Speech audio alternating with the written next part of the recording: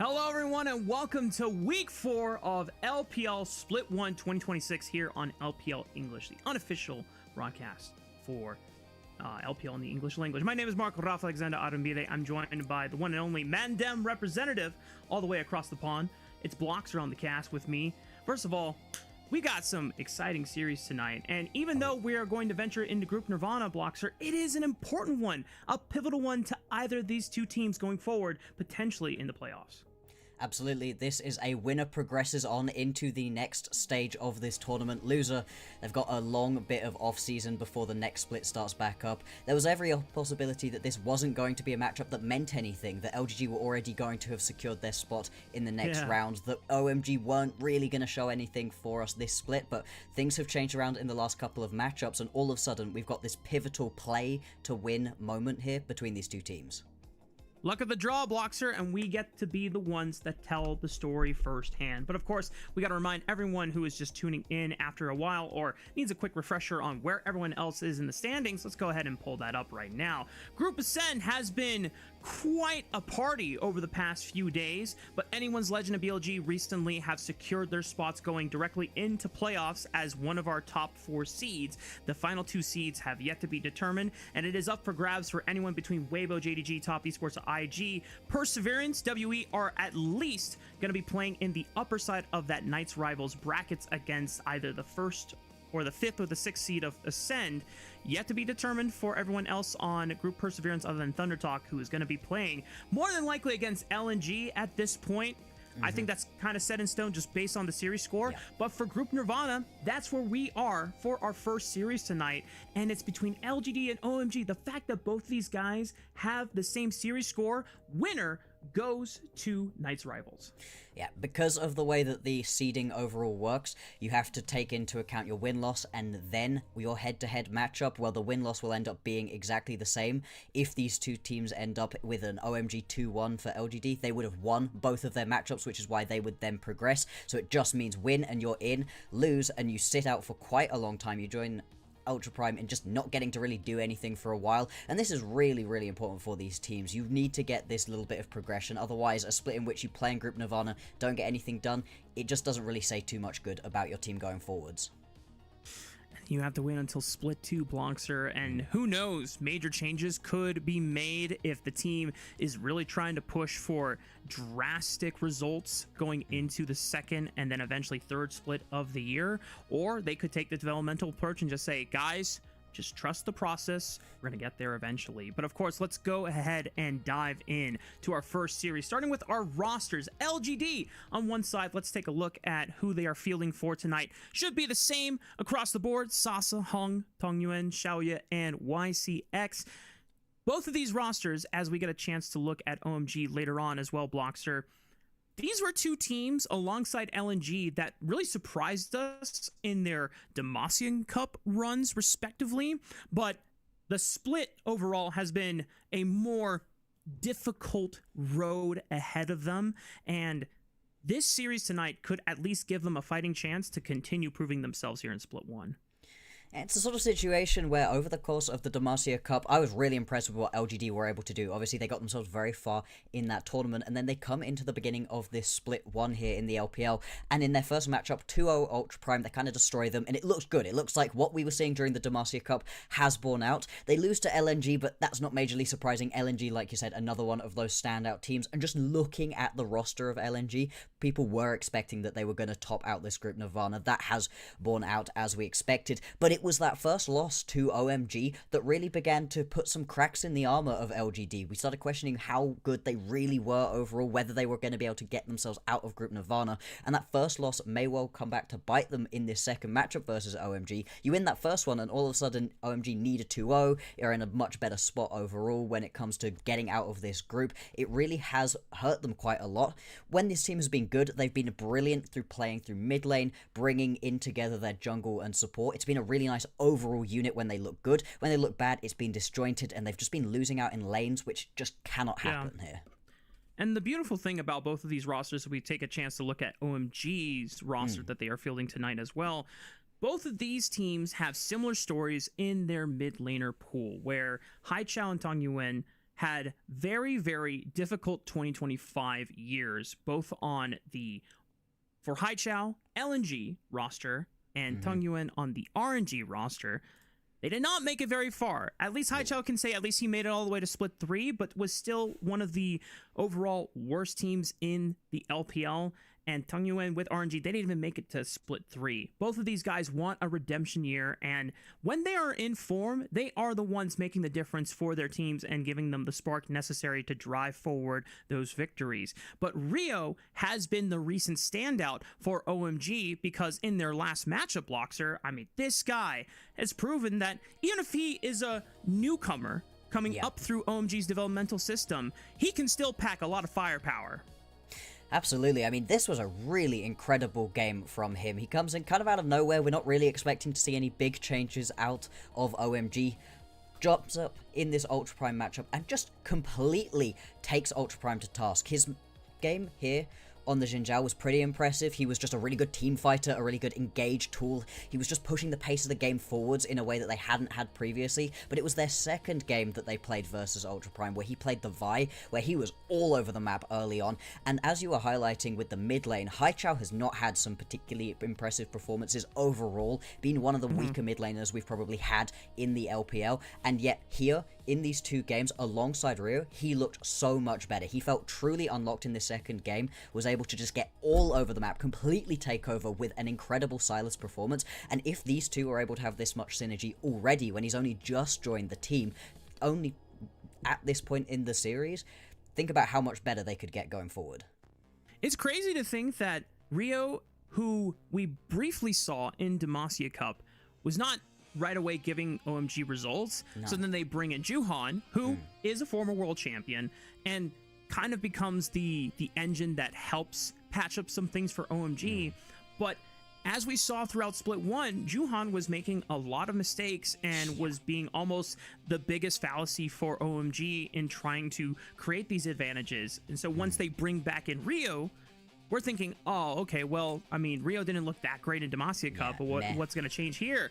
But he steps up and he makes the big plays, and now it puts OMG in a position where they can even fight for a chance to continue their road ahead. Speaking of which, the last time that LGD and OMG played against each other was our longest game in LPL Split 1 and so far of the year. Now, 46 minutes and 23 seconds doesn't sound necessarily that long, but you have to take it into context. This meta has been TikTokified, as many of our casters have said. It has been accelerated, and so a 46-minute game in today's meta is very similar to, we might say, a 60, maybe 70-minute game of metas past.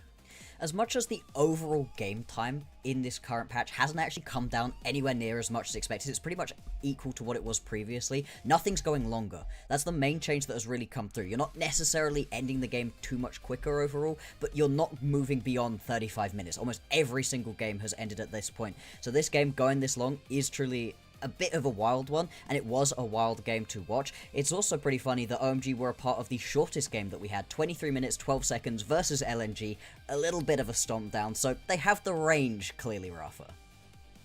Well, I don't know if it's like a positive range, because either OMG, if they have the endurance for it, then they can win the long games, but if LNG just kind of comes in and says, yeah, get out of my way, you know, move over. OMG's like, all right, fine. You take the series. It is what it is.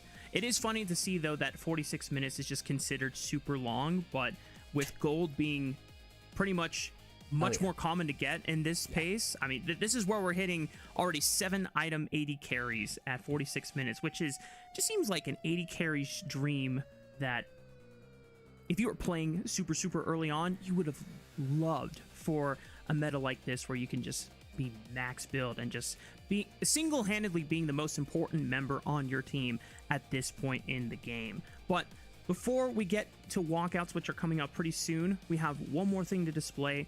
We want to look at Haichao and Tung Yuen, because we displayed that both of these mid laners, they are on redemption years. They want to prove that their 2025 seasons were not the most defining things about their career, And if they can step it up from this point on, I mean, they're pretty much starting from rock bottom. So it's only up from here. And if you can make that ascend, you can win. Starting with this series tonight, it would be tough, Bloxer, but it is a possibility to make your way through Knight's rivals and try and look for a shot in getting into playoffs. Getting into playoffs for either of these two teams does seem like quite the high expectation to really put on them, but even making it to Knight's rivals, I think, would be seen as quite the success coming through what was, like you said, some pretty bad looks during the previous year, and these two are going to be critical to it. I think specifically Tang Yuan has been massive to this team. When he gets to meet up alongside YCX and Hung, he has been all over the map. His Rise performances specifically have been incredibly impressive. The way he's able to roam around, and you can see it borne out in the kill participation. He's got a significantly higher kill participation than Haichao, and it feels even higher. I think that doesn't even fully reflect how much he does moving around the map. When they look their best, he is unlocked. He is all over the rest of the map. Will OMG be able to contain him is going to be a critical bit of the game plan for OMG. Some of the most pivotal champions in the mid lane pool are ones that allow Tang Yuan to get first move to a side lane and try and create those snowball advantages for LGD to create that kind of accelerated advantage state so that they can continue playing out the game in their own pace and form. Rise has been a hotly contested mid lane champion, but the fact that Haichao is willing to throw down some specialty picks like the Silas, get up close and personal, look to brawl you a bit, that's what makes it a little bit of excitement in the mid lane potentially. But really, Bloxer, what would make me more like incredibly happy is instead of just getting some roaming mages, let's get some spicy pocket picks out there. I mean, like, Silas would be the closest thing, but some of our other mid laners in Group Nirvana, shout out to Saber, has brought out picks like Echo Mid, and while he didn't necessarily win, he looked fantastic on it.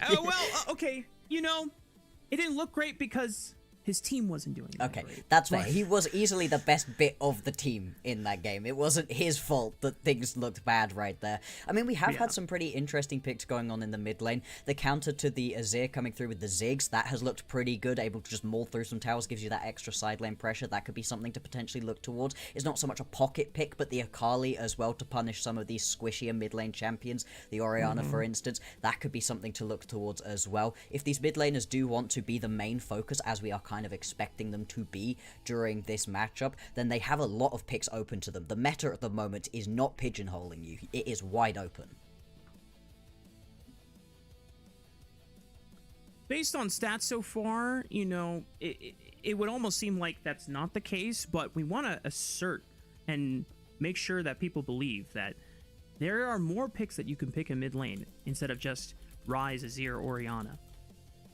Let's diversify the pool a bit, guys. I mean, thankfully, Fearless is a thing, but that's always the trade at the beginning. We see, do teams want to ban out the Azir or the Orianna? And then they go, okay, well, if you ban the Orianna, we cannot let the Azir go for free, or we need to have an answer prepped into the Azir, and then it just becomes a game of chess. And I mean, this is how it always is. Whenever, sorry, I got distracted by the sudden blast of audio in my ears, so let me just go ahead and mute that real quick. But where was my train of thought, Bloxer? Ryze, Azir, Orianna, my goodness. Mid lane pool diversity, not having to pick a couple of specific things. Yes, guys, we're seeing more Yones. I'm always a fan of that.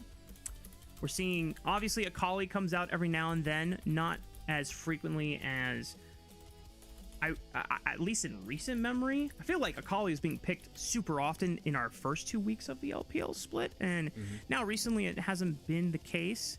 Just going over through Haichao's recent played history of this split, he's some of the more interesting picks he's pulled out in a Nivea game. Didn't win with it, but you know, at least he shows a proclivity to wanting to pick it up. Hey, it's been fun. It's been a fun pickup.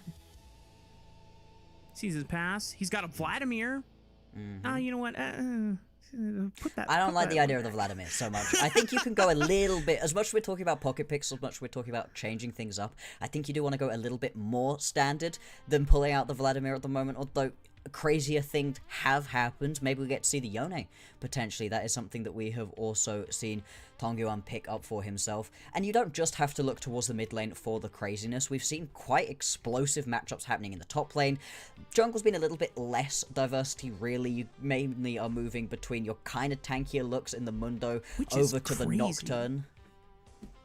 You just think that, like, the fact that Riot has buffed so many champions to now be playable in the jungle, you would think that we would get them more often. But obviously the power picks like Jace and Malphite have been almost permabanned, or at least they have things prepped to counter the Malphite whenever it comes out. But we're flying through picks here in our first draft of tonight. OMG do get first pick because LGD, for the first selection, they opted into getting counter pick. And OMG said, well, we don't want to give you counter pick and red side. So they take red side away, and their first choice is Xin Zhao. Yeah, the Xin Zhao, something that Rio looked really good on previously, and I do like it as just a building block. You can put a lot of different compositions on top of it. Now, LGD, as we've been talking about, right, Tongyuan, anytime he can get his hands on the Rise, he loves to pick it up. It's his most played champion throughout this split so far. Be surprised if he doesn't go towards something at least that gives him that roaming potential. And then you can grab something in the jungle as well from Hung. There's plenty of the top tier of junglers still available. The Jarvan's been one that's been all over the Rift at the moment. We constantly see it. LGD get Tongyuan's most played champion of the split so far. Rise seems like a pretty darn good trade deal for LGD. And Hong has his pick of the litter when it comes to junglers. I mean, sure, Xin Zhao has been definitely one of our top junglers, but it definitely doesn't seem like the one that beats everything. It's just a very flexible pick. You can engage with it. You can peel back with it. Cyclone from the Wukong will be a great team fighting tool, but OMG answer with both the Ambessa, potentially looking at this Azir for Haichao as the answer to Rise. And it's very much going to be a level 6 base composition right here for LGD. They need to get themselves to that 6 to really start doing things across the map. We'll see if they're going to keep going alongside that train of thought. I'd have expected something a little bit tankier up in the top lane alongside this Wukong. You're kind of missing a true tank in this composition at the moment, and there are plenty available that Sasa has played and has shown that he's going to be pretty good on into the Ambessa. Right now they're looking towards a different option and are indeed going to lock in this Gwen. Wow is correct. This is very aggressive to go towards. Does not help you with that true tank proposition. YCX is going to have to bring that tankiness later on. And the thing is, YCX's some of his best champions have been enchanters. Yes. He's one of our supports that often brings out the Seraphine even before the Ashe Seraphine flavor started trickling into LPL for our more recent weeks of play.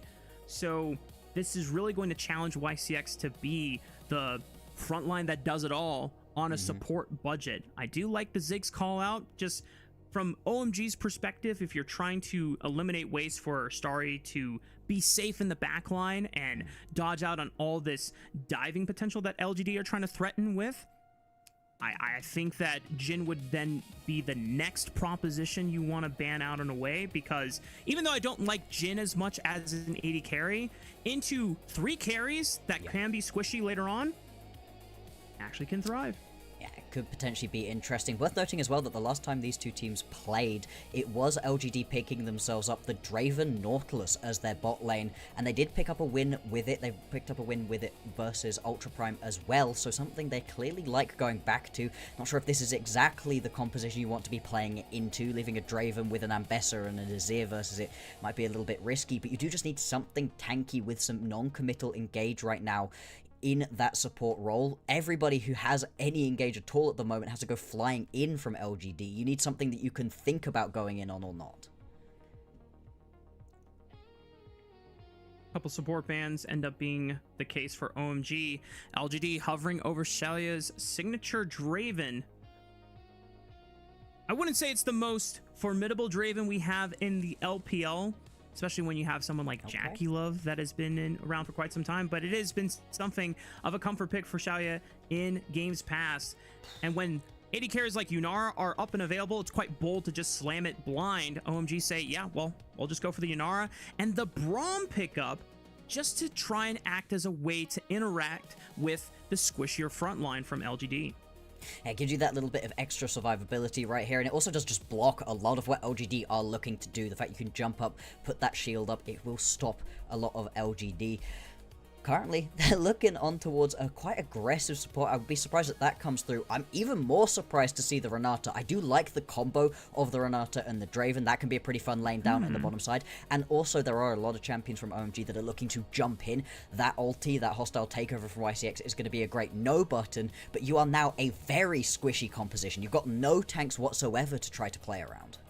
Yeah, it's very curious from LGD because once again, Bloxer, we cannot state this enough. There's no tank on the side of LGD. Zero. You can get some durable bruisers up from Hung's Wukong once he gets some items under his belt, and Sasa with a well-timed W can block out a lot of the range damage, but I almost thought that LGD were going to be wanting to press forward, and whenever you want to go forward with a Renata on your side, it's a little difficult to back them up with that hostile takeover because you need to wait for CC to land and then throw it over the top for it to guarantee anything. But if you peel back, which this composition does have the flexibility to kind of do so, it can also work. My only concern on top of that, Bloxer, is that OMG look at this comp and say, we don't want to dive into them either. Yes. We just want to play raid. Yes, absolutely. And I think it's worth noting here that OMG also have a real lack of true tank. Yeah, the Brom's going to be pretty tanky, but your supports can only get so tanky with the amount of gold available to them. It takes a little while for them to really be able to ramp up. The Ambessa, the Xin Zhao, kind of fake tanks as well. They can block a lot of the damage. They can survive for a long time. Obviously, having yourself that Crescent Guard for Rio is going to give him a lot of extra survivability in the same way that Sarsi has it with the Hollow Mist. But at the same time, you don't have that true tank. These two teams, when they do finally choose to engage, it's going to be pretty scary. This is for a chance to play a Knights Rivals. Let's see how it all unfolds as we hit the rift for game one between LGD and OMG.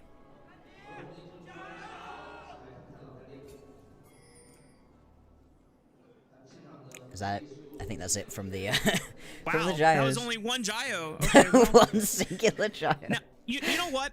Rudu did make an excellent point on yesterday's cast where because now the games start faster, you got to get to the gyos faster, or you just got to only do one or two, not three of them. And maybe that's just the fans kind of recognizing, yep, only got time for one gyro. Let's just get it in and let's get it done.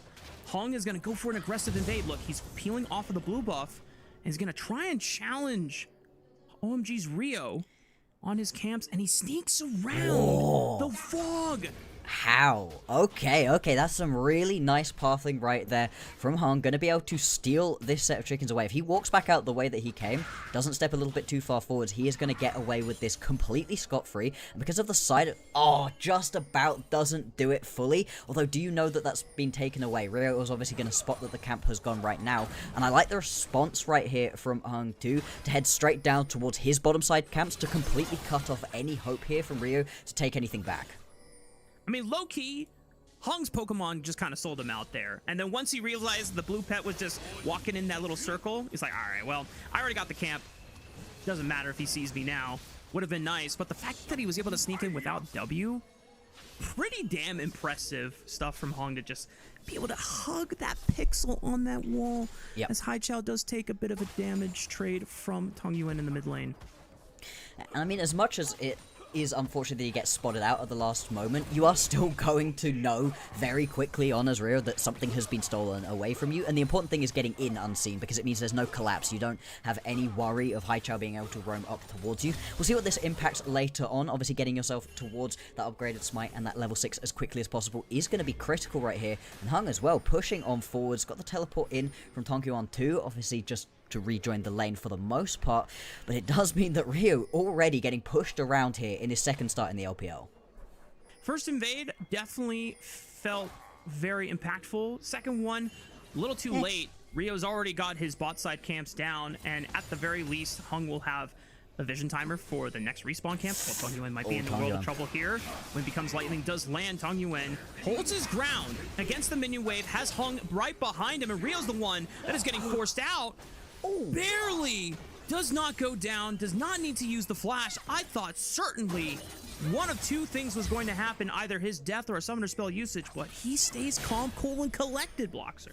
Still, stepping up to Tongyuan in that situation and allowing him to get full rotation of spells off again and again is really risky. There's a reason that Tongyuan probably one of the best rises that we have. Now Hung looking to go onto Haichao shouldn't really result in anything at all. Indeed, Haichao just going to be able to step back. But I do love this proactivity we're seeing from both of these junglers early. Not sitting back, not just waiting for the level 6. They're looking to get involved.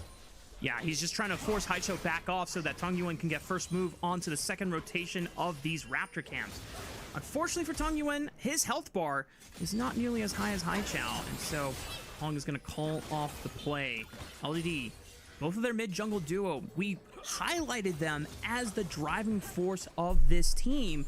And very similar story with OMG now that Rio has been bringing more results alongside Haichao. I love that we are getting to see that story play out firsthand in the first 5 minutes, Bloxer.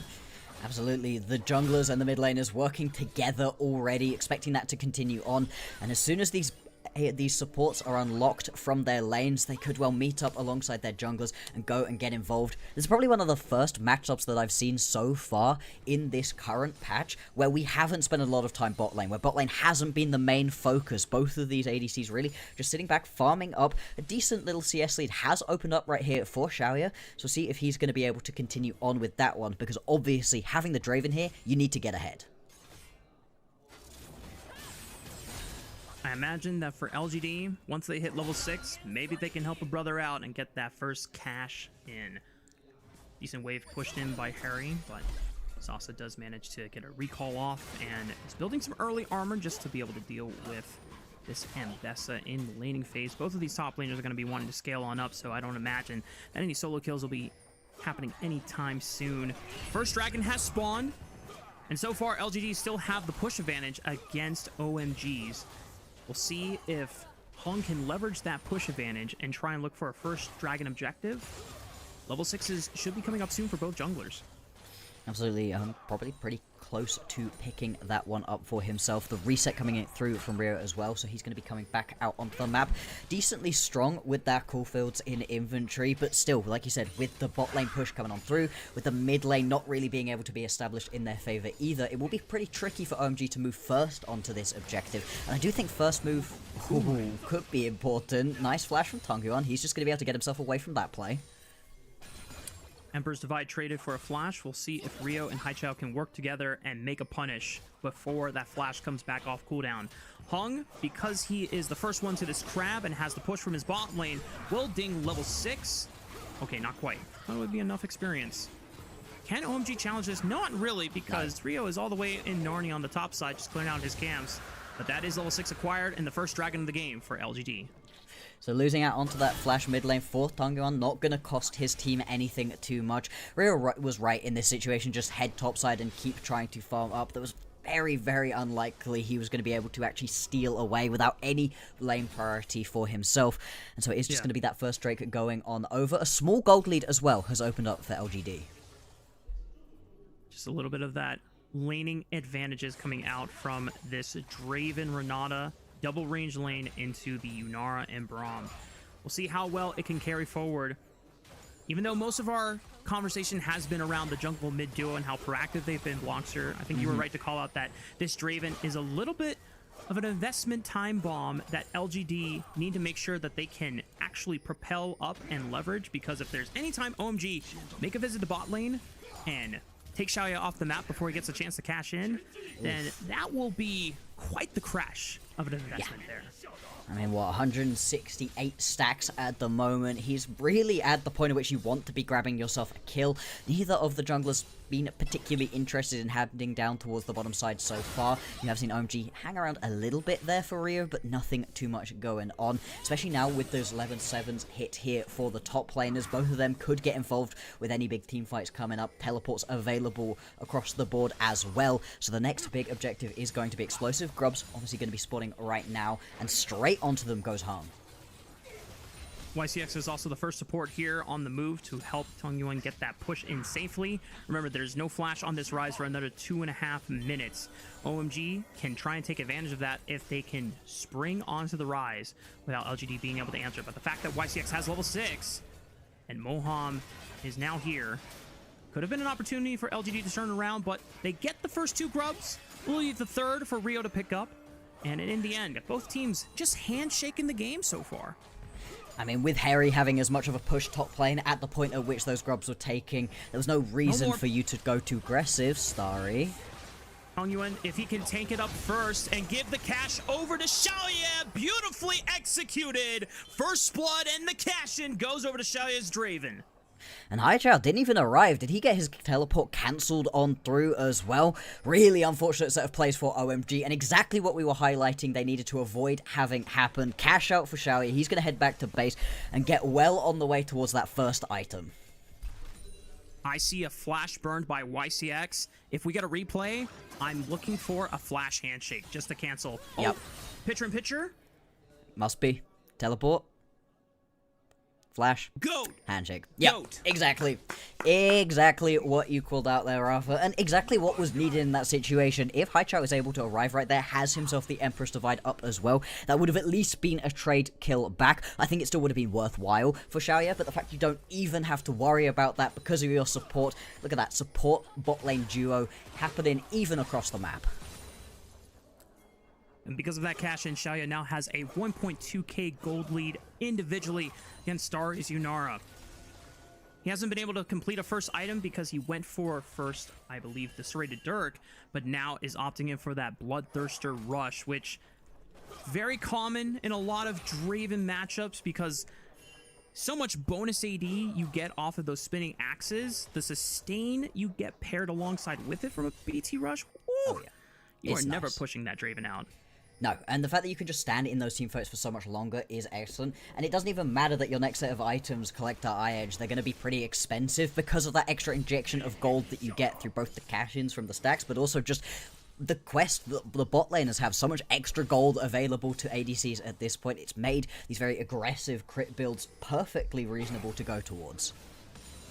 So now, here is the next question for OMG that they have to solve. It's 47 seconds until the second dragon of the game. Right now, LGD have Flash coming back up for Tongyuan's Rise. Actually, it's back up, so he's no longer someone that they can easily jump on. Xiaoye doesn't have Flash, but he does have Cleanse. And anytime they want to try and jump on the Xiaoye, if he's got YCX in his back pocket, they have to fight through a hostile takeover on top of it. I don't know if OMG are actually prepared or can take a fight against them in this Dragon River pit. But if they just give up the dragon without going for something meaningful, they're just going to get outpaced in this game at this point. You cannot just sit back and allow this game to happen to you as OMG. They don't have the kind of composition that they can fully rely on late game scaling for. They do have excellent late game scaling through OMG, but giving away every single one of these Drakes definitely not going to be the way forwards. You also say the hostile takeover to compete with. Well, Moam can stop that, of course, with his E if he's able to get far enough forwards in a team fight. So it's not necessarily the end of the world to try to compete onto this. And Rio clearly agrees, looking to step up, going in. Okay, chunked out YCX, pops the summoner heal. OMG now have to retreat. No. Oh, look at Hong steps forward with the Cyclone Flash so that Tongyuan can get in range for a follow-up. Hostile takeover only tags one. Starry now looking for a flank on the right side. Tongyuan still stepping up forward to be the front line momentarily. Good handshake on the Moham, but still does not die yet. But OMG health bars have been completely damaged and severely taken out. No one goes down, but it's enough of a win for LGD to secure the second dragon. The fact that they now get two, it's going to put so much extra pressure on OMG to try to compete around this Drake. Now, we still haven't gotten to see a full team fight at the moment. Harry and Sasa not interested whatsoever in getting involved. Instead, it was Tongyuan stepping up to be that front line. On the Rise, you are relatively tanky overall with that Roa in inventory, but you kind of need the Roa Seras fully upgraded for that to be true in most cases. In this situation, apparently didn't matter. I think Rio was just a little bit too fast pulling the trigger. Tried to go in on a target that he just didn't have enough damage to really deal with. And it didn't look like the rest of his team were quite prepared to follow up. Little picture in picture just showing us, hey guys, top lane is in this game, we promise. They've just been having their 1v1 on the island. Hey, at the point at which they arrive, it's going to be pretty exciting. They've been pretty much even on gold for the most part. Harry is the first one to get his first item online. That's because Sasa did take a little bit of a detour, getting those steel-plated caps just so that he doesn't take nearly as much damage from all of Harry's trades in the lane, but opting in for that Riftmaker rush just so that he has somewhat equal sustain compared to Mbessa via her kit. Absolutely. And so for LGD, we talked about them needing to get ahead during the early stages of the game, and they have been able to do that. 2,200 gold. It's not nothing, especially where the gold is concentrated. The majority of it on top of Xiaoya right now is really nice, but actually looking at what that reflecting in items, he is a little bit ahead. He's got some extra components, hasn't been able to complete that second item quite yet. Once he's able to do that, that's the point at which LGD really do need to fight, because you need to be worried about the point at which OMG are able to get 2 to 3 items onto Starry and Haichao. That's when these champions for OMG really come online, and if you haven't gotten yourself far enough ahead by that point, if you're quite even as you are right now, then that could be a real risk to your winning this game. OMG, can you stall for enough time and prevent LGD from just blowing the game wide open? Xiaoya has accumulated another 122 stacks in his passive so far. We'll see if Xiaoya can get another cash in. It would have to come off of a fantastic engage and pick from LGD to give him another snowball leverage. The fact that he is this far ahead against Ari is giving him at least the confidence to step up in a 1v2 so far, but I imagine the rest of OMG are not just going to let this Draven continue collecting these stacks without some kind of plan in motion. They really do need to look to shut him down as quickly as possible. Could potentially be an angle as the Rift Herald does join us on the map. Nobody really looking to go towards it straight off of spawn. OMG, they obviously have some good control over the top lane, over the mid lane if they wanted to move towards it, but without guarantees of exactly where all of the LGD members are. Do not feel empowered to right at the beginning. Now Rio's going to jump over the wall and start that one up. That's the first jump on it, and no one from LGD has really been able to move over. The fact that they had 2 in the mid lane pushing, and Harry pushing on the top lane. He got Rift Herald about halfway through, hits health bar. 3k HP, Hong now sees it. Can they look for a steal? Glacial Fissure breaks open the fight. Hong secures the Rift Herald away from OMG, but can anyone pick up the eye? Everyone from OMG is stepping on top of it to make sure that it goes down so that no one can summon the Herald later on. But that feels terrible for OMG to have that objective smited away from their noses. I mean, you've got full push top lane, full push mid lane. You are in control of the pit, but you're just unable to get anybody away as LGD, and I really do like that from YCX. The hostile takeover right at the last minute, popping through, lands onto enough members of OMG that LGD are able to get themselves back away from that fight. Yeah, they don't pick up the eye, but that is an absolute success for LGD, who are just looking to starve OMG out from as much gold as possible. OMG really needed that way to at least get a chance to leverage some gold back into their pockets and offset the gold deficit that they are currently experiencing. Granted, a majority of the gold advantage is in this Draven. And so far, OMG, the one lane that they have a small advantage is through Harry's Mbessa, who's been able to get the push time and time again. They haven't found a way to use it since that was the first time both top laners were kind of involved in a fight around that Rift Herald, but I imagine that this third dragon is going to say volumes about the state of this game, depending on how well OMG invests their time in their setup. And then LGD have the ability to cash in everything that they've set up for themselves throughout the early game right here. If they pick themselves up this third Drake, it gives you so much map control, so much tempo control over the entirety of this game. For OMG, you have to snap this Drake stacking in half, and part of that is going to be establishing control in either of the mid lane and the bot lane, something they've really struggled to do effectively throughout the early stages of this game. It's been so tough. Ever since the early play onto the bot side that Tong Yuan was unlocked with, thanks to Hong getting aggressive in the jungle. Also, takeover is at the ready. Jump in for Rio, splits them apart. Hostile takeover, snags on the 2. Rio and Moham trying to kill each other as they are forced to flash away. Now Sasa is in the fray, looking to cut them down with the needlework. Haichao separating one on the right side. What is this fight? Flash to get out. The fight fight is completely split apart. Rio's the first casualty in the fight, and now OMG are trying to run down Shalia and prevent a cash-in from coming out. Harry has completely split off the Draven, and there will be no money left saved up for LGD's AD carry to cash in, but Hong is able to blast Haichao back to the fountain with a bonk stick, and now Harry in a 1v3. Can he make a miracle happen? He's forced to retreat. The Flash-empowered Rune Prison from Tong Yuan will put an end to the Ambessa's reign, but now a new challenger potentially approaches in Moham's Braum.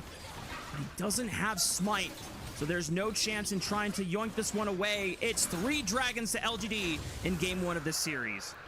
And this fight was a complete mess. Rio decides to go flying on in. This is exactly what he did in his previous matchup on the Xin Zhao, looking to use that ulti as more of an insect kick, and it does its job of splitting this fight up, but I don't know that it's split up in exactly the way you wanted as OMG. Sasa is allowed to run rampant on into the backline, splitting half of the fight off. The other back end of this fight is Haichao trying to deal his damage, at the point at which Harry is actually able to engage onto people.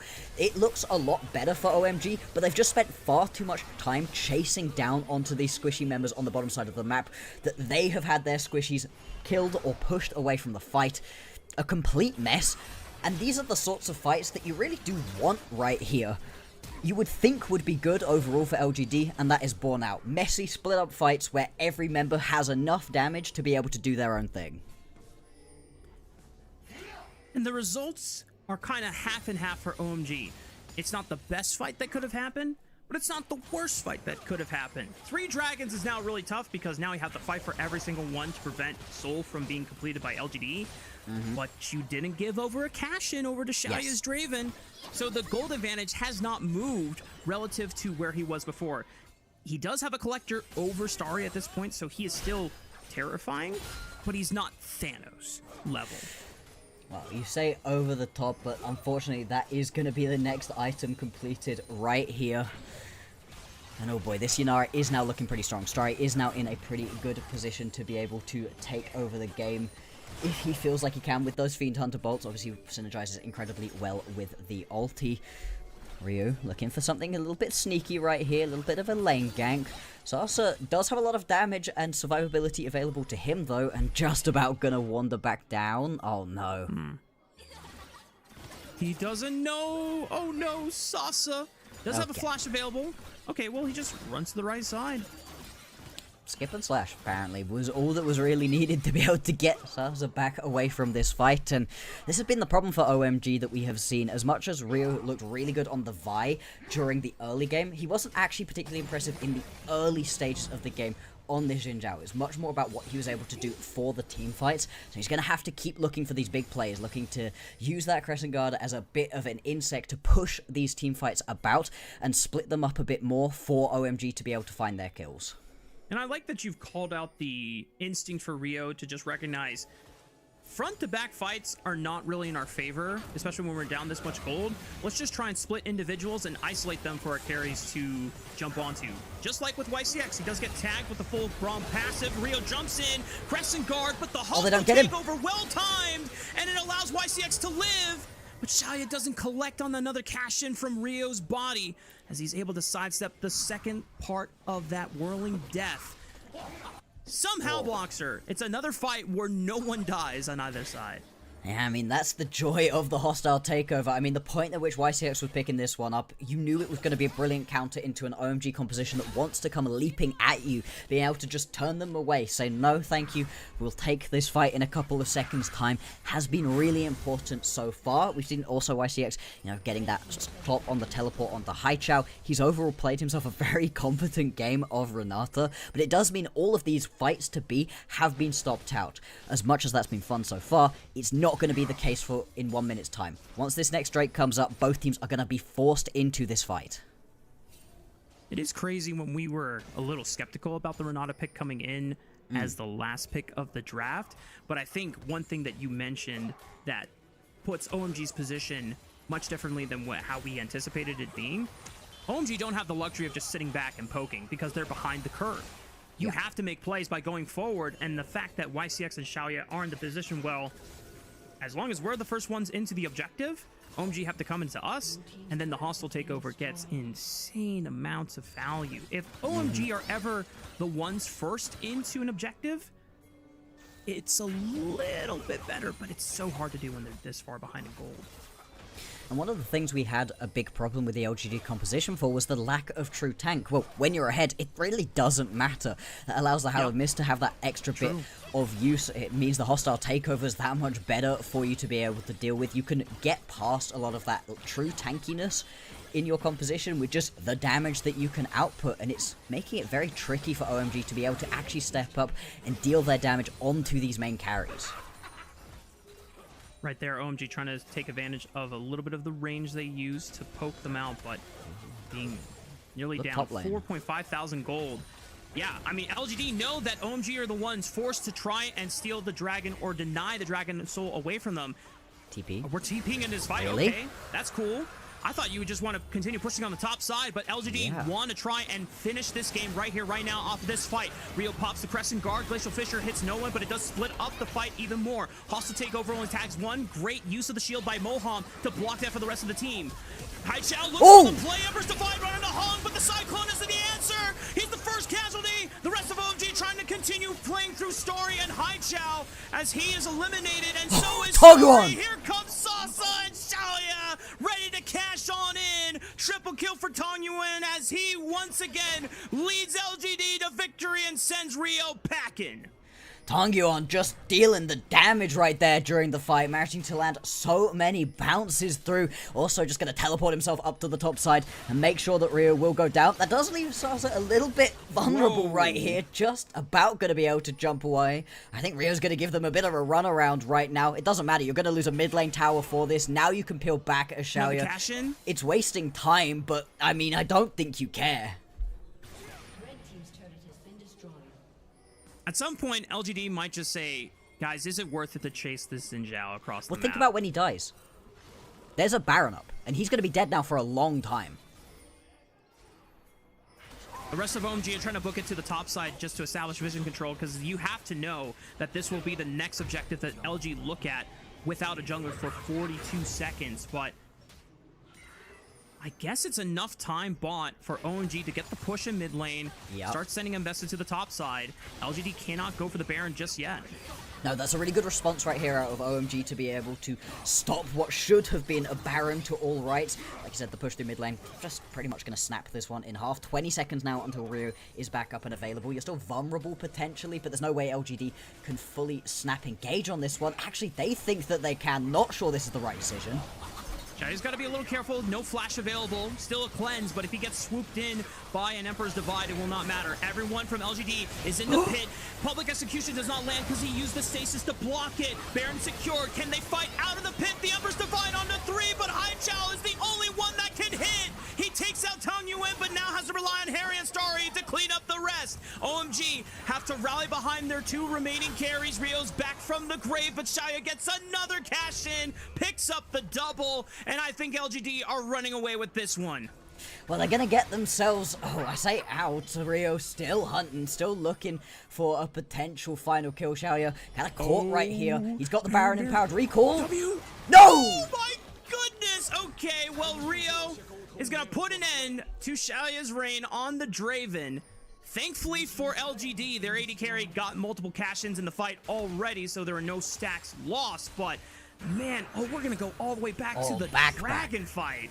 Okay, now I was very surprised too that we see the teleport coming on in rather than just the push top lane from Sasa. You don't have to compete for this dragon. Part of the reason you get the early dragons is so you don't have to do this. Still, LGD think that they can go for this fight. Haichao trying to make his money's worth right here and does get a pretty nice divide off. Still, this teamfight is a little bit more front to back, and as we've established, that's not exactly how OMG can play this one out. And Tong Yuan, he's just able to evaporate onto Starry. Looking back at this, the flash away right here from the public execution from Tong Yuan is critical. If he gets caught by this one, sorry, the golden away. If he gets caught by this, all of a sudden Harry is into the pit. You probably can pick up a couple more kills as OMG. I still think this is good for OMG overall though. You only have one Baron buff getaway. It's on the jungler, which doesn't really matter overall for the pushes. I think the overall Baron buff, as we see when we jump out, is negative. Yeah, not overall ideal. Wow, you're right. Negative 2,000 Baron power play. That's crazy. I was so convinced that after that fight that this was pretty much close to curtains for LGD taking game 1. And while they still have Soul Point on their hands in the next 40 seconds, and they have waves pushed in both mid and bot, OMG have hit 3 items on this Azir, 3 items on the Yunara. Yep. It's not a far cry away from being able to come back in this game. It just comes down to how well OMG can lock down their priority targets and make sure that they are the first ones to fall in the fight. Really, to me, it feels like whether or not Harry lands a big public execution or Haichao lands a massive Emperor's Divide. If both of those things can happen in a fight, that is the way that you win these overall for OMG. For LGD, they are in control at the moment. You have got all of the gold, all of the kills exactly where you want it to be right now, and they've also got as much control over this Drake pit as they want. They're pushing into LGD, which could be a great position for YCX to unleash his ultimate. Will Moham use the shield preemptively? Sasa trying to threaten on the left.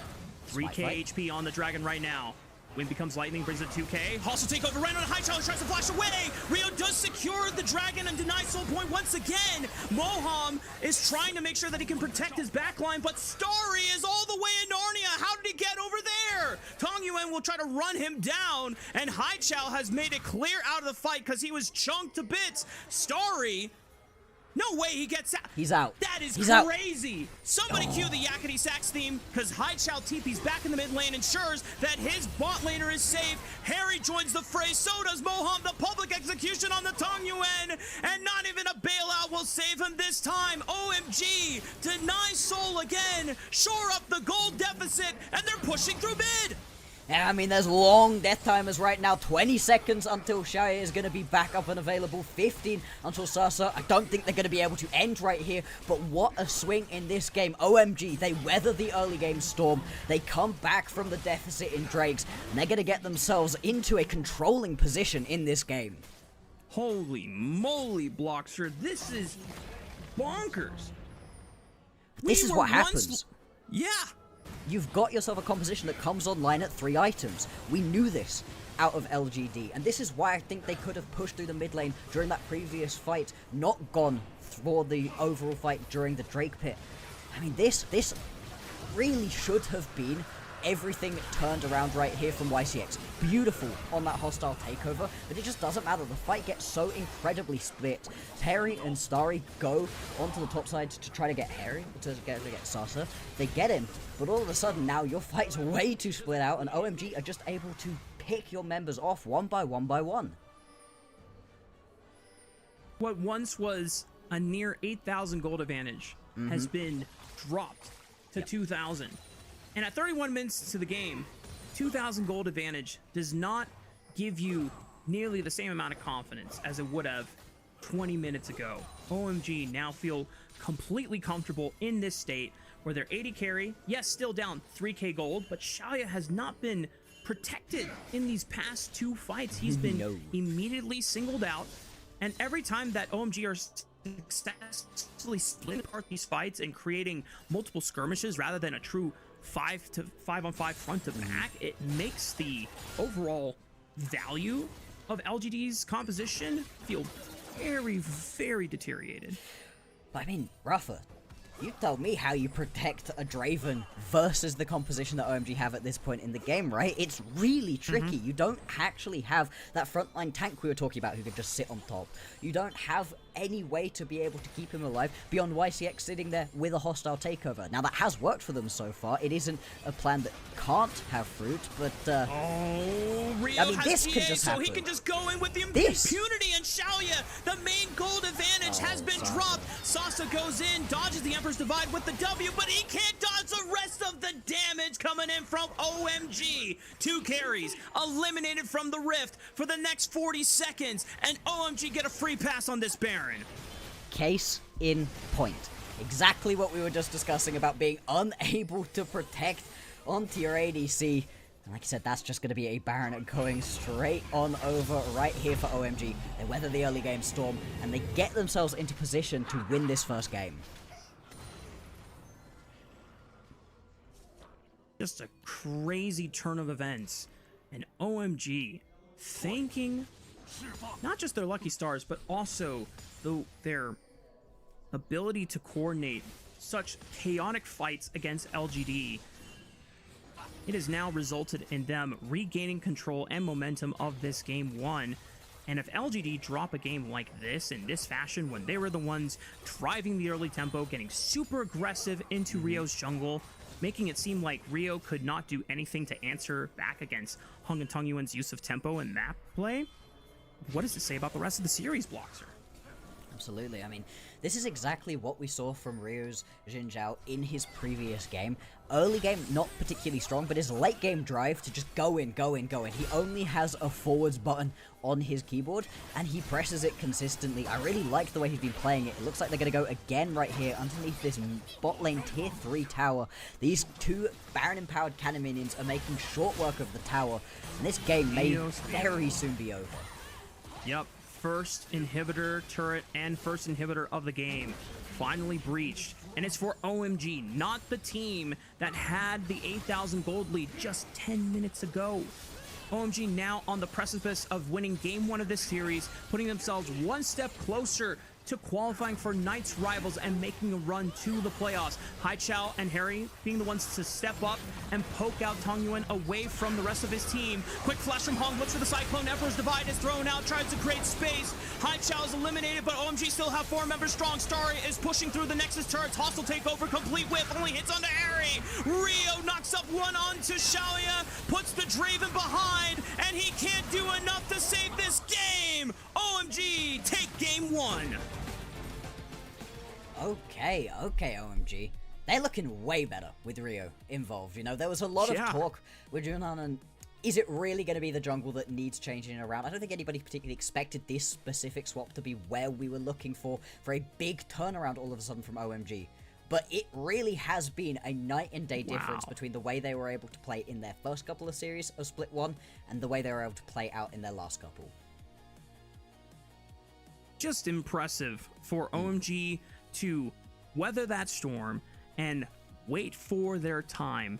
And the fact that it was always Rio being the one recognizing, I have to step up and make the proactive engage. It's not going to always be ideal, but we just need to break open this 4-man or 5-man, whatever fight that they were playing for, and just trust in my other team members to pick their 1v1s or 2v2s or 1v2s and just pray.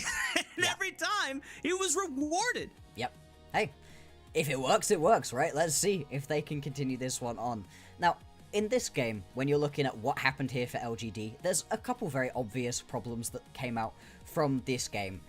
They got ahead early, but they just didn't know a way to be able to close it out. The odd play where you teleport down from topside to join the fight when you could have just pushed through, gotten a lot of gold, given over 1 dragon. Not sure that would have been the end of the world.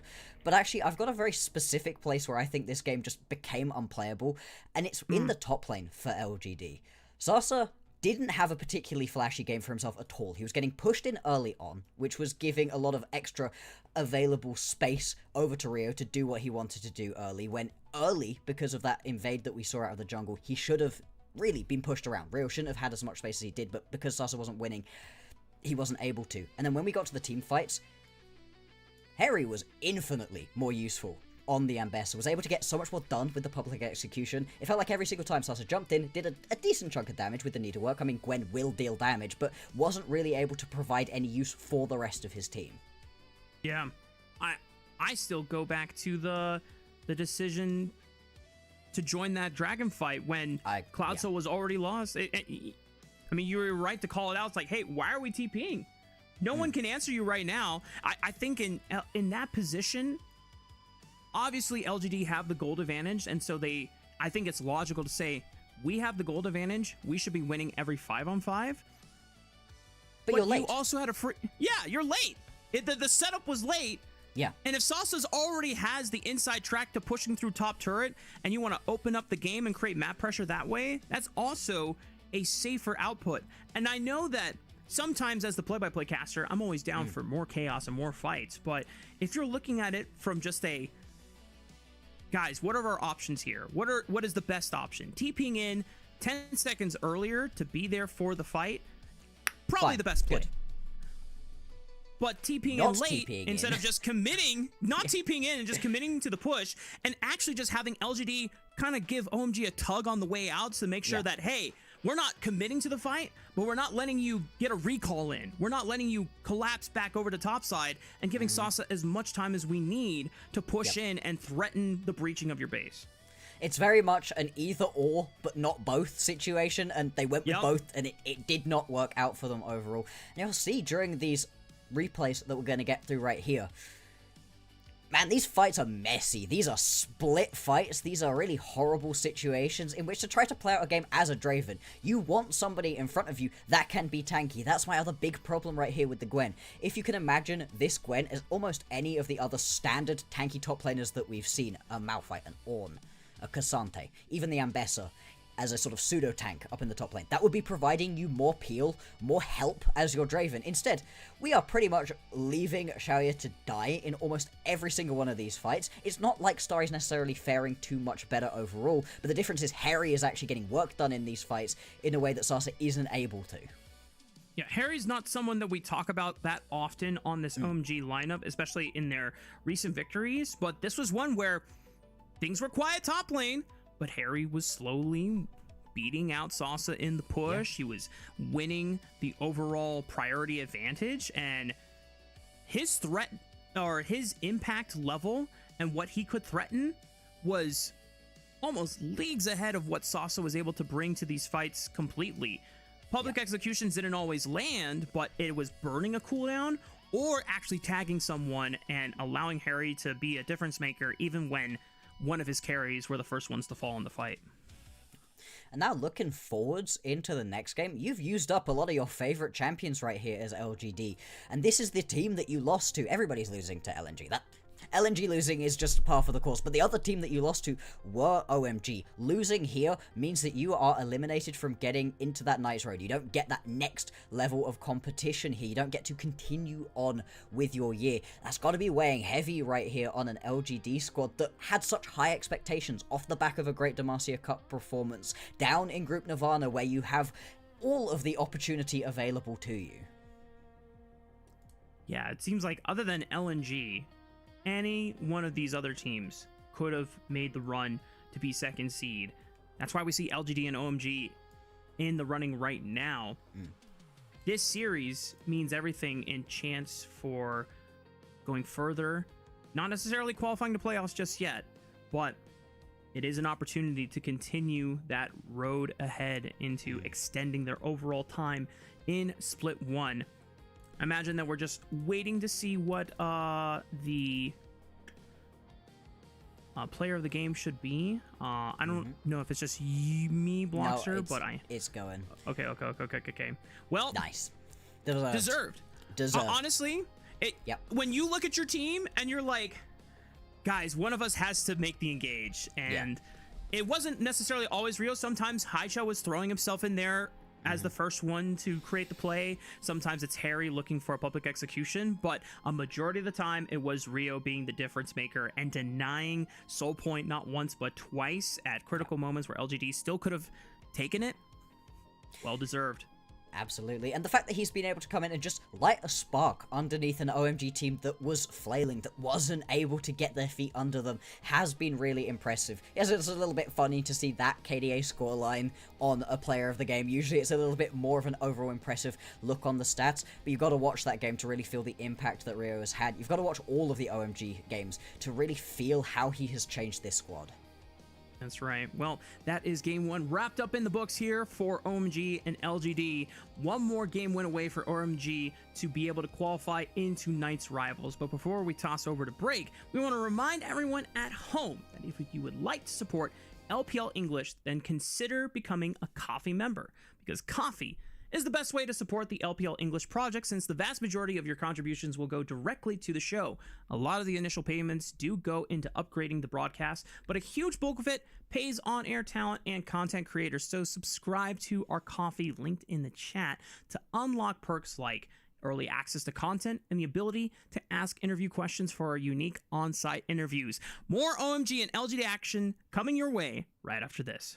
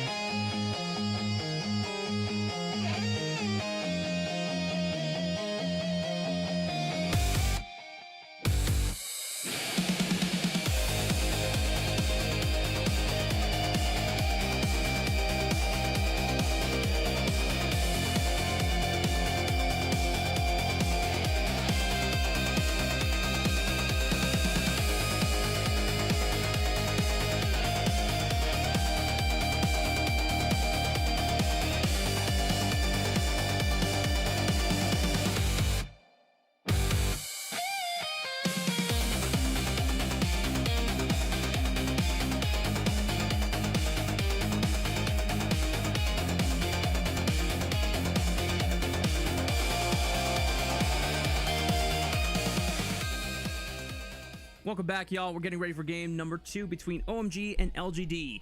Winner of this series will join LNG on a path to potentially qualifying to playoffs via Knight's rivals. But LGD have the opportunity to stop OMG from completing that dream if they're able to come back from this point on. However, Bloxer, based on LGD getting a lot of their comfort picks, Tung Yuan's Rise, Xiaoya's Draven, even Hung's Wukong, very considerable, one of his best champions so far this split. They're all gone now from the Fearless drafts. What do you do moving forward into the second draft? Yeah, I mean, the kind of compositions that LGD have been able to find their best success on have been with aggressive jungling and aggressive bot lane play, backed up by just some solid performances through mid and top lane.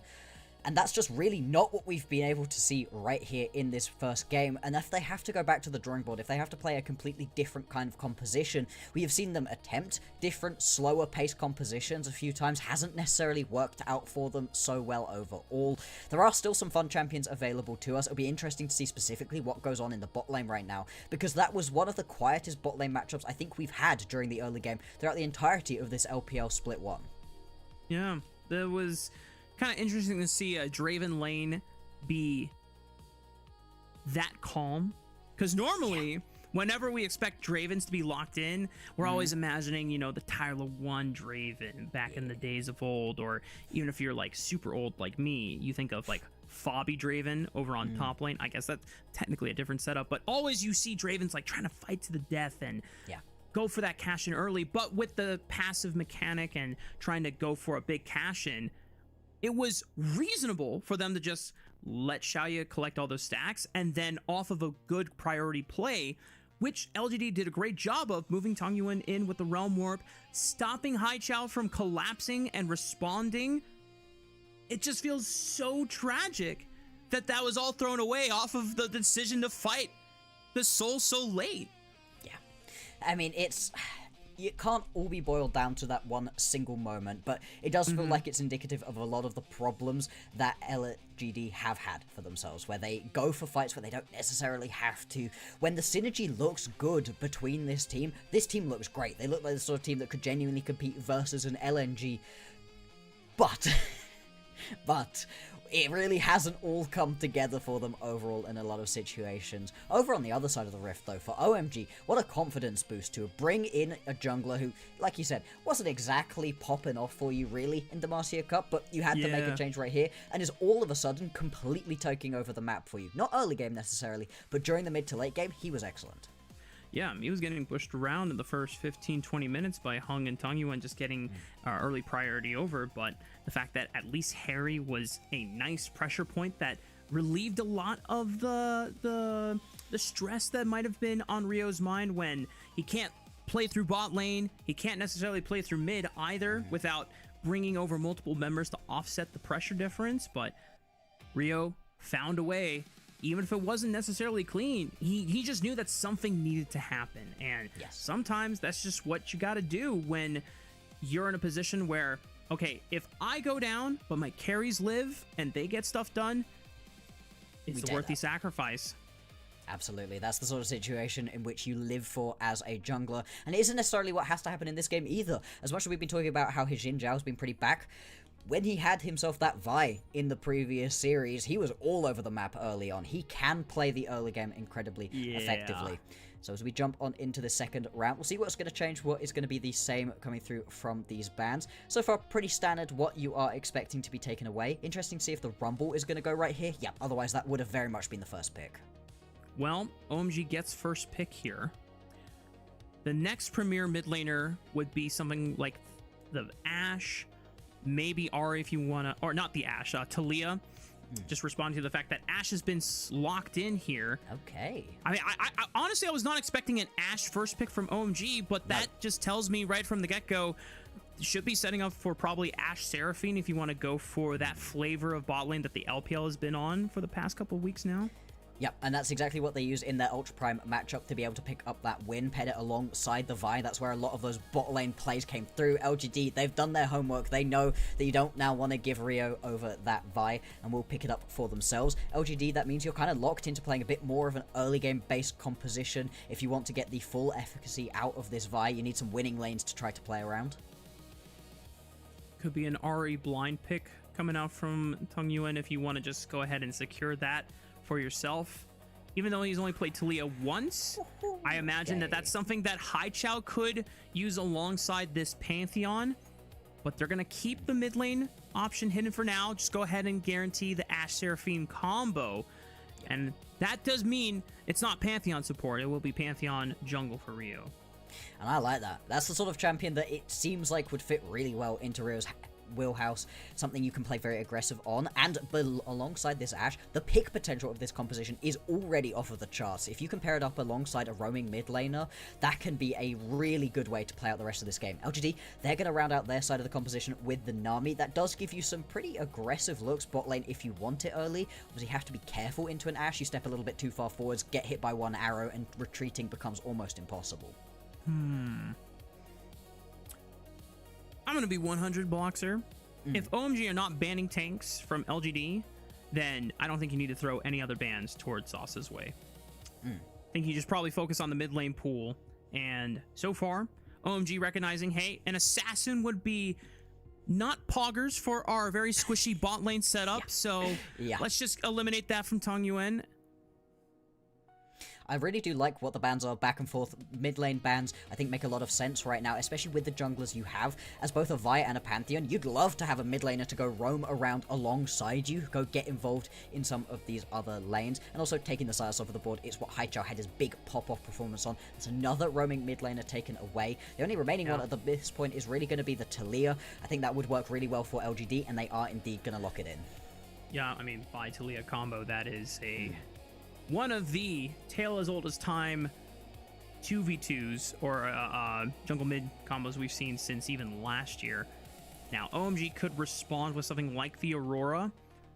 And even if it's a flex option, we're going to find out anyway whether it's going mid lane or top lane. I imagine that when you already have Ashe Seraphine, I think it's in their best interest to have a meatball stand in front of you already with LGD's composition. Their damage profile, when you look at it, Bloxer, is kind of low. Talia not necessarily known for being a big tank shredder, which is why she's forced to go Leandries. And Corki, yeah, he's got true damage, but he's short range, so you got to get up and close and personal if you want to take down the Scion.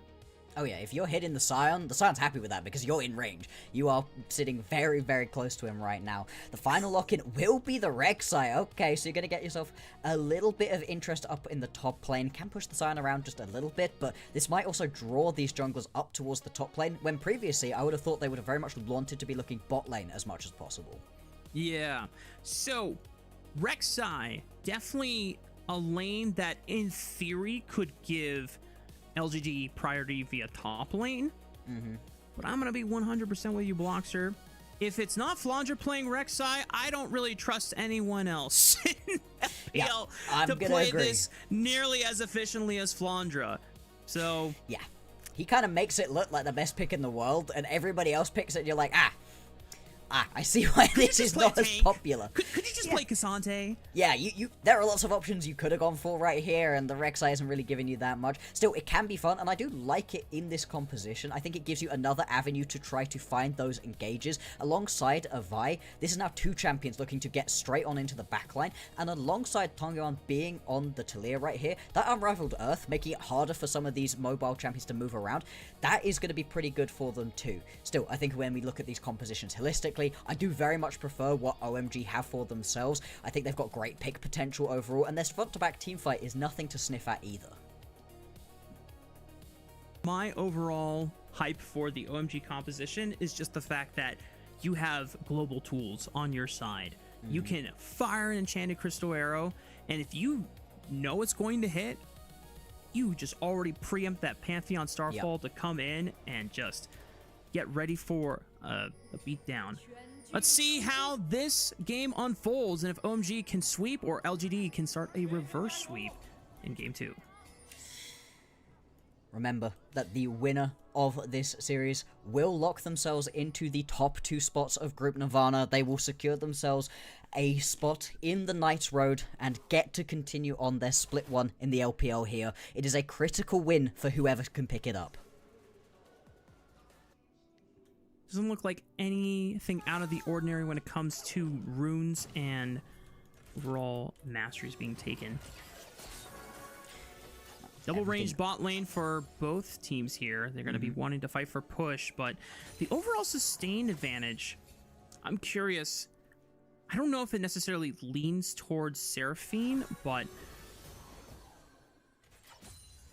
I mean, the thing with the overall sustained advantage is I think it leans a little bit towards the Nami here, but more than that, it's about just the amount of space you can buy with an Ashe. As much as, yeah, you can have a little bit of extra healing, the Ashe just is so oppressive during lane. Anytime you get tagged with a single auto attack, that slow is enough to make it so Seraphine can land everything. Moam needs to be standing as far forward as possible to do that. You can see he is constantly positioning himself very far ahead, and you don't really get control over this wave back until at least the level 6 mark, where you're then looking to find those angles to potentially fight, or if you bring your jungler down alongside with you. However, it's the opposite happening right here. LGD moving Hung up towards the top side of the map instead. You know, I wouldn't be against Hung trying to play through this Rek'Sai lane and give him an advantage. However, Rio, oh, look at this, red buff into cross and catches Tong Yuan against the wall. Oh my goodness, just give him the MVP already of the series. Rio giving Haichao first blood. And this is incredibly reminiscent of a play that he made in the second game of the Ultra Prime series. On that one was the Vi went over the back of the chicken pit and picks himself up a kill, gives it on over to Haichao. I love the synergy that these two seem to have, and I love how much it is unlocking Haichao. We highlighted it during the pregame. Haichao hasn't had himself the best split, hasn't had himself the best couple of years recently, but alongside Rio has just looked infinitely better. And that little donation to this Aurora will give him the advantage to actually try and get push over Tong Yuan, who had to go only for a tier start since he died and was forced to TP early, so is not going to get nearly as advantageous of a recall as he would like, at least without some extra support and help. So now OMG have the opportunity to be able to get the roam plays on a team that wants to be looking for those roam plays once this Taliyah hits level 6.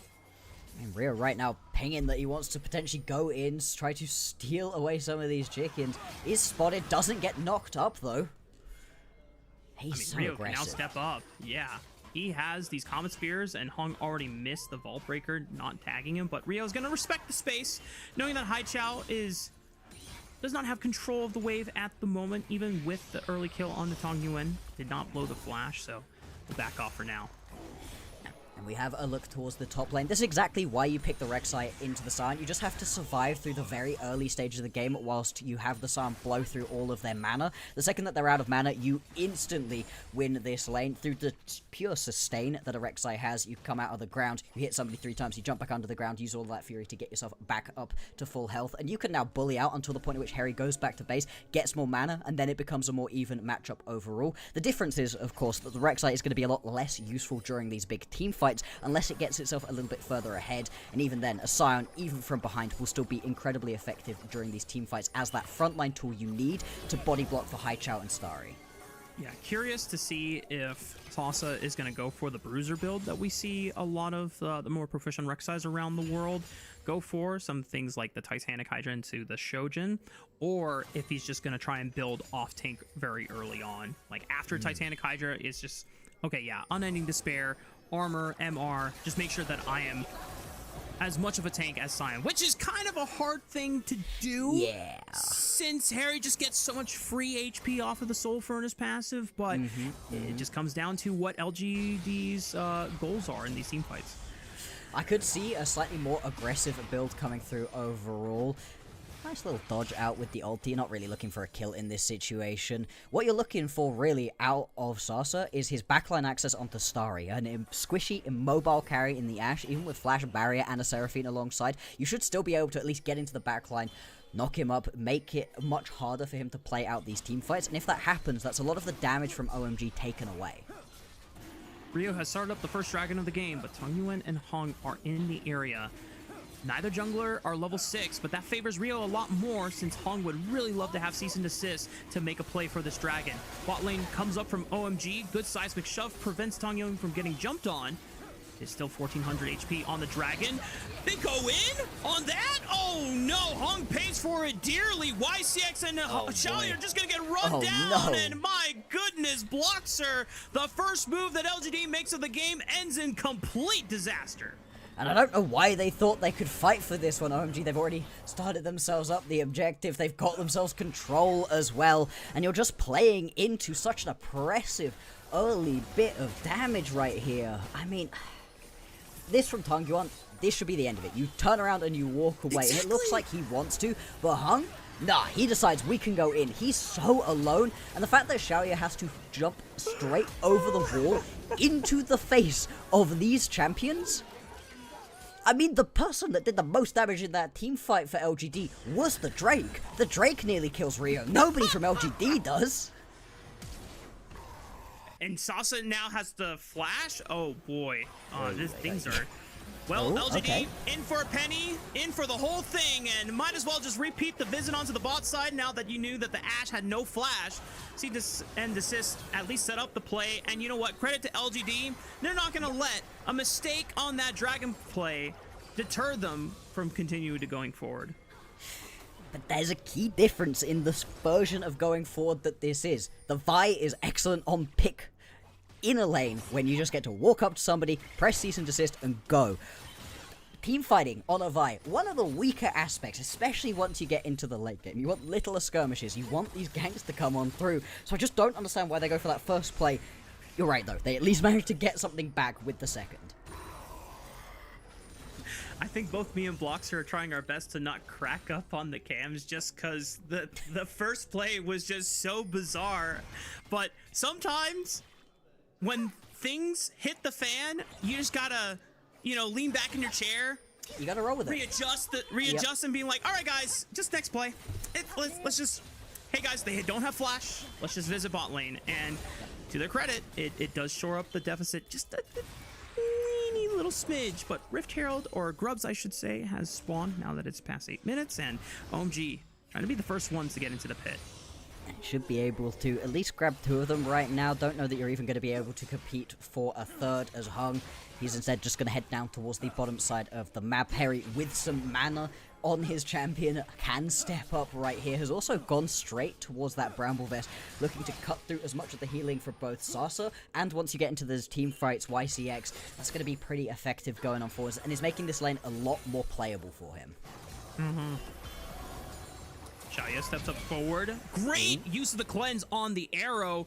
And Tangyuan wants to follow up, knowing that there is no flash. Tidal wave off the seismic shove. Beautiful setup by LGD. But can they deal with the teleport? Great bubble onto Haichao's entrance. He's forced to use the ultimate just to run away. He had to pop the flash just so he wasn't in the cease and desist range. Oh boy, that's a real turnaround right here from LGD. As much as that first play from him was bad, they're looking much better. Haichao. Hung is gonna send it. Haichao gets flicked back. Wait a minute, Bloxer. LGD completely persistent and not letting go.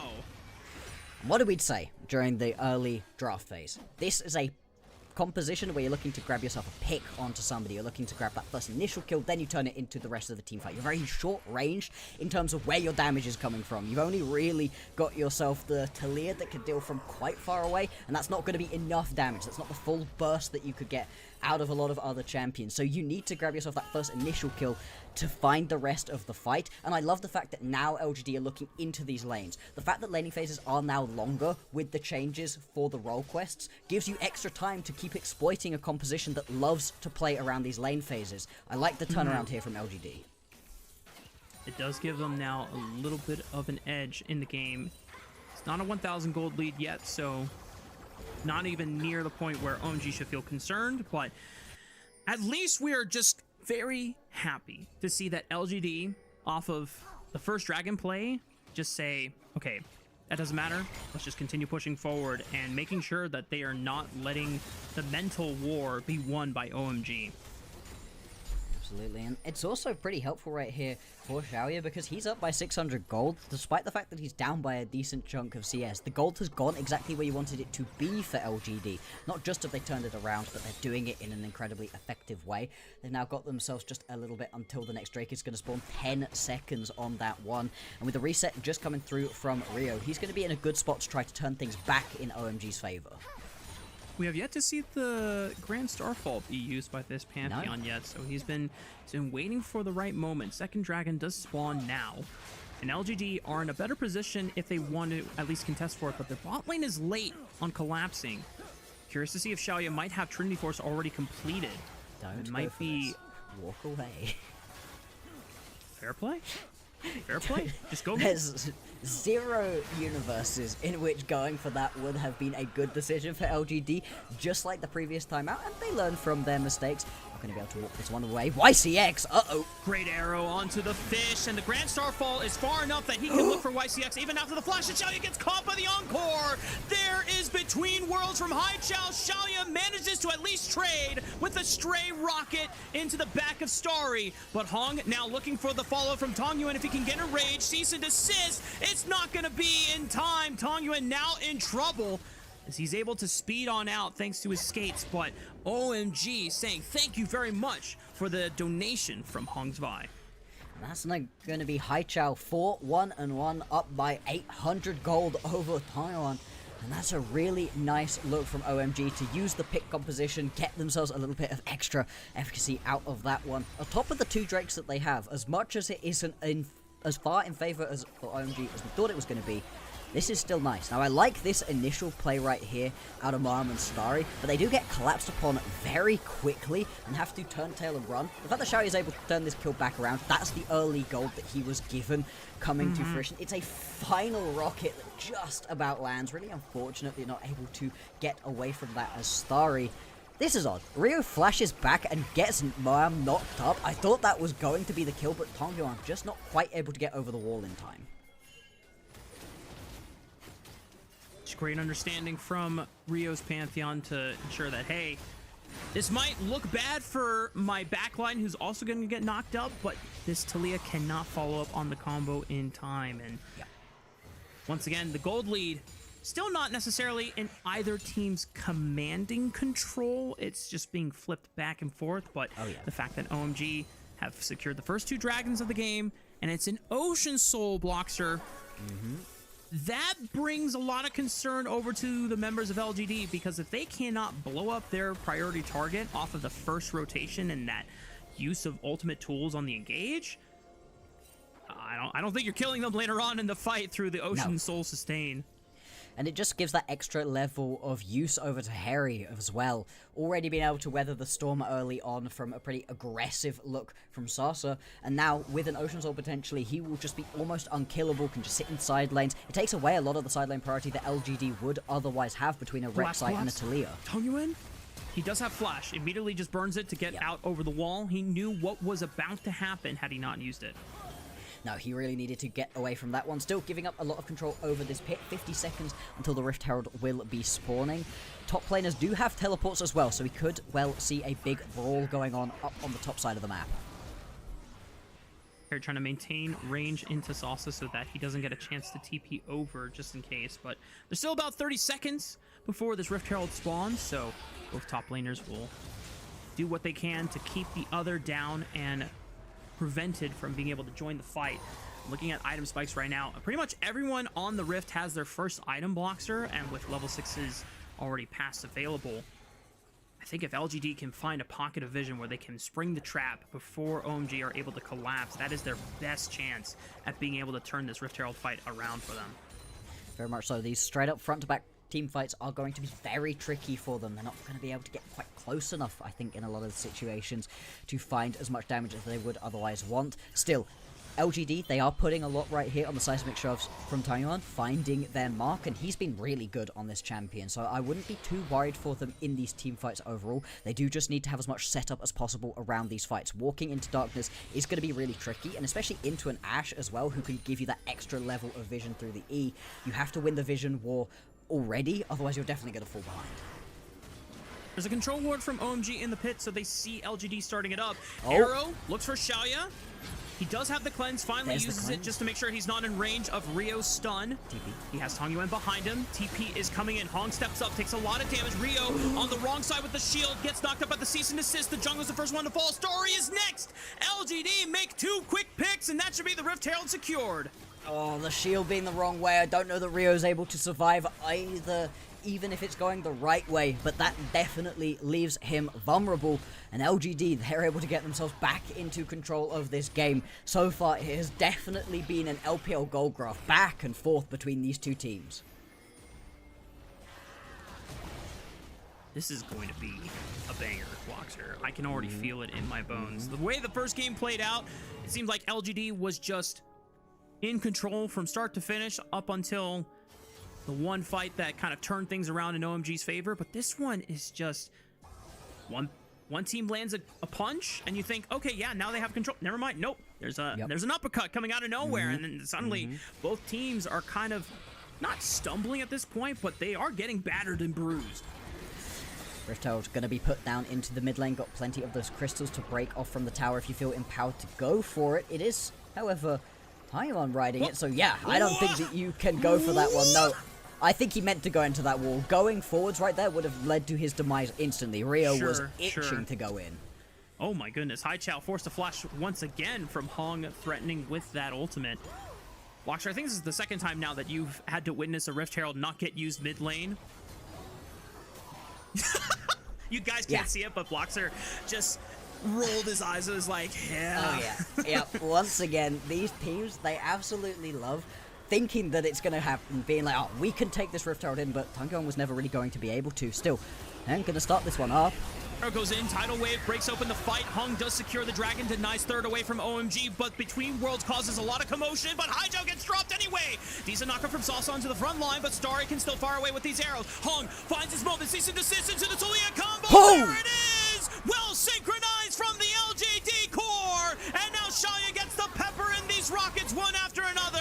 It doesn't matter how tanky you are, Harry, because you've got no more damage dealers behind you. LGD, massive win on the third dragon. And that looked like such a risky fight right there for LGD. You're going in a little bit split, not fully together, but it doesn't matter in the end. The fact they're able to get themselves away with the Drake as well is critical. Now Tongon lands himself a great seismic shove, and now Reo might be the one in trouble. Definitely has to take a recall after that one. Let's have a look back. Eat the wave here, yeah. Enchanted Crystal Arrow does land, and the fact that you still don't manage to steal this one away is really unfortunate right there.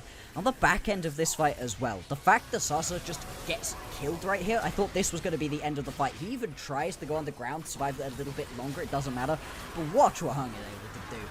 Just gets himself on into the backline and turns what was a 4v3 situation into a 3v3. It immediately breaks the front line of OMG and turns the fight around.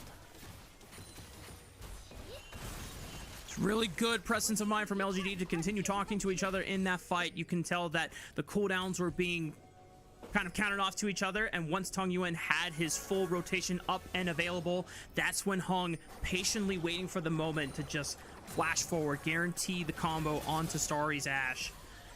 Now really gives an opportunity for LGD to snowball through this point. They've delayed a soul point from OMG, so even if the next dragon is one that OMG secures, LGD can give it up, trade it for pressure on either the Baron or at least the setup for it, and then you as OMG have to walk into darkness, and you have to use your tools correctly to make sure that you're not getting one of your key members blown up by the pick composition.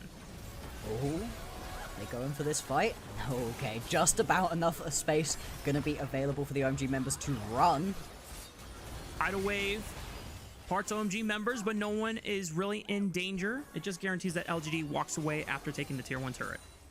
That tier 1 turret, they couldn't get it with the Rift Herald, but they are just about going to be able to grab it right here. Unlocks the map for them just a little bit. Now, big map rotation coming from OMG to potentially look towards bot lane. Obviously, with all of the tunnels available to a Rek'Sai, Sasa is just going to be able to get himself back out of dodge.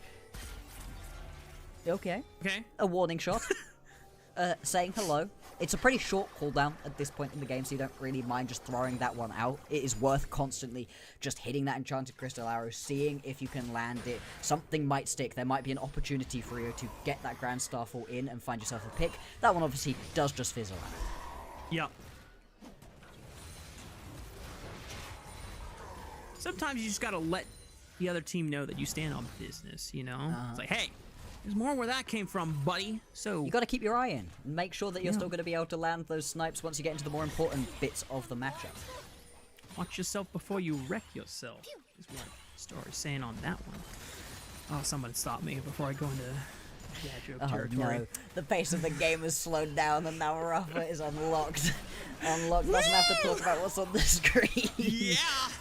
Oh, no. I mean, we should have some more explosivity on the screen very, very soon. As much as I don't think the teams really want to go for Baron right now, the fact that you've got Soul Point available in just 50 seconds time for OMG is going to be really big for them. We keep talking about how much grabbing this Soul would mean for the composition, but looking on the flip side, LGD, they wouldn't hate to have it either. So much of the playstyle of a Rek'Sai is about sustainability. It's about jumping in, healing back up, jumping back in again. With the Ocean Soul in your back pocket, you can do that even more effectively. It would be quite the long road ahead to get that Ocean Soul, since they are 3 dragons behind. What the theory is definitely sound for LGD if they can maintain control of these next few dragons, which 4th one spawning up in 25 seconds. Sasa does not escape the decimating smash, but thankfully for him, he's got another tunnel. Pretty damn hard to lock down Rek'Sai, especially even as a tank like Sion. LGD, credit to them, they're the first ones in the river 10 seconds before the dragon spawns, and this is exactly where you want to be when you have the pick composition. And they needed to get themselves that early look in towards this objective. Teleport now going to come in from OMG. They're looking to respond. Xiaoya is on a control ward. He's got to be careful. Okay, he takes the blast cone, but Harry no. is now alongside him. There's no Valkyrie available. They're trying to beat up on Harry right now. 2-man decimating smash into the encore, but the tidal wave is great response. Haichao trying to eliminate Sasa on the right side, but he goes invulnerable with the Void Rush. Still dies anyway. Rio goes forward. Xiaoya Valks in. Oh, he's playing with fire on that one, but he has the full confidence of his team. What? What? No! No! Haichao! Don't tell Cubby! OMG now starting to fall to pieces, but now it's up to Star and Harry to turn this fight around. It's a 3v4. Xiaoya looking critically low. They go back in. Decimating smash connects. Harry can land the slow. Hung tries to protect his bot laner from falling. The volley connects, and they're slowed. Hung will be sacrificed so that Xiaoya can make it out alive, but OMG can now secure the 3rd dragon for themselves. The remaining members of OMG bail Haichao out. They're going to be able to pick themselves up this Soul Point in a messy, bloody, brutal fight. I'm just excited for the turn of the fight after Haichao goes in for the flash. Okay. There's analysis to be done about this fight, sure.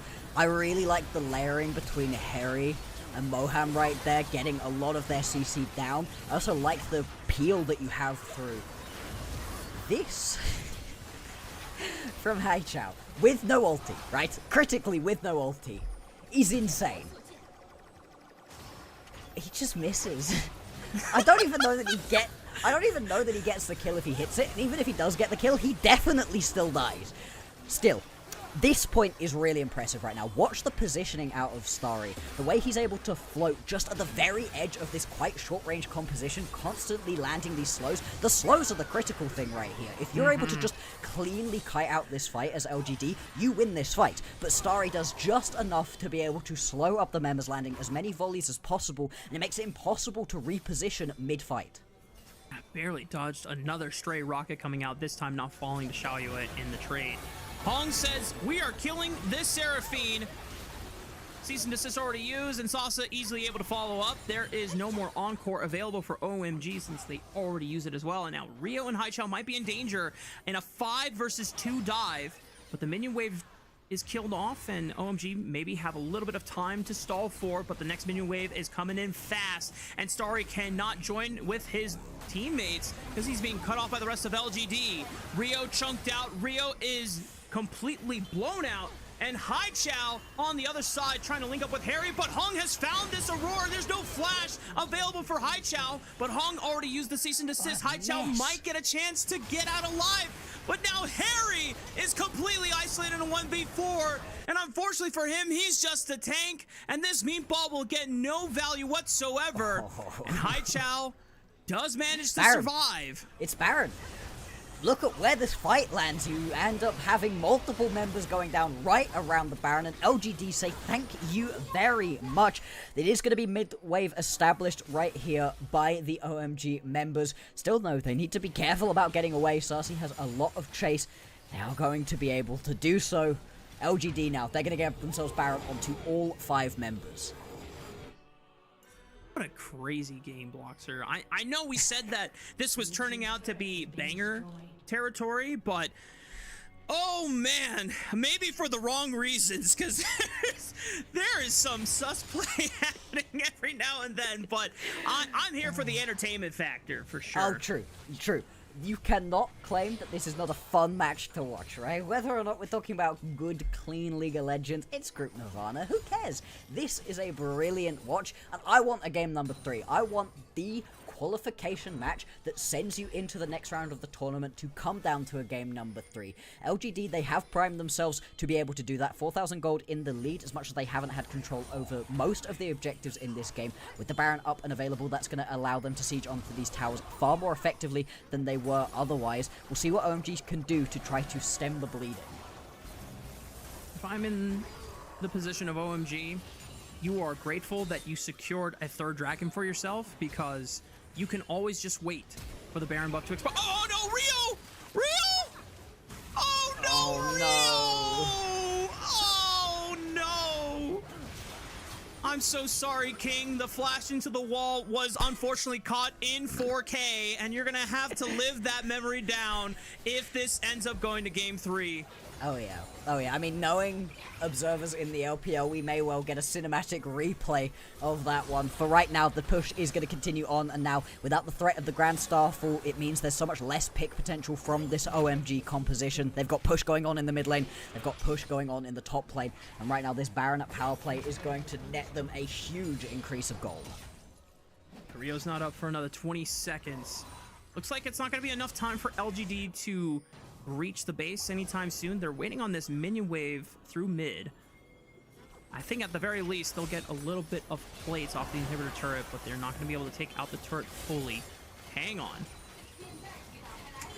OMG are able to step up and prevent the siege from happening any further. 12 seconds before the next dragon spawns. Harry taking up some damage using that Soul Furnace shield to exchange some of the poke for his health bar. And OMG hold the line for now, and LGD probably gonna have to give up on this siege dream and just look for the Baron or the dragon once this Baron buff expires. I mean, you can very easily just send Hung down to pick up this Drake by himself and keep up the pressure in the bot lane and the mid lane. You don't really think there's anything OMG can do to jump forwards whilst this Baron buff is still running. 10 seconds until this one falls back off again, and then as OMG you are unlocked to try to play the game once again. Oh boy, in what was a game that looked OMG favored for a little bit, it has completely flipped on its head. Yeah, that's a second dragon over in LGD's pocket. The extra mana and HP sustain does at least allow them to survive any meaningful poke that OMG would try to hurl their way. 7,000 gold advantage. That's pretty tough to come back from. And especially if they're making picks like this, but great use of the world between worlds from Haichao, gets out alive and prevents another death. And that's really critical. He needs to be farming up as much as possible. You can see 2 needlessly large rods in inventory, very close to having that death cap completed. A big power spike for OMG. Still, when we're talking about power spikes, as much as Harry is going to keep getting tankier, he isn't really going to be the main part of a comeback right here. You need the damage to come on through, and your Pantheon's fallen off. Your Ashe isn't dealing anywhere near as much damage as you would otherwise want. 4 items completed for Xiaoya, only 3 for Starry. I mean, LGD, they are well and truly set up to win this game. They may feel that they need one more Baron to be able to do it. They've got 2 minutes until that comes up, so if they just play a clean game till then, Oh, Hong still has GA. He flashes away, and he's able to reposition and not have to expend it. Thankfully, the Sterix Gauge and the Flash keeps him alive. Still, that's a couple of big cooldowns. The Flash has been really useful so far for finding that Flash Vault Breaker to try to get into the backline, get on top of some of these squishies for LGD. And with the Baron coming up in a minute and a half, that could well be critical. Haichao pushing out on the top side of the map. Sasa will not even try and pressure him. OMG just trying to struggle their way through the top side jungle quadrant and reestablish vision control, but they can at least be thankful they've burned a critical summoner spell off of Hong, who will always want to go forward. It does mean that the next cease and desist he goes for, if it is a solo mission and no one else can back him up, doesn't matter, he's got GA. It might not be enough time bought for him to survive on the back end of it, and could be one that is just a pure OMG win on their front, but still. The gold advantage is nothing to sneeze at from the side of LGD, and the prime carry has been Xiaoya on this Corki. Nearly 4,000 gold ahead of Starry's Ash. Normally, Bloxer, when you look at like, okay, as long as we just have a front to back, we can usually win this fight. Not if the Corki is out damaging your Ash. Nope. Almost 10 to 1. Absolutely not. It just completely flips the script of this game on its head, and it makes it so, OMG, you've got to find some very specific picks right here. You do have the Enchanted Crystal Arrow and the Grand Starfall combo, so you do have ways to find picks if you really, really try. If you have a member of LGD step out of position, but it's putting a lot on your opponents rather than on what you can do. Decent damage from Sasa, forces Haichel to retreat. Rest of LGD will regain vision control on this top side jungle quadrant. Look at the vision. And the Baron has spawned. Look at this top side quadrant right here. There are one, maybe two wards that I can see for OMG. They will be walking into complete and utter darkness. They're very much going to be reliant right here on the Hawk Shot to give them that little bit of vision they need. And it might not matter. From Tung Yuen tags Rio and clips him with the seismic shove. GA is about to be expended. Can anyone from OMG save the jungler? Cease and desist will be used on Rio. Hung goes in. His GA is popped. Haichel creates a lot of damage, but Xiao is still fairly healthy. The rest of OMG trying to stand behind Harry for now. They've done it. They trade junglers 1 for 1. So far, it's a 4 versus 4. It's not a bad look for OMG so far. Rest of LGD maintains space and control. But for the rest of OMG, it's not the worst scenario that could have happened. No, that's exactly what you wanted to have happen right there. You at least get yourself a kill back. Yes, you do lose your jungler, but it could well have been the jungler and the Baron. Oh, what a fight right there. And very specifically, Moam. That encore was exactly what they needed. Manages to land across multiple members, cuts that LGD engage in half, and allows them to turn back around and grab themselves a kill. For OMG right now, all you're doing is trying to buy time. Get yourself later on into this game. More items on Haichel, more items on Starry, and praying for a mispositioning error out of LGD. Take a look back at the fight. The Rylai's tags Rio, and from this point, Bloxer, I thought this fight was just going to be LGD to win. It should have been, but watch Moam right here, hanging out on the back line. Encore comes through right now, and it lands across critical members. Hung is just stopped dead in his tracks, but more importantly, over on the backside of the map, Xiaoya, Y6, Tongyuan, they all stop being able to hit for just a split second. Back to live?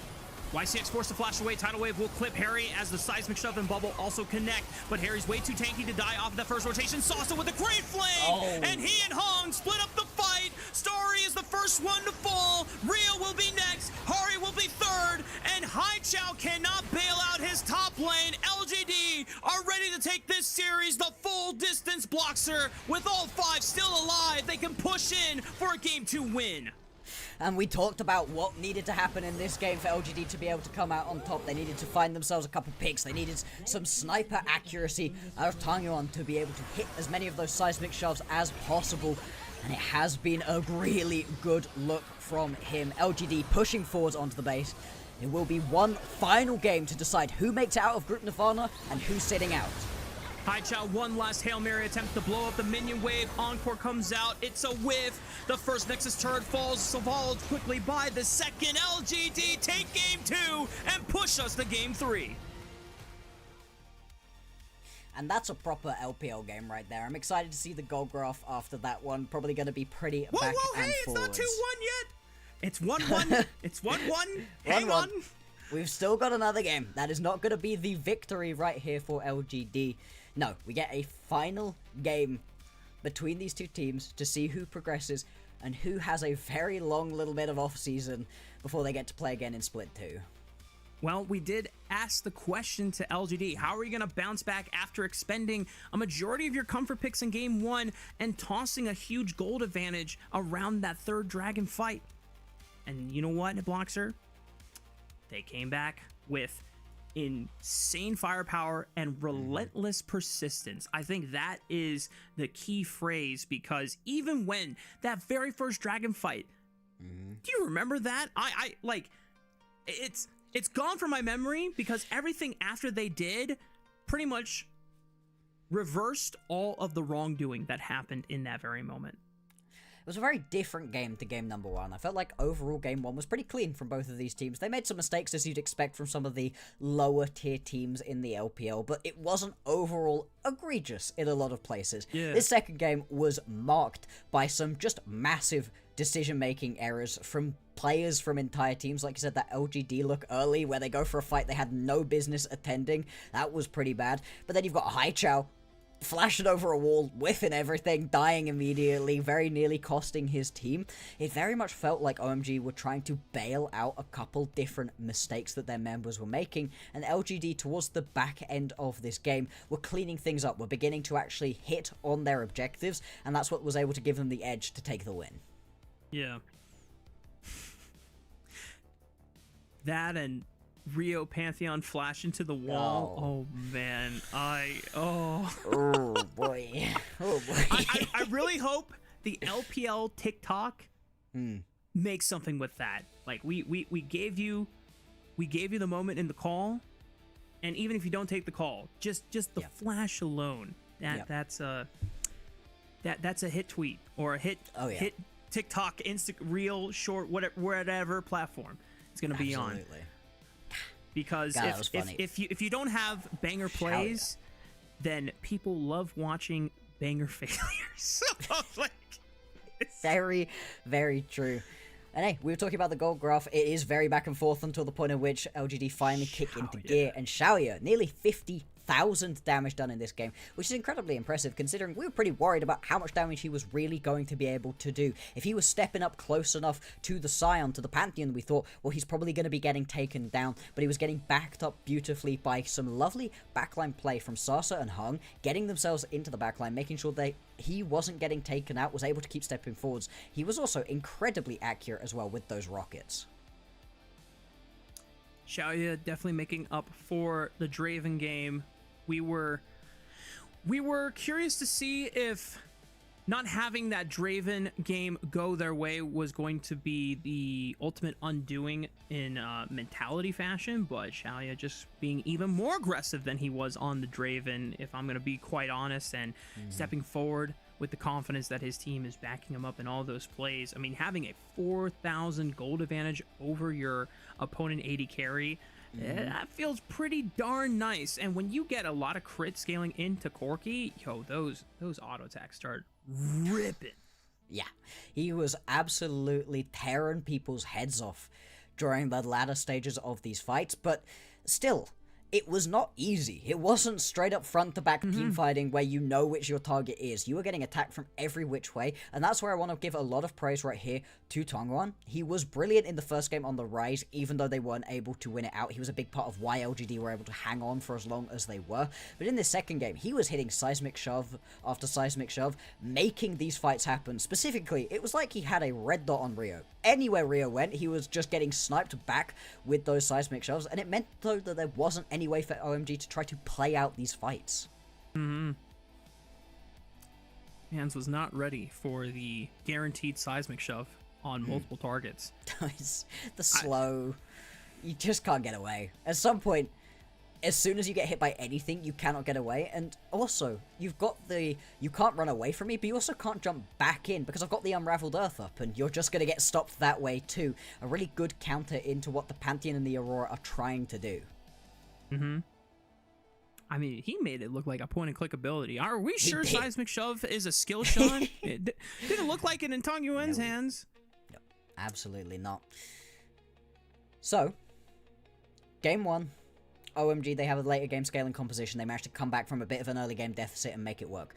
Game 2, both teams have some stuff that works early, some stuff that works later. And LGD, they're just able to execute the cleaner game overall.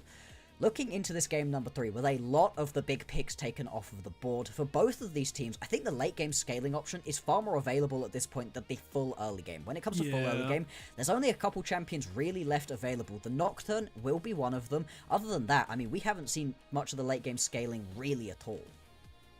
And with Nocturne, you really only want to pick him if Orianna's available, because you get the, as Sven famously called it on the LCS broadcast, really unskilled combo with the Nocturne Orianna full delivery system. But Orianna's been permabanned this entire series. I do not imagine it's going to be let up in going into game 3, because you don't have any champion that really answers the Orianna. Wow, Hung is the one that gets player of the game. Okay. I personally, I think it should have been Xiaoya or Tong Yuan, but mental difference for Hung is that after he botches the first dragon play and kind of cripples his team, he's like, okay, whatever, we're gonna continue making play after play. Yeah, he locked in afterwards, and for that, I can respect it. He didn't let himself tilt. It's ethical enough right here. I too wouldn't have necessarily gone towards Hung as my player of the game, but he was certainly a bigger linchpin, and to be fair, the fact that he was able to get all of those good ganks off early on in the game, and then still be useful late on in the game with a Vi is always going to be impressive. I mean, hey, looking towards what we've got to do for the next game right here, jungle as well, a pool that's also been pretty pinched, as obviously it will be. The Jarvan kind of stands out as that top tier jungler that hasn't been picked up by either of these teams yet. When you're talking about Orianna, the Orianna-Jarvan combo also can be pretty strong. I still don't think that the Orianna is going to come off the board unless you want to grab it as your first pick. That could be the only way I think this one goes through. Very true. Well, we're going to find out after this break when we come back for the exciting conclusion of OMG and LGD. Winner advances to Knights rivals for a chance to make a run to the playoffs. Make sure you stay tuned.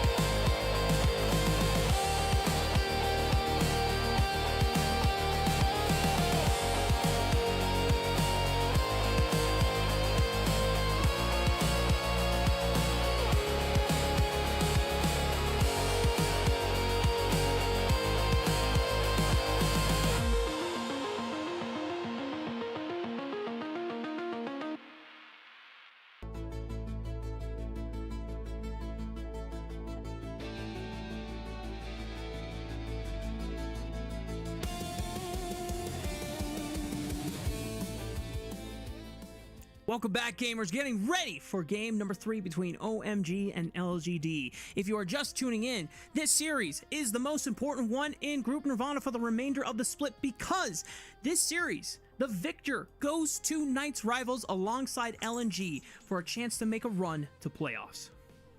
Whoever wins this one will put themselves into a matchup versus a Group Perseverance team. And hey, the bottom end of Group Perseverance, they're beatable. The top end of Group Perseverance, I still think they're beatable potentially. If you catch them on the right day, if you're feeling yourself at this point, LNG, they look awesome, of course. But between LGD and OMG, these are two teams with very different play styles, with very different looks coming into this split, and LGD on the rise, and OMG that's had to make a swap and are looking better. It's great storylines for whoever makes it through, and it all comes down to this one final game. Ever since the Demacia Cup, we've had very measured but excited looks from both of these two teams who have made big changes going into 2026. And while Demacia Cup now seems far and away from the current state of things here in Split 1, I have to say that there are some things that we saw kind of teasers of what these two teams could look like when they were playing at their best through that tournament. And now it is all being put on the line in this series where OMG and LGD, it's their last one of this second round robin. It's their last one potentially of the entire split if they were to lose now, because our bottom two teams in Group Nirvana, they don't get to play again until Split 2. Yep. You're done. You're going to be sitting on the bench for a while, and that's a pretty long time to be sitting without playing any league.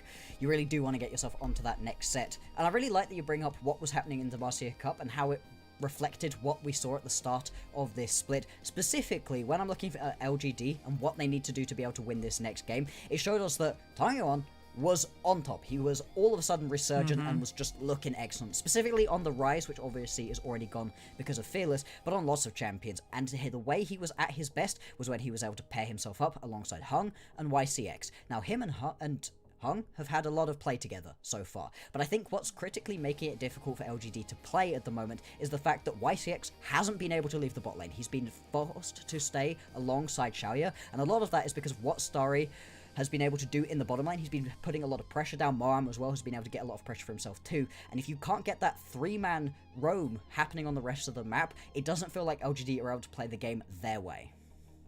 And what's so curious about the support meta just within this series in isolation, Blockster, you would think that we have completely changed patches and gone to a different league, because every other match we're contesting Alistar, Nautilus, sometimes like Rakan, Poppy, Rel.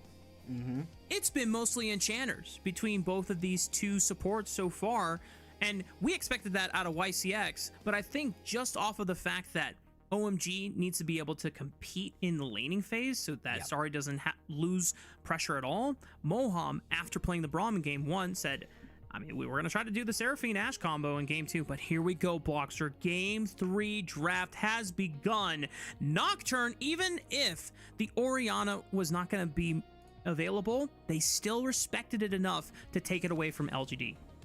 Yeah, I'm still gonna say, I don't think that we really want to be dealing with that one. I mean, the fact that you take both sides of this one away, I do like it, because we've been talking about the Jarvan still being up and available. Jarvan Orianna still gonna be a really good combo if you want to go that way. The Rumble is still going to go onto the ban table, so you've still got these top tier champions taken away. Interestingly, the Nico hasn't actually seen a ban right now. That can work really well alongside a Jarvan if you do want to potentially play that way. Something that we do usually say taken off of the board.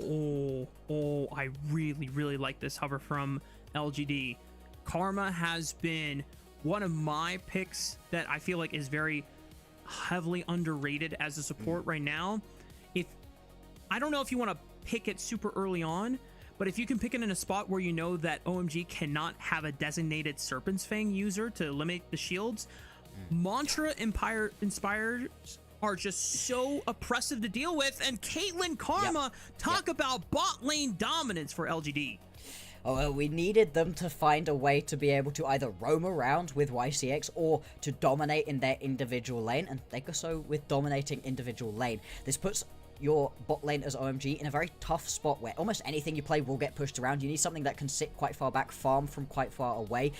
The Jhin certainly can do that, and this would be a different approach. We do usually see the double range bot lane so that you can at least try to fight back a little bit. Instead, it is just going to be Moam going on towards his Pyke, deciding, hey, we're either going to find kills in the bot lane, or I'm sorry, I'm going to be off. Me and Rio are going to go find kills elsewhere. Okay, Bloxer, you know what? It's time to change our chairs from leaning back to leaning forward and really lock in, because we have a Pyke here in the LPL.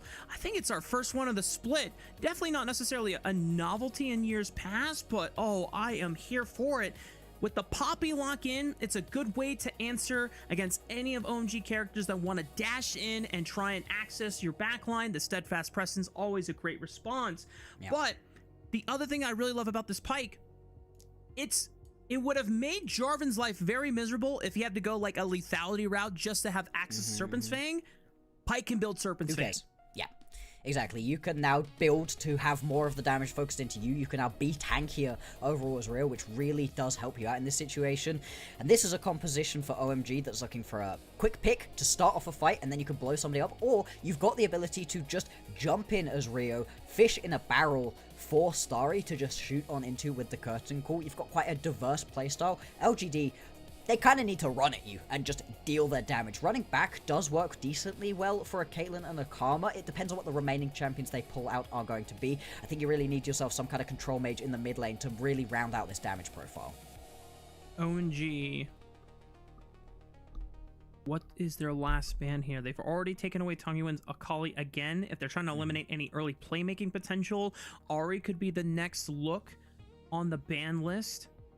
Trying to see what other combos would be nice for Poppy. Wow, you know, not many of us here on the broadcast think Sasa's Udyr is one that needs to be feared, but it is a comfort champion, and OMG are going to respect it enough that it doesn't become another unknown variable in what could be the most important game for them of the split. And they're just going to lock themselves into the Cassante. So we talked in the previous games about not having true tanks. Well, at this point, LGD do have 2 of them. The response could be something like the Zehen. I mean, the Renekton also could work pretty well in this composition, but the Zehen, a little bit more risk-reward. If you can get this champion rolling, there's your backline access alongside the Jarvan and the Pyke that can just make it so difficult right here for Xiaoya to be able to play out this Caitlyn. You're really putting a lot of pressure onto him to position as carefully as possible. We thought about control mages. It is just going to be this Syndra locked in right here for OMG. Again, another champion with the Scatter the Weak that can stop people jumping into you and can also go chase somebody down. Ooh. Is it the counter? Zoe hover? Hang on. We're going to wait and see if this is actually the play. But for Tongyuan, he's not played Zoe this entire split.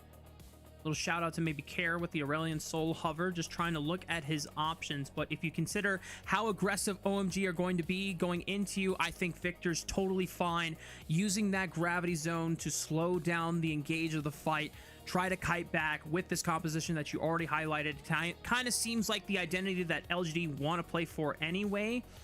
But I want to say that for OMG, I think the pick that Haichao could have gone for in any instance, I think Syndra's great because you have so much physical damage. You have an overwhelming amount of physical damage. And if you didn't pick a mid laner that felt super oppressive in a sense that, wow, if I don't build any MR, I will get one shot by this whatever champion that Haichao picks, Syndra fits the bill.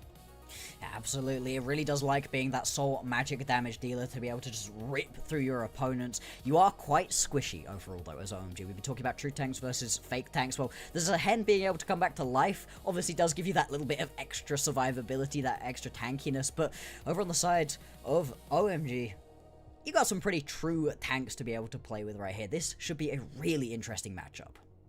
This is probably the most aggressive composition OMG has drafted this entire series. The first 2 games were pretty scaling favored.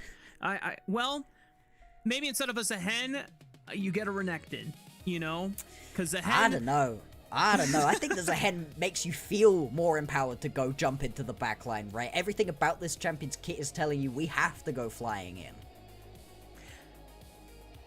Fair play. I mean, it'll give you things to be aggressive with once the hen scales outside of the laning phase. But my eyes are on this Pyke Jarvan combo to see if it can be enough for OMG to lead the charge, or will LGD complete the reverse sweep? Let's find out here as we hit Summoner's Rift for Game 3. Alrighty. As we've been talking about, winner of this one does get themselves into the top 2 of Group Nirvana and will progress on. Will get themselves onto that Knight's Road and another chance to fight against a Group Perseverance team. The loser, they're going to be sitting at home for the next couple of months. Really not something that you want to look towards. And so, in this game, early game is going to be critical. Obviously, we've got a Pyke on our screens, Rafa. That's where we have to look to first. Yeah. I don't know when the last time we've had a Pyke in the LPL was. We would have to do some deep diving, or if any available LPL English staff members are on the lookout to go check that out for us. You know what? Haven't had one this split. The LPL official broadcast also might flash that up. Usually whenever a new champion kind of gets locked in based on what we saw from last year, they might do a shout out like, hey, this is the last time this champion was in the LPL and was piloted by this player in this role. So hopefully we'll get that. But this Karma Caitlyn lane already doing what we expected it to do, and it's oppressive power in not just range, but also lane bullying that allowed them to get the first push. And you really do want to just bully in this bot lane as much as possible. One of the key things about having the push going on is that you keep Moam in lane, and that's where you need him to stay. You do not want to allow Moam to get out of this lane. Hung as well, going to be able to get up, manages to spot out Rio. Rio knows this is happening, but I mean, as Hung, you really don't care. You've got push mid lane, you've got push bot lane. There's nobody here to actually stop you from playing this aggressive. Rio's gonna take the safer path around, but Hong just wants to contest him on whatever camp that he wants to do. He doesn't even want to start up the blue buff necessarily. He's just trying to create pressure on Rio and make him pick and choose. YCX now roaming on over, dropping lane pressure. They have the wave pushed in.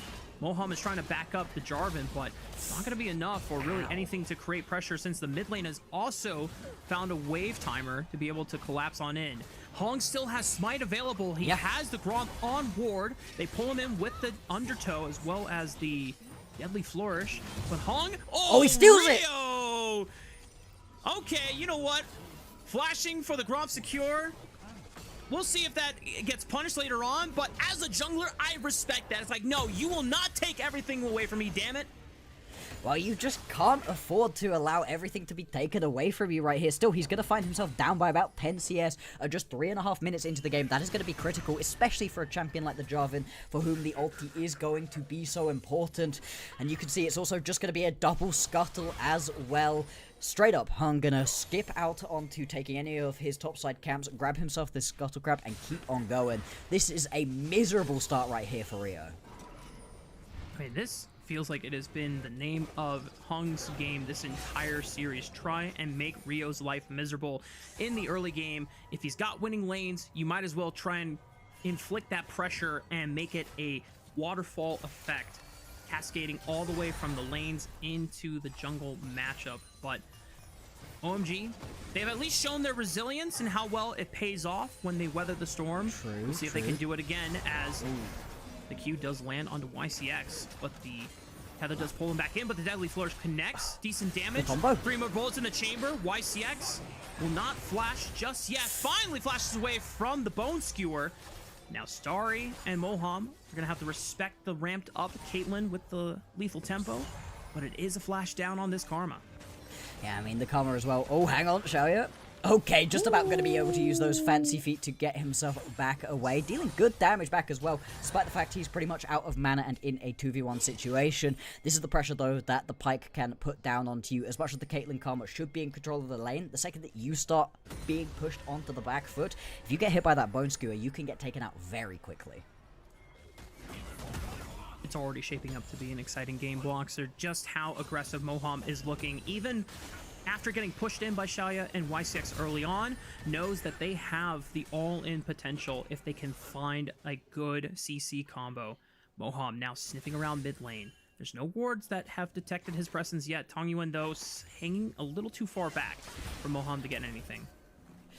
And this should just fizzle out. Of course, we do have this Drake that both teams are going to be beginning to think about. Top laners unlikely to come join at this point. No teleports available. They're on their own little islands. So in a 4v4 situation, who's really going to be able to win? I think it's on Rio to be able to land himself a good knock-up to start out a fight, potentially. Otherwise, you are also kind of just lacking in overall CC as LGD. You've got yourself a lot of slows, but in terms of easy-to-hit stuns and knock-ups, a lot less of those.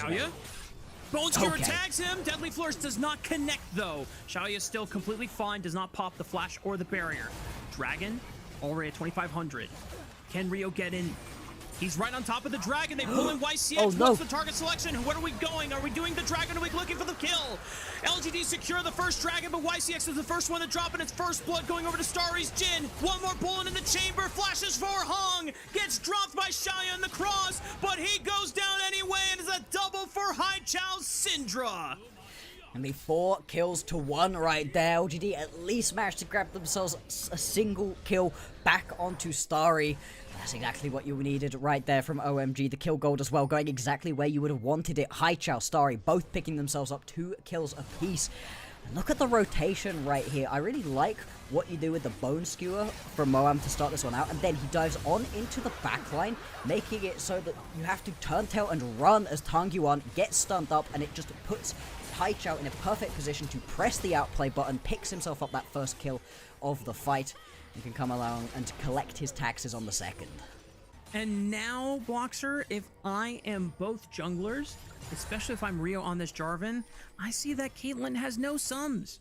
YCX does have an exhaust coming up soon, but that Caitlyn will not have the luxury of stepping up nearly as far in this bot lane as she would previously have had the privilege to do so.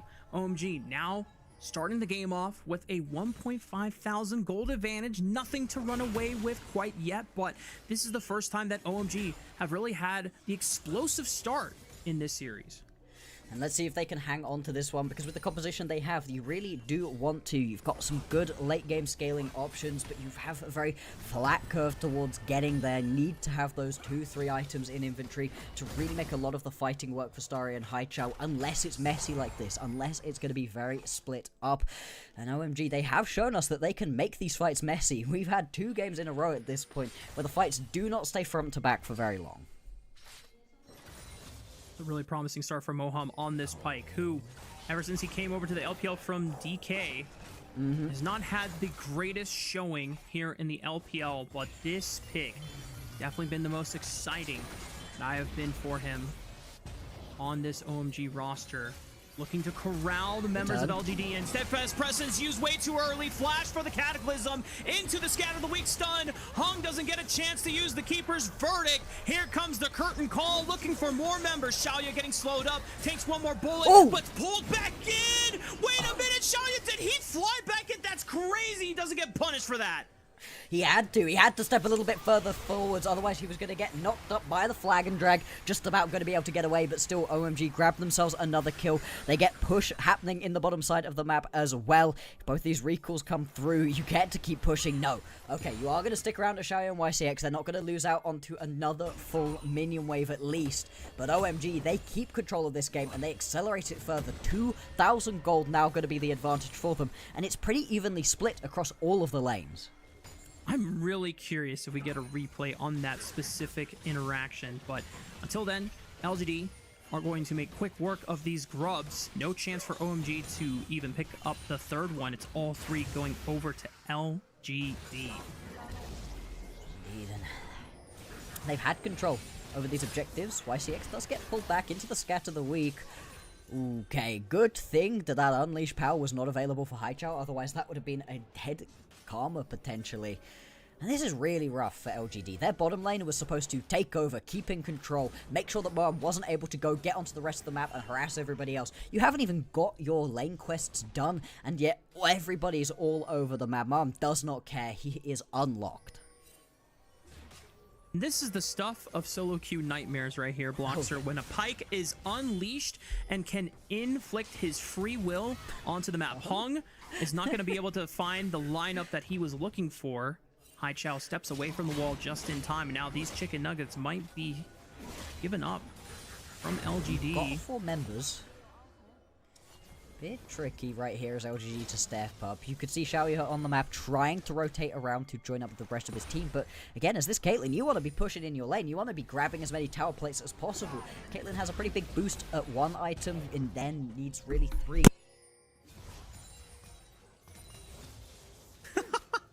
Did you drop something there, bud? I knocked my mic over. Oh, no. Apologies. It's getting that tense, folks. Casters are excited. dropping their mics. Yep. Ooh, tricky trap there from OMG Starry as he laid one of his E's on that bush to make sure that Hung was spotted, trying to look for either a lane gank or just making sure that Xiaoya and YCX were safe. Meanwhile, Bloxer, we've had another instance where we didn't really talk about top lane because it has been their island for the first 10, 12 minutes of the game, and Harry... Yeah, well, Harry's definitely chilling. He's got a nice CS advantage, and he's got a Trinity Force already. But on the other side, Sasa is a Cassante, right? You don't care. You're down by a little bit of gold. Doesn't matter. True. You're going to be useful during these team fights. Has decided to go towards that Thornmail first as well, so looking to cut through a lot of the healing coming through. Great into a Zehen. Also gives you a little bit of extra efficacy as well into the Pike. So I do like what the top laners are doing, but we need to see them join us for some of these big fights soon enough. Instead, for the minute, it is just going to be the Drakes being evened up, 1 apiece. The way that this game is playing out, Bloxer, Harry has the potential to be, once again, another critical factor in what helps OMG turn around future late game fights the way that he's just been allowed to scale up on this ahead. Hung might go fishing for a couple members here, but there's no long range engage from YCX's Karma. Just ways to slow them down on the escape path. There's no long range engage from this LGD composition at all. What are you looking towards to be able to really stop somebody? YCX has to step up close enough to get a tether off. Sasa has to step up close enough to be able to grab somebody with the ulti. Hung has to hit somebody into a wall. That's a pretty specific set of conditions to get any real CC off. Whereas OMG, they have far more options for getting engage off, both committal and non-committal engage, which is really important. You don't have to follow up on a Bone Skewer or a Scatter the Weak, but if Harry or Rio go in, you can go in alongside them. They have far more options to OMG, and that's why being ahead in gold right now is such a scary position for LGD to be in. Yeah, they have some good game scaling, but can you get there? My eyes drifted towards Xiaoya's build. I think this is the first time I've seen Hex Optics being built on any AD carry. It definitely makes sense because this item only works if you are hitting enemies, I think, outside of 600 range. And Caitlyn's is 650, but... well, it's max at 600 range. So it scales up to 600 range, and then you're hitting the maximum at 600 range. So for the Caitlyn, you are constantly dealing it at max damage, as long as you're, you know, out the edge of your range. So it does really synergize with the way that the Caitlyn works. I'm surprised to see it first, though. A lot of people have been grabbing it a little bit later on in the builds. Sasa might be the first to die here. Oh, well timed on the Pathfinder. Oh, he gets a kill back. Oh, no! Sasa outplays Rio's Jarvan engage. There we go. We've been talking about it a lot, how these top laners have been critical to the games, even if they've been pretty quiet during the early stages. And Sasa picking himself up that kill right there, snapping what Rio is looking to do in half. He is going to be lovely. He then teleports down towards the bottom side of the map. You know, only lose a couple turret plates for that one. Picks up the full wave bot lane. That's a brilliant play. Excellent execution from Sasa's Cassante, and LGD are going to be thankful that their top laner just shored up a bit of that gold deficit off of a very aggressive look by Rio and Haichao, who have been the consistent driving engine for this play. However, Hong Yuan immediately flashing the Scatter of the Week. Yeah, but now you don't have that available for this Rift Herald that's coming up in a couple seconds. 2 minutes until the next Drake as well. And you can repeat that. Haichao can walk at you and threaten a Scatter the Week all the time. Anytime that Maram's not on your screen, you have to imagine that he's going to be behind you in a lot. And this is just such a scary position to be in. Flashless right here on a squishy and mobile carry. So difficult for Hong Yuan to step up safely now. Just going to have to rely on almost overgrouping with his front line just to make sure that there's at least one tool. Moham flash into the undertow. Xiaoya immediately flashes it. Here comes the TP. Curtain call, looking for multiple bullets. Fourth one does connect on the Hung for minimal damage. Harry now threatening as he's into the pit. Tries to force Hung out and away from the Rift Herald. Oh, the damage. Right behind, and they can secure this Rift Herald. Do they not have Smite?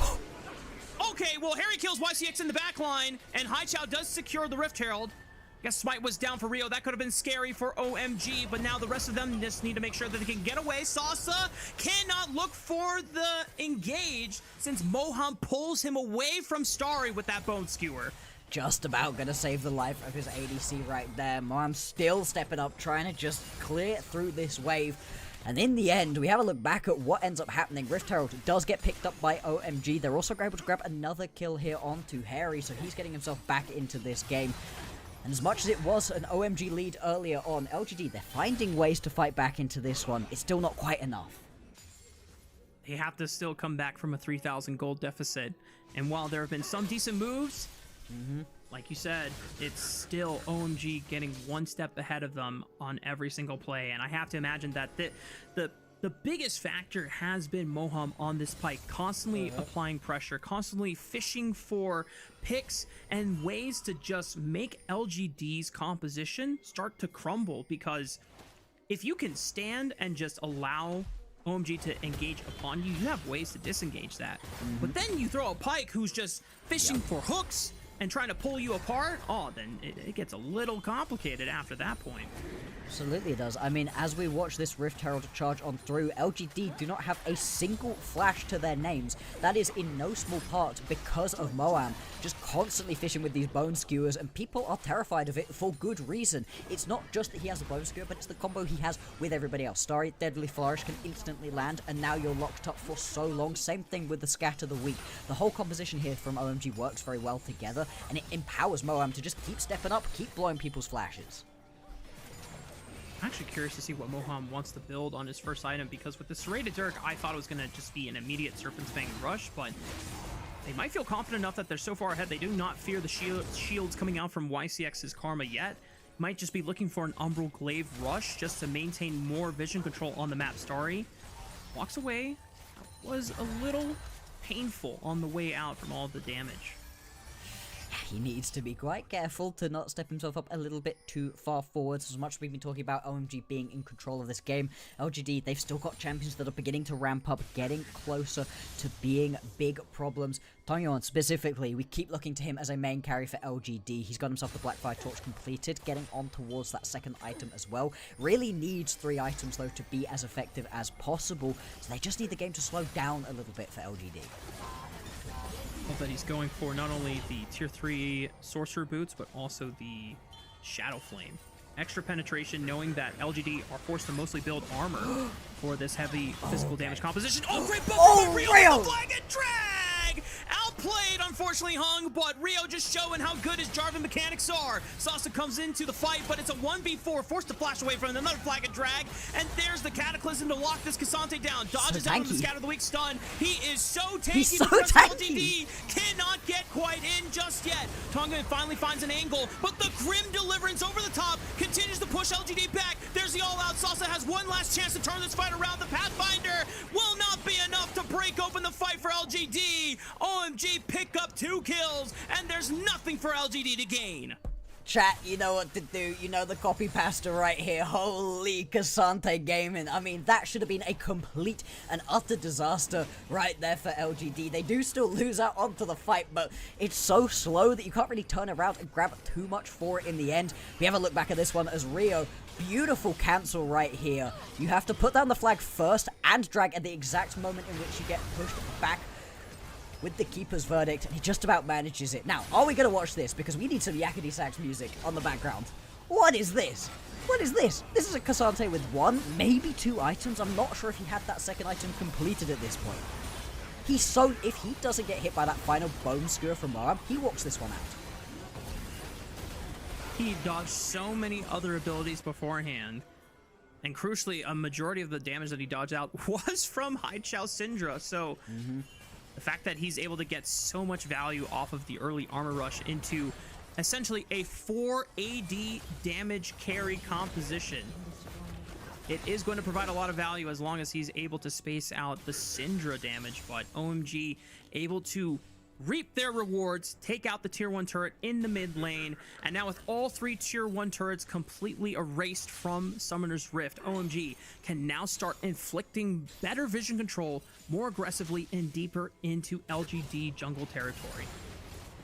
At this point, what do you even do as LGD? We've been talking about how you need to slow the pace of the game down, and hey, your Cassandre being able to take 1 billion damage without losing any health does help in that aim, but still, you really just need this game to slow down for another 10 minutes, really, to get yourself those items onto Tankyuan.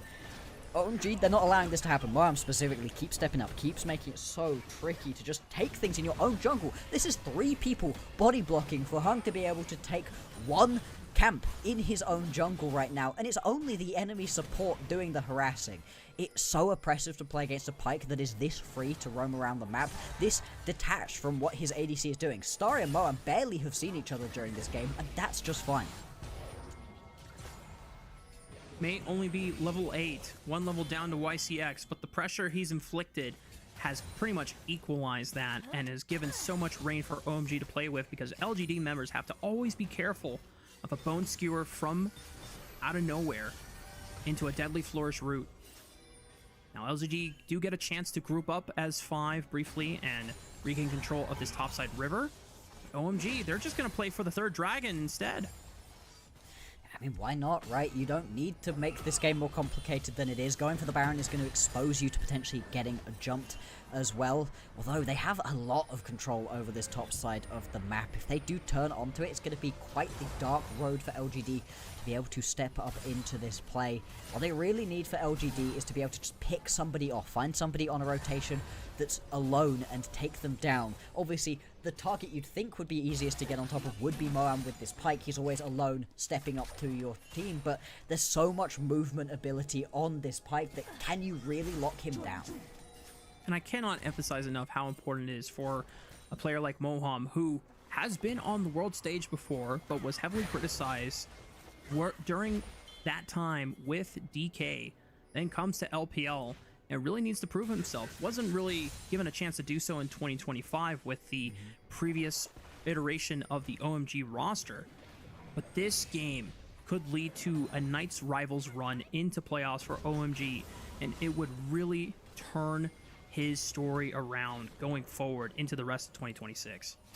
And paired up alongside Rio, trying to write his story, trying to begin his story as well. It's so exciting to watch all of these different player narratives converge right here into an OMG team that people really didn't have expectations of coming into this split. They'd been eliminated from competing in Split 3 of 2025, but here they are with LGD on the ropes right now.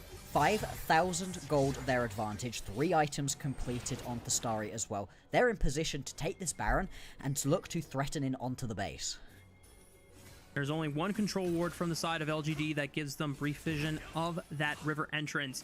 It has been stuffed out by OMG. Harry continuing to put split push pressure on the bottom side of the map, forcing Sauce's hand to respond. Both of these top laners do have TP available.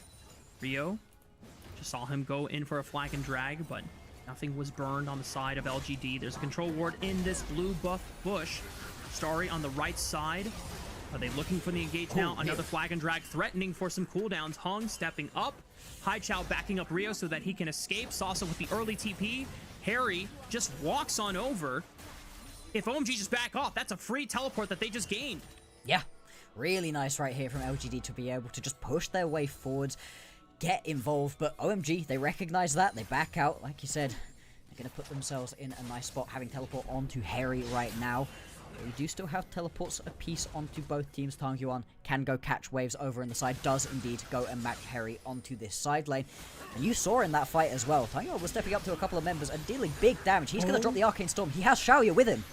They don't know Xiaoya until now, but Harry has to call for the rest of OMG. You need to force a play somewhere. He flashes right on top of Xiaoya. Grim Deliverance has the full stack. Oh, he's not quite there. Big shutdown going over to Xiaoya's pockets on the Caitlyn, and OMG cannot force the Baron because their damage profile for it is too low. It was one stack of the Cultivation of War away from being able to get that revive off. Now, would that have actually saved Harry? We would have had to have seen in this alternate universe, but in this one, that's going to be a big shutdown picked up, some nice gold going over to the LGD members, and it allows them to step up over on the other side of the map and re-establish themselves some actual vision around this pit. It's no longer so dark trying to walk up and see what OMG are doing. What a crazy gambit by Xiaoya on the Caitlyn. Not a jungler or a top laner, an AD carry roaming on over to gank their own mid laner just to make the side play happen. But they knew the conditions of OMG not being able to rip that Baron. So intelligent, and that buys them a little bit of extra time. The gold lead doesn't get short up that much, Bloxer, unfortunately for LGD, but it prevents any Baron scenario. Yep. Time is the main thing right here. You need to get that third item here onto Tanyan. He's got himself the Dark Seal and a bit of the next item. He's probably another 5 minutes away, maybe 3 minutes if he's able to get some decent farming going, away from being able to get that next one through, and that's the point at which you can actually fight. That's the point at which you are unlocked here as LGD. Decent play made by Starry and Moham, forcing the flash out of YCX. He's going to be forced to recall and take a base. Will be able to redeploy back on the map to join the rest of LGT in time, just in case a fight breaks out over for the Baron. And there's still a minute 23 before the next dragon spawns. It is OMG's soul point on the line. I really want to challenge OMG and see if they can use that pressure of the dragon to force LGD to give up vision control on this top side Baron, or if they think it's not worth the gambit, since, as we talked about before, Bloxer, you have a Jhin. Yep. That's not a Baron Shredder, unfortunately. No. I mean, neither is the Singed, really. The Zahen's going to be the bit that's able to take the Baron as quickly as possible, the Dragons as quickly as possible. It's really the opposite of what we see in a lot of compositions where, yeah, the second you look at it, you can just take this one down. No, it's going to take you a little bit of time. Still, stepping up into any of these choke points will be terrifying for other reasons. That's where the Jhin pops off, because you're now funneled into hitting as many of these little plants that he puts down, or just into that curtain call. You're giving your team something else. But right now, not being able to quickly threaten onto a Baron is hurting OMG. Oh, Flash Cataclysm engaged. Phantom Undertow lands onto the front line. Oh, Hong is the first one to drop. They take out another one next, and YCX Xiaoya is under fire. And they pull Salsa out of the curtain call bullet. OMG! Just eliminated 3. And Salsa will try to do everything he can to save this series and to save LGD's split. But I don't think it's enough, Bloxer. OMG have ripped away 4 off the map, and they can secure the Baron and the Soul. OMG, they find that one little angle that they needed, and Ryu, once again, so good at just pulling the trigger, finding the engage, and they're going to be able to turn this one around. Baron pick up right here, and there's not even going to be a response from LGD over onto the Drake. They can take their recalls, come back out onto the map. With the fast resets you get because of the Hextech Rift, this should be a double pickup for them. We have a look back at this. It's just a great moment of recognition for Rio, saying, I can go in, I can find this play, specifically when you do not have to worry about Tangyuan on this Victor. He is all of the damage right now for LGD, and he has to teleport up from the bottom lane. There's nothing that the remaining members can do. There's nothing that Tangyuan can do to salvage the situation. Just like you said, Bloxer, the Hextech portals allow OMG to quickly redeploy with the Baron empowered recall, and they're so strong at this point, LGD would not dare to let the game just end off of a fight over Hextech Soul.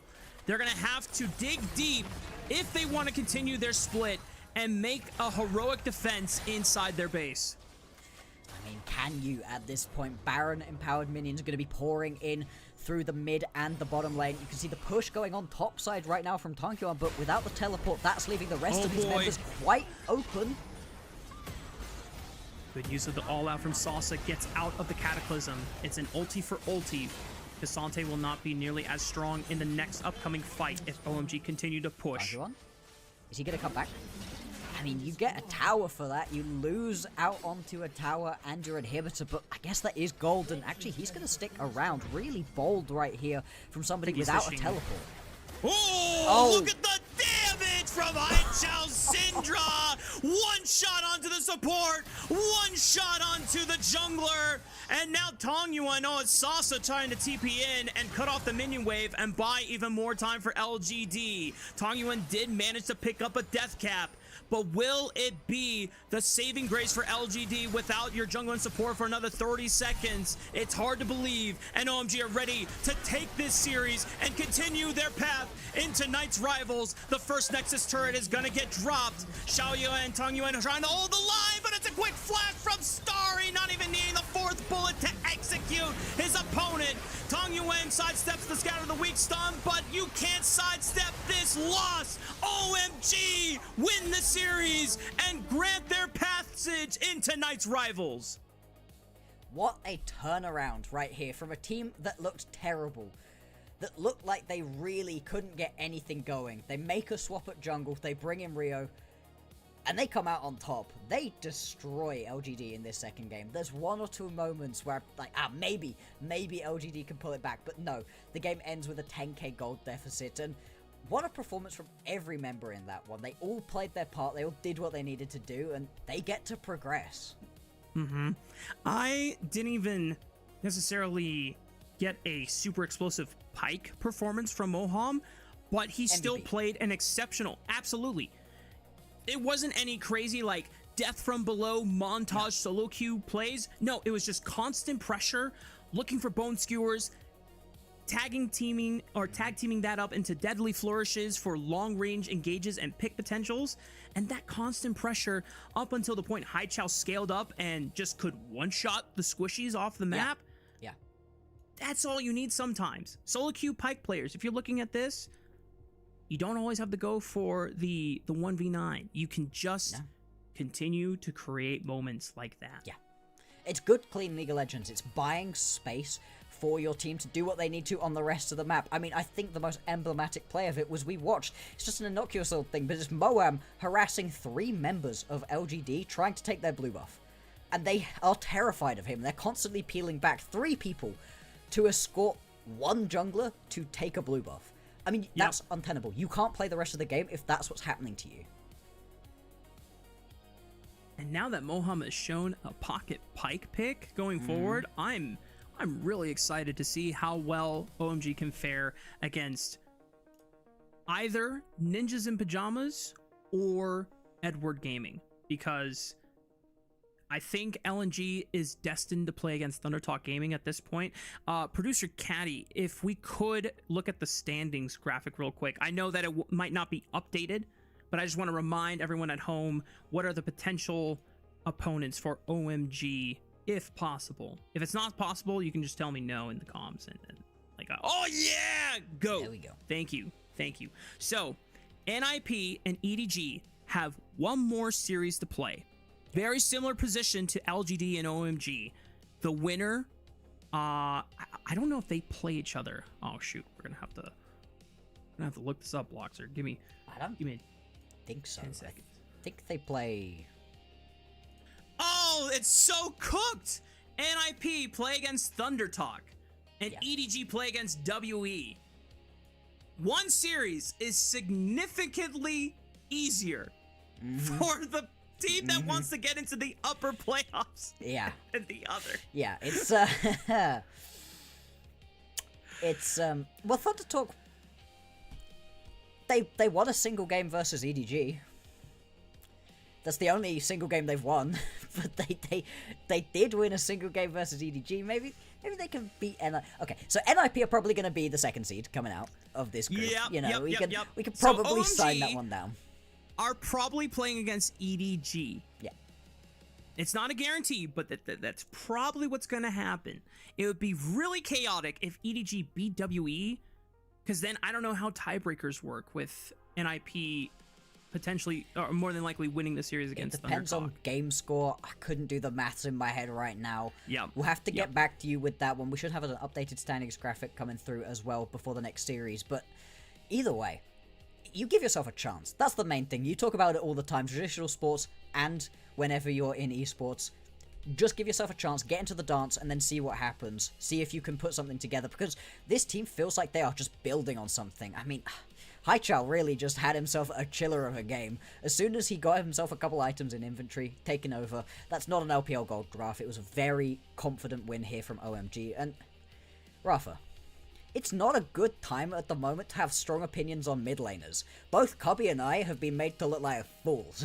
Cubby was not a fan of Haichao. I had some strong words about Chorus. Both of these players have been stepping it up recently. Cars has been on quite a run. I've seen some opinions around the LPL community, at least in the English-speaking community, and there are some people who are saying that Cars is better than half of the mid laners in Group Ascend, which I'm like, whoa! Can you imagine that narrative at the start of last year? At the end of last year? Holy! You might be called a heretic at that point. It's like, whoa. Yeah, but he's been looking really good. The way that Cars has been playing for WE, I mean, especially on a roster that has normally looked to Monkey being the clutch playmaker and the one that is dragging his team, kicking and screaming across the finish line for a majority of 2025.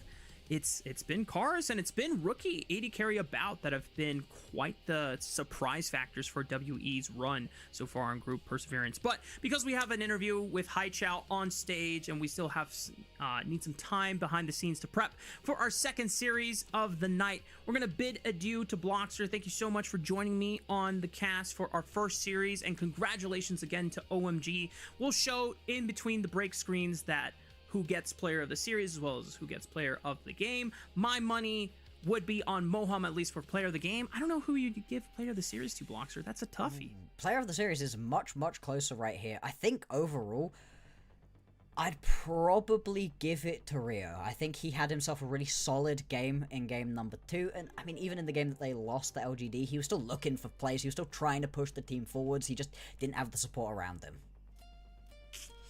Yeah, it was a little tricky, but I wouldn't be mad at that. So only time will tell. But we're gonna go ahead and start preparing for our final series of the night between BLG and Weibo, an epic rematch of our very first LPL series of the split. You don't want to miss it. Stay tuned.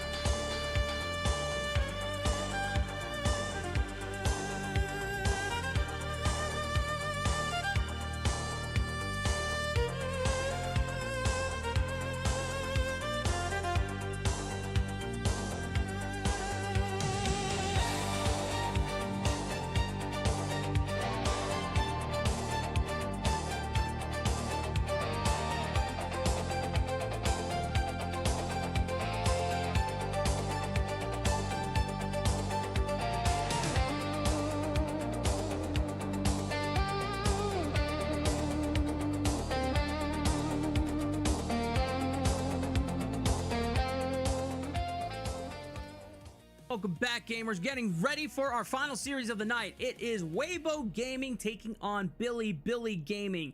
This is going to be an epic rematch from one of our very first LPL series to start off Split 1, because at the beginning of this split for Group Ascend, our expectations were BLG should be one of our favorite teams, if not the favorite, off of getting a majority of their 2024 core roster brought together, with Viper being brought in to supposedly raise the ceiling of this team.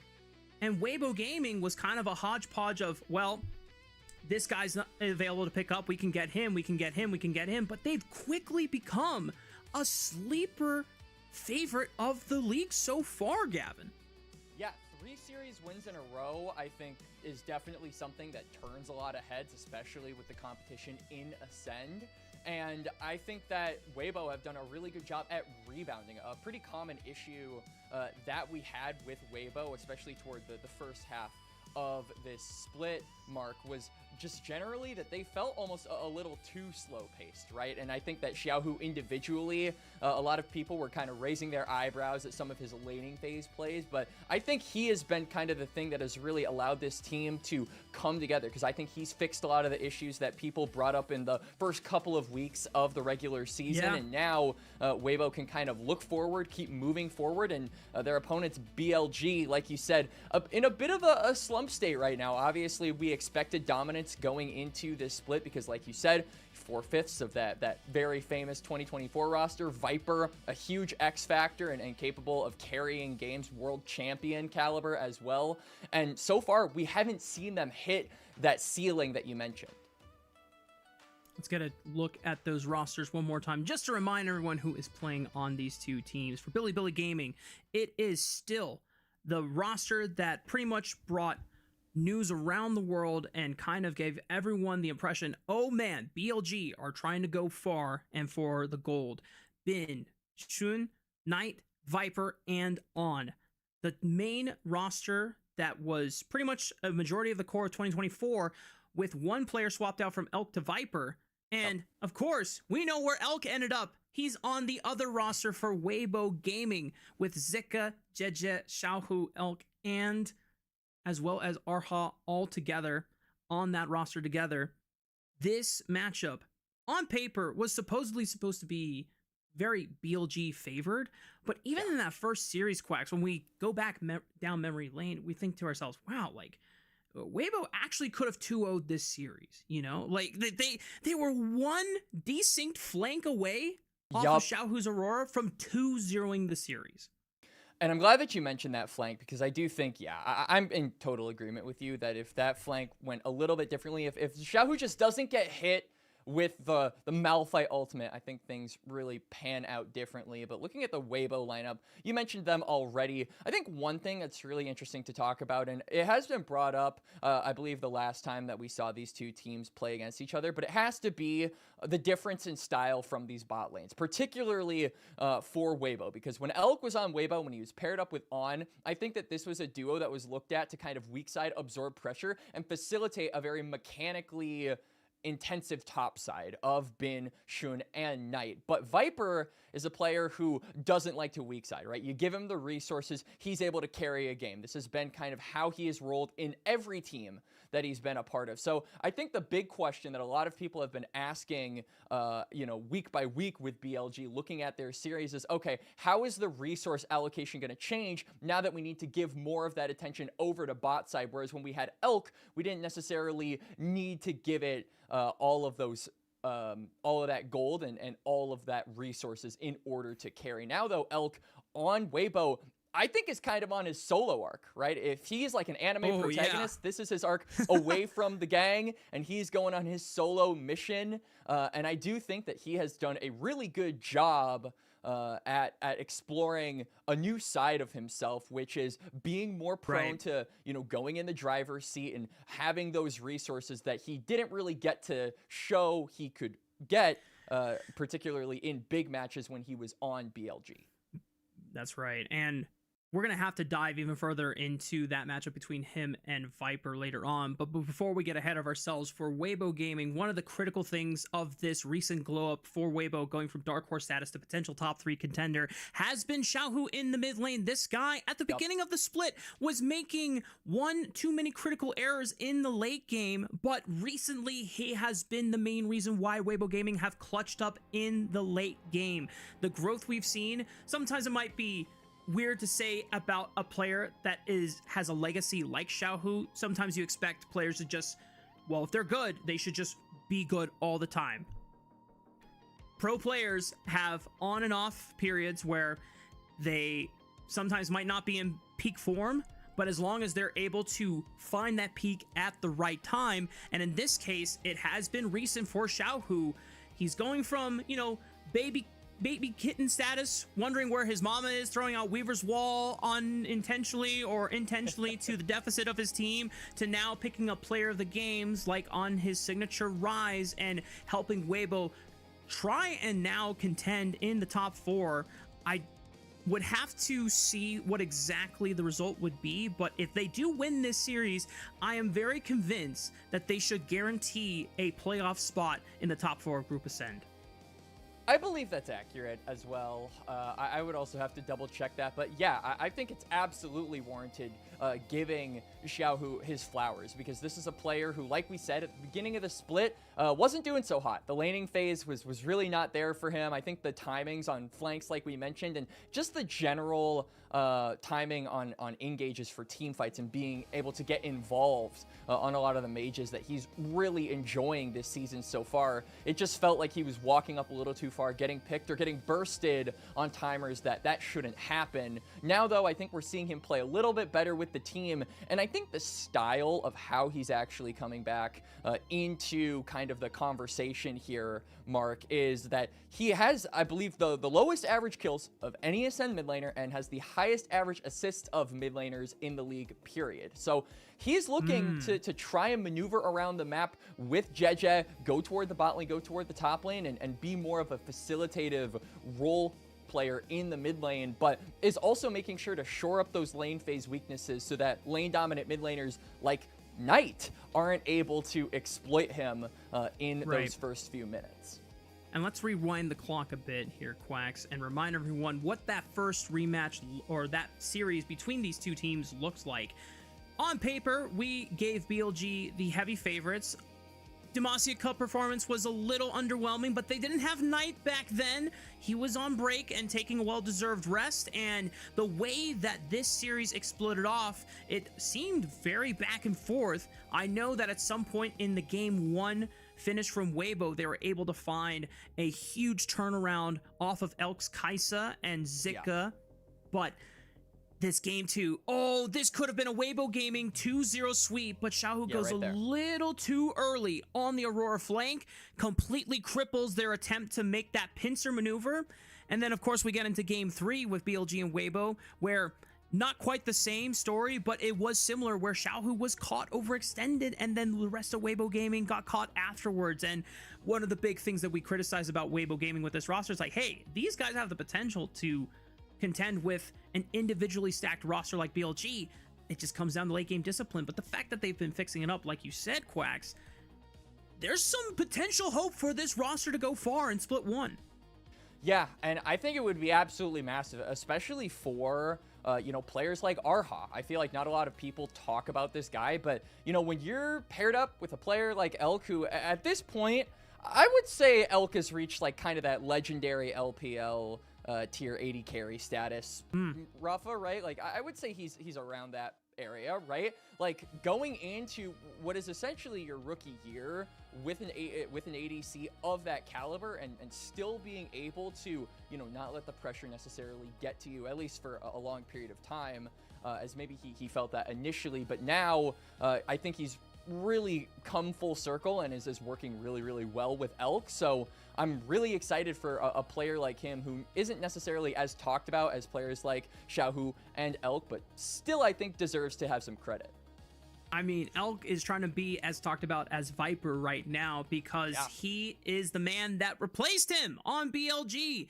That is the guy that BLG basically looked at during his time on Home on Life just recently and said, hey, it looks like this guy is clutching out major fights for Home on Life and keeping them in longer than they should be. Also, Viper happens to be a world champion that brought LPL their 3rd world title over on EDG. That's pretty damn good, and we think that is going to be the important thing for the head-to-head. But Elk is here to prove that they made a mistake and that he should not be slept on, and we'll see that unfold. I am hearing that draft is underway, so let's go ahead and kick it over to our first game between Weibo Gaming and BLG. It seems like both teams have kind of evolved since the last time we saw them, Mark. I think that Weibo, like we said, Xiaohu has really fixed up his lane phase woes. I think that this team has kind of formed themselves, molded themselves to be a little bit more cohesive in the late game. BLG as well. I think the most recent series that we saw from Viper has shown that the investment is starting to pay off in that bot lane where he's getting these carry performances that a lot of people were expecting initially. Haven't gotten that in the last couple of weeks, but now we're finally starting to see that come through. Draft is already underway. A lot of jungle bans, particularly Malphite and Jace, kind of the preliminaries at this point in the year, Mark, but Jarvan as well, removing that high octane style away from Jeje. What does BLG go for in their first pick? Really running the clock on that one, but it is going to be a Rumble first pick for Bin. Did manage to pick up a solo kill and a lot of lane pressure against his time or against Sobero over on IG, but Weibo snag up the Varus. This 80 carry has been hotly contested so far in the LPL ever since he got buffed when he was already a top 3 80 carry in the league. And we did see NIP flex this in the top lane, so I don't want to completely discredit the possibility of Zika going for this, but it is going to be paired up with, alongside the Azir. This gives you a lot of poke as Weibo right now, so I'm wondering what we're going to be seeing, particularly from support and top lane. I would imagine we'll be seeing Space Makers to try and make sure that these long-range champions can really dish out their damage without the threat of getting engaged onto. And it seems like BLG are just looking to try and get in that engage, but also minding that range as well, going for the Xin Zhao, another very aggressive early game jungler, but with that Crescent card, able to negate some of the damage of those long-range threats like Varus and Azir. Knight definitely taking his time on what he wants as his matchup into this Azir. Something funny that I've noticed, Quacks, is that when I look back at Knight's stats overall, this is the one split where he's played Azir more than any other champion. I'm curious if this is just like a conscious decision between BLG, the coaching staff, and everyone on the team. Just like, hey, Knight, I know what the allegations say about your Azir play, but let's just get those reps in, brother. Let's get you ready by the time we get to the bigger international tournaments. But Xiaohu says, get back on your rise, bud. You know, I'm taking the Golden Emperor this time around. And with an Mbessa lock-in, this still leaves flexibility up in the air. We don't know if this Mbessa is going top. We don't know if it's going jungle. And we don't know if the Varus is going top, if the Varus is going ADC. So a lot of question marks on where these, at least 2 out of 3 of the Weibo champions are currently going. But I do think that Mbessa right now, like that public execution can obviously draw a ton of pressure. And when you've got a pretty relatively short range comp like BLG does have, I think that being able to kind of provide that distraction, provide that disruption in team fights, which allows the Varus and the Azir to kind of free hit while everyone is scrambling to deal with the Mbessa publicly executing into multiple members, could be something that if Weibo can, you know, get Xiaohu and get this Varus ahead, that can be something really, really deadly later down the line. But for the side of BLG, I mean, I like what we see here so far, but I do think that they are missing a really solid go button. I don't think Equalizer is like the full-on engage tool that you want to be using, especially with how much disengage Weibo have just with the Azir and the Varus ultimates being able to kind of block you from getting too close to them. And Weibo do not fear whatever engage option On is looking for, because they've just eliminated some 80 carries from Viper. The Misfortune makes sense since the Wombo combo would have been quite deadly on top of an Equalizer, but Sivir, I think, is a good shout because that would have allowed Viper, the agency, to say, guys, I'm telling us when we're going in with On the Hunt. But the quick Nautilus ban as well as the Recon means that Weibo Gamer are going to have to look to other options for playmakers from the support role. And if they want to, Quacks, they could continue to shield where the Mbessa and the Varus is going. But then again, support counter pick is a little too important in modern day era of League of Legends. So could just be the Vi and all the excitement of a Varus top and an Mbessa jungle. It's gone. And looking at Weibo's final pick here, I think both of these supports, by the way, have been Alistar merchants this season. It's their most played champions.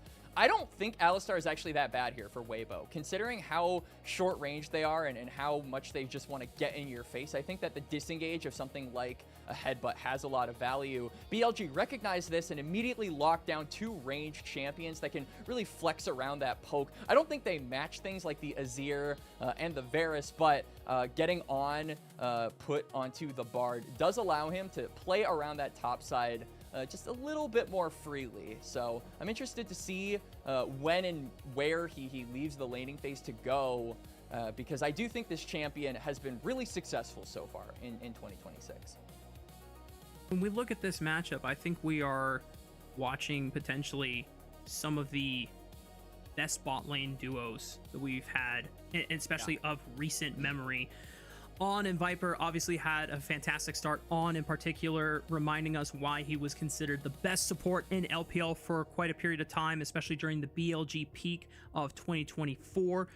But Arha, after a few stumbles in the first week or so, really started to glow. That one Alistar game that you mentioned was a moment of truth of holy moly, this guy's got it.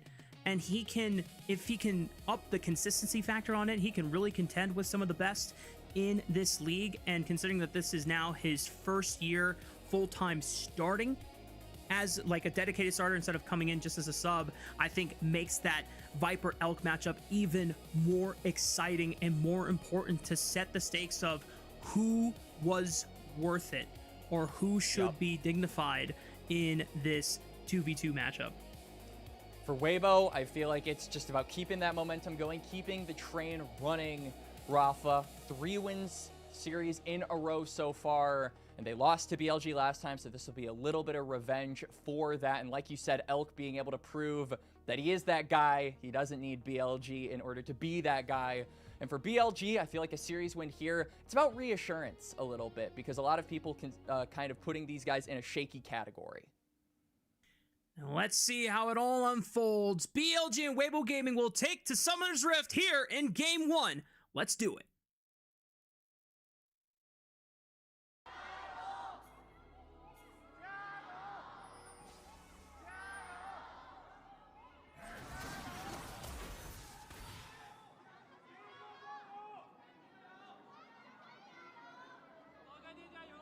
I haven't heard so many cheers for LPL yet. I mean, this is the first Ascend game that It's I'm watching, hype. so it's hype. Yeah. It's so hype, man. I think now that Weibo is in such a commanding spot in Group Ascend, not only the fans have shown up in greater force, but you're always going to have a lot of people cheering for BLG, especially when they're doing this well this early on. Already, Summoner Spell is being traded on the bot lane just for continued dominance and health bar advantage. It does lead to Viper and On getting the better end of the trade deal. We do have JJ on the bot side of the map, pathing towards the top side. So unless he decides to turn back around after Raptors and look for an early gank on bot with this Vi, unfortunately for Elk and Arha, they're going to be in a world of pain trying to sustain against the double range. Yeah, Leona, not really the greatest champion in the world level 1 against double range, right? Until you get that Zenith Blade, it is very difficult for you to have that value, just because threatening any kind of a trade, it's gonna cost a lot of health, and you might not even get the stun off. So I think Weibo gonna be locked up for quite a while, as that's a very big achievement. 1,100 games for Xiaohu. Still one of the remaining members of the LPL ever since his come up pre... Oh, I have to go back, way back. I mean, I know he was part of that original 2018 RNG lineup that was the first team ever to even potentially look for a golden road before it was even a concept. in existence. So just, man, it adds even more to this matchup, how Weibo and BLG could be poised to really fight for the top. We know that BLG have already qualified for playoffs directly from Group Ascend, but Weibo Gaming want to join them, and they want to knock down BLG a peg. If Schwinn makes a gank on the bot side, the magical journey. Hello, old friend. Unfortunately, it's a gank against you, and Schwinn picks up first blood. Yeah, there was no ward to be able to spot that out, and on just with the magical journey, able to transport them over. You could see that, you know, Elk was considering trying to flash over the wall, but kind of understood that he was dead no matter what, so opts to save that summoner spell. I think the wiser choice for sure, just to avoid any repeat disasters for BLG, but they come out swinging here, and crucially, that Xin Zhao, an early game threat for BLG, getting the gold. See how well BLG can leverage that advantage. Like we said in our pre-show leading up to this first game, BLG do not have an issue when it comes to building and creating early game leads.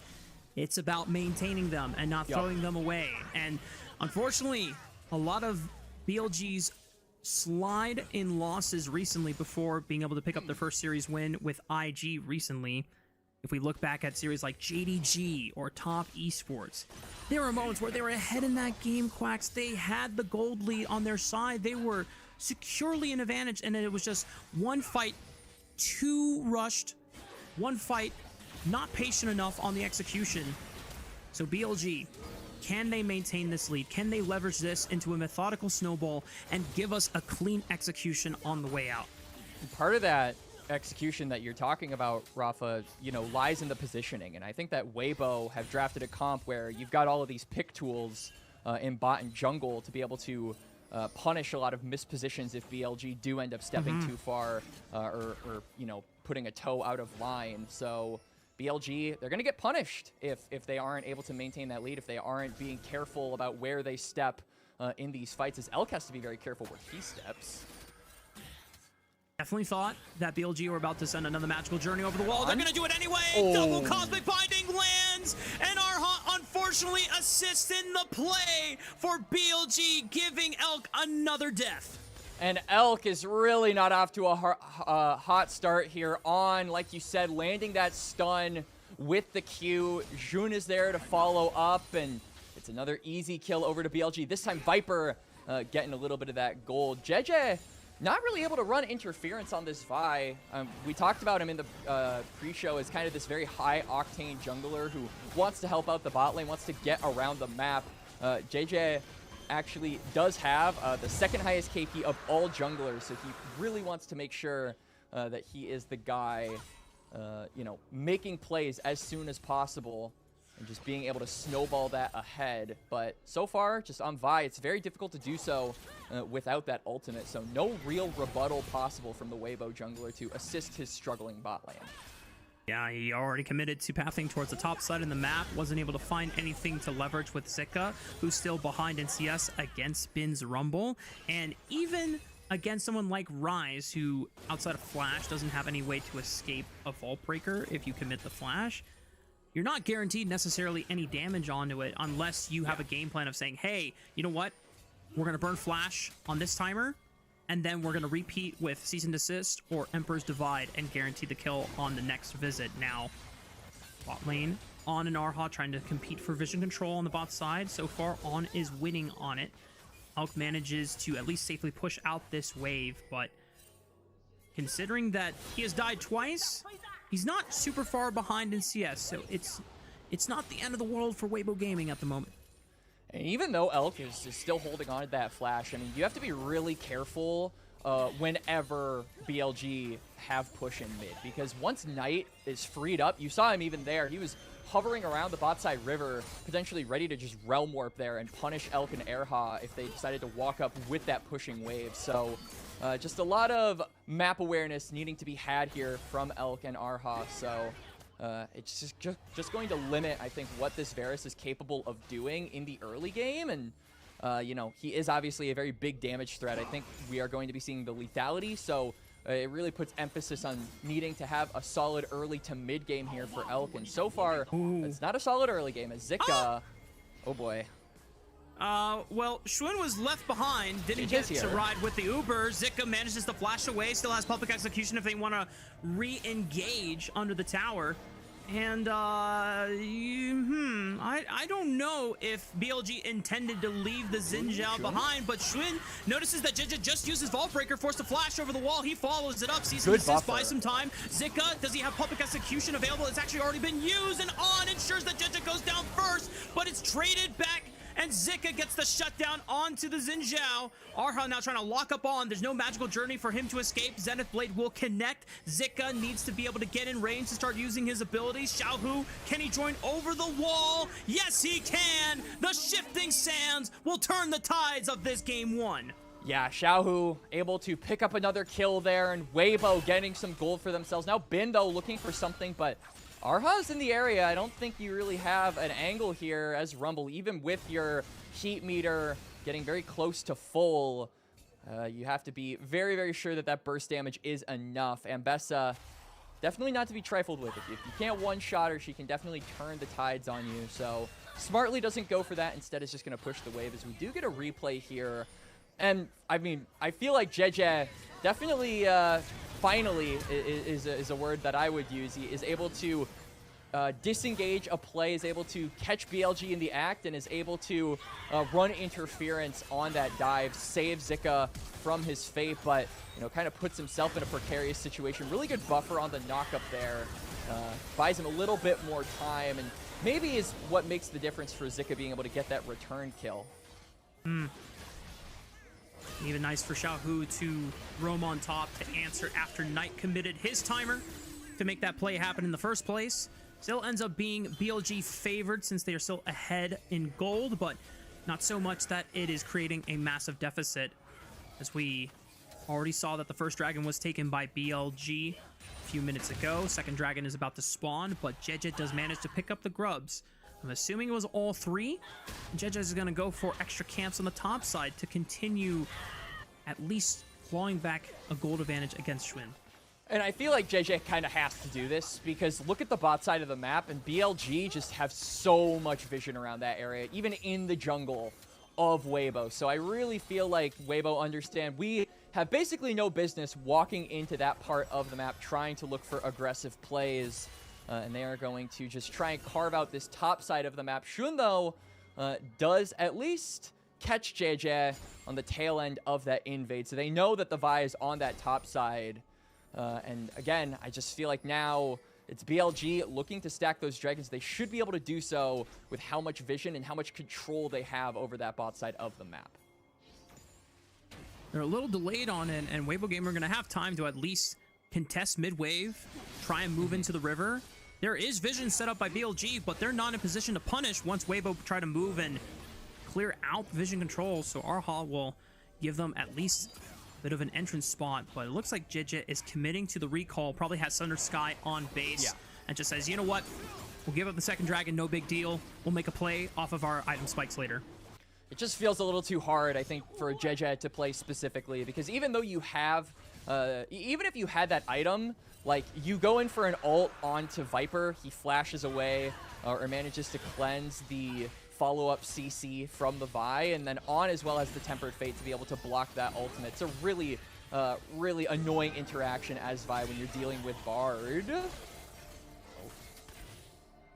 Chain of Corruptions goes wide, unfortunately for Weibo, and both BLG bot laners managed to just leave the scene of the crime. But as you were saying, Quax, I think a great demonstration of Bard interacting with Vi and denying any follow-up was that JDG BLG series. Credit to Vampire on the Bard, who kind of made BLG his son after multiple Tempered Fate attempt after BLG tried to overcommit on the Gala.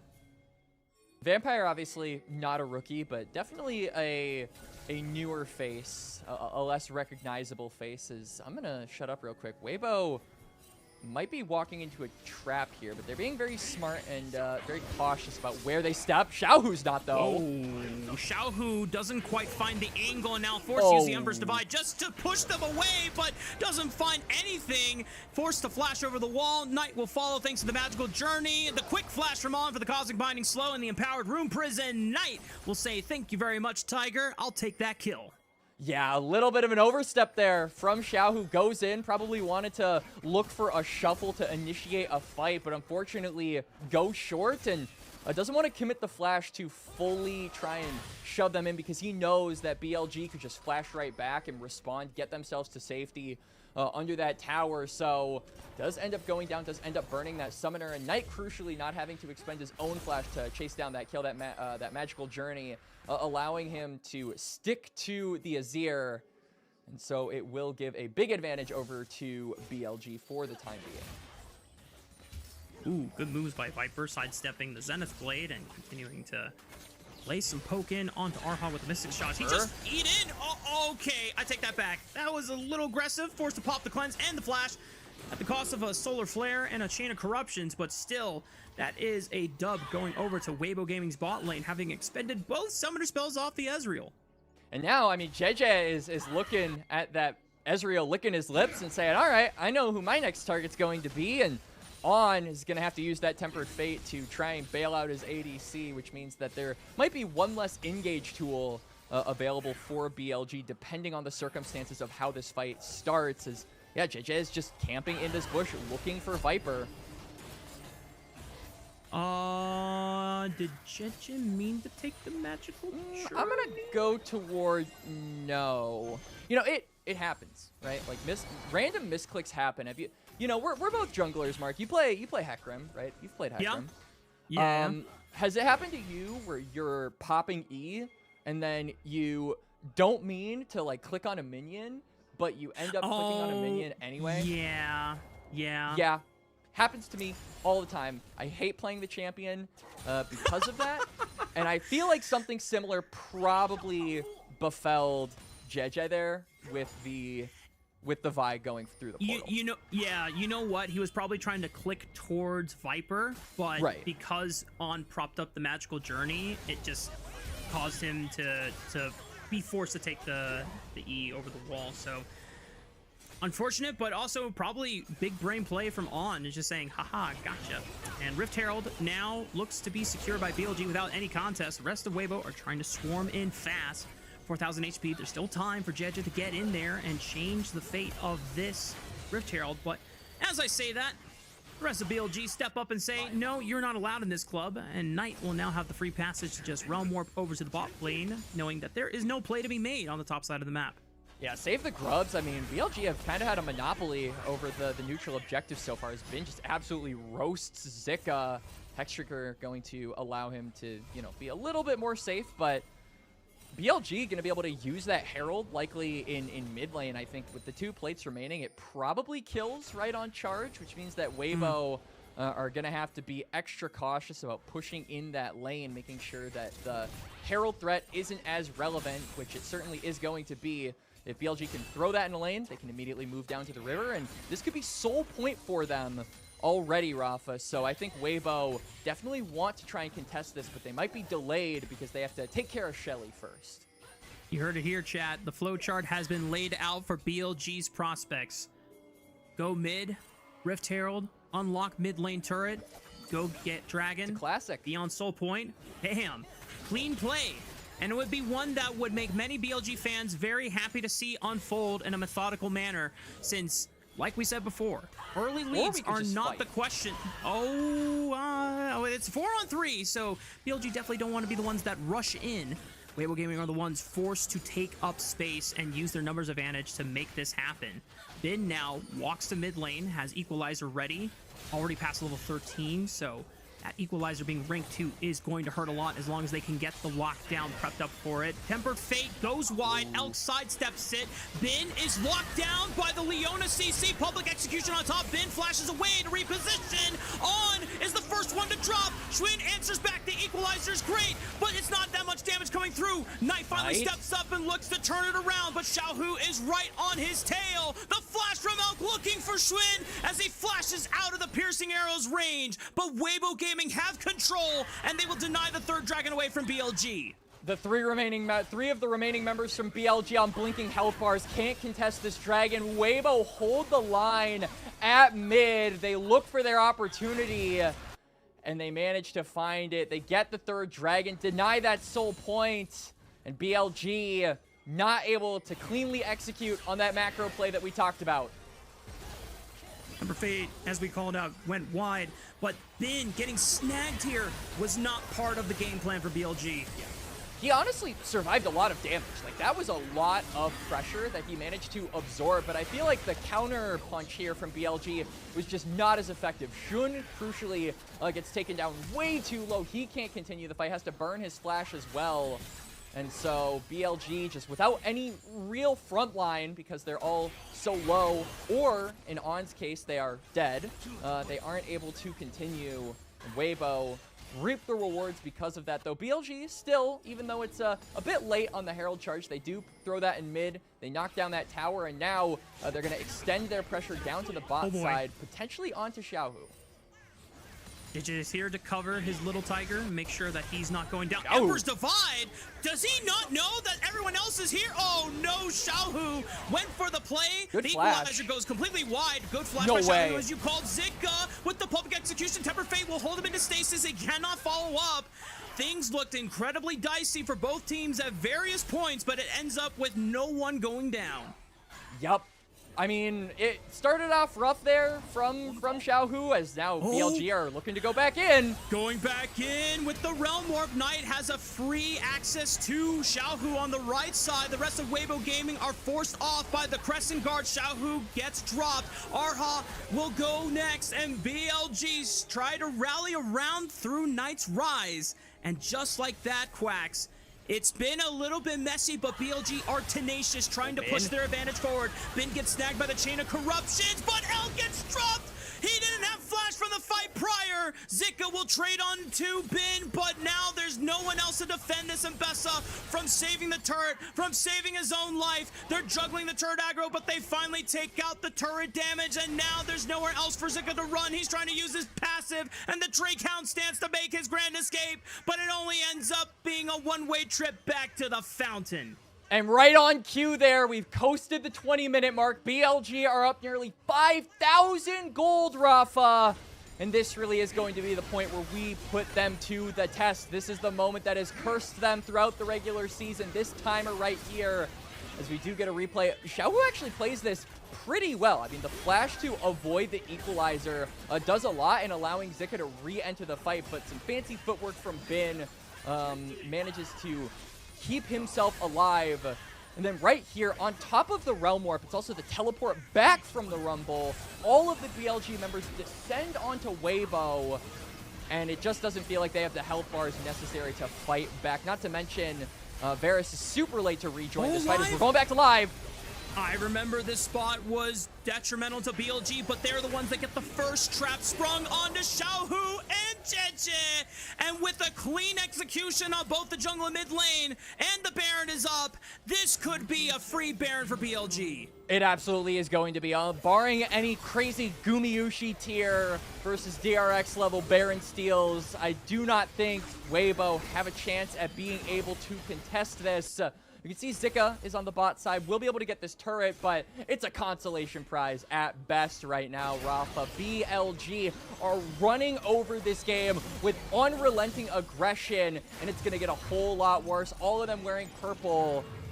And now, I feel like this is the moment where when you have the Realm Warp, this can be where Knight specifically can be super deadly. Because if Weibo look to overload a side, they look to try and say, hey, they're split trying to 1-3-1 or trying to 4-1, we can immediately transport everybody over to join that fight, just like we did on the bot side. Yeah, and it all started with just the ward on blue buff vision.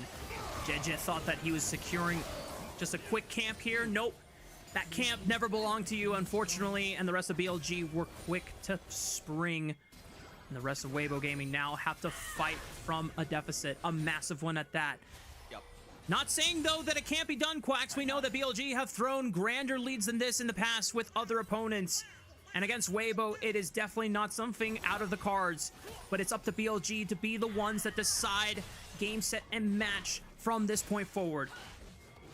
And the win condition of the Dragon now becoming a lot more relevant, because last time we were at the Drake as Elk. He's fine. Manages to walk out at the red carpet with just a scratch and maybe a bruise, but BLG gonna turn their eyes onto the Dragon and get themselves soul points. So Weibo, if it wasn't bad enough, now they're kind of on a timer to make things happen.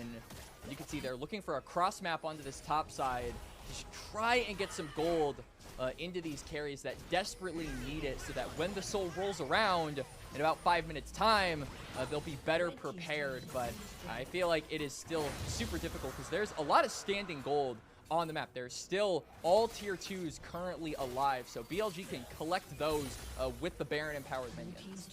Yeah, and now BLG have full control of this bottom jungle quadrant at the cost of losing a little bit of their top side, but these are the consolation prizes they are happy to give over, considering that Weibo Gaming don't really have any other choice in trying to fight BLG head on. The second tier turret in the mid lane, not going to go down anytime soon, but it's just a matter of time before BLG eventually whittle it down. Yep, the poke from Viper now being really relevant. He is on that 2-item spike. It's also just, I feel that Weibo, whenever they're looking for a lot of these engages, they look to kind of burst down one of these members, use that pick comp, right, to immediately take someone out of the fight, to burn them away, and then move on with a numbers advantage. But the problem is, there's a lot of health stackers on the side of BLG. We've seen multiple times how Bin is able to withstand that pressure. Now I think Viper is in a position where, especially with that cleanse up, he'll be able to do the same.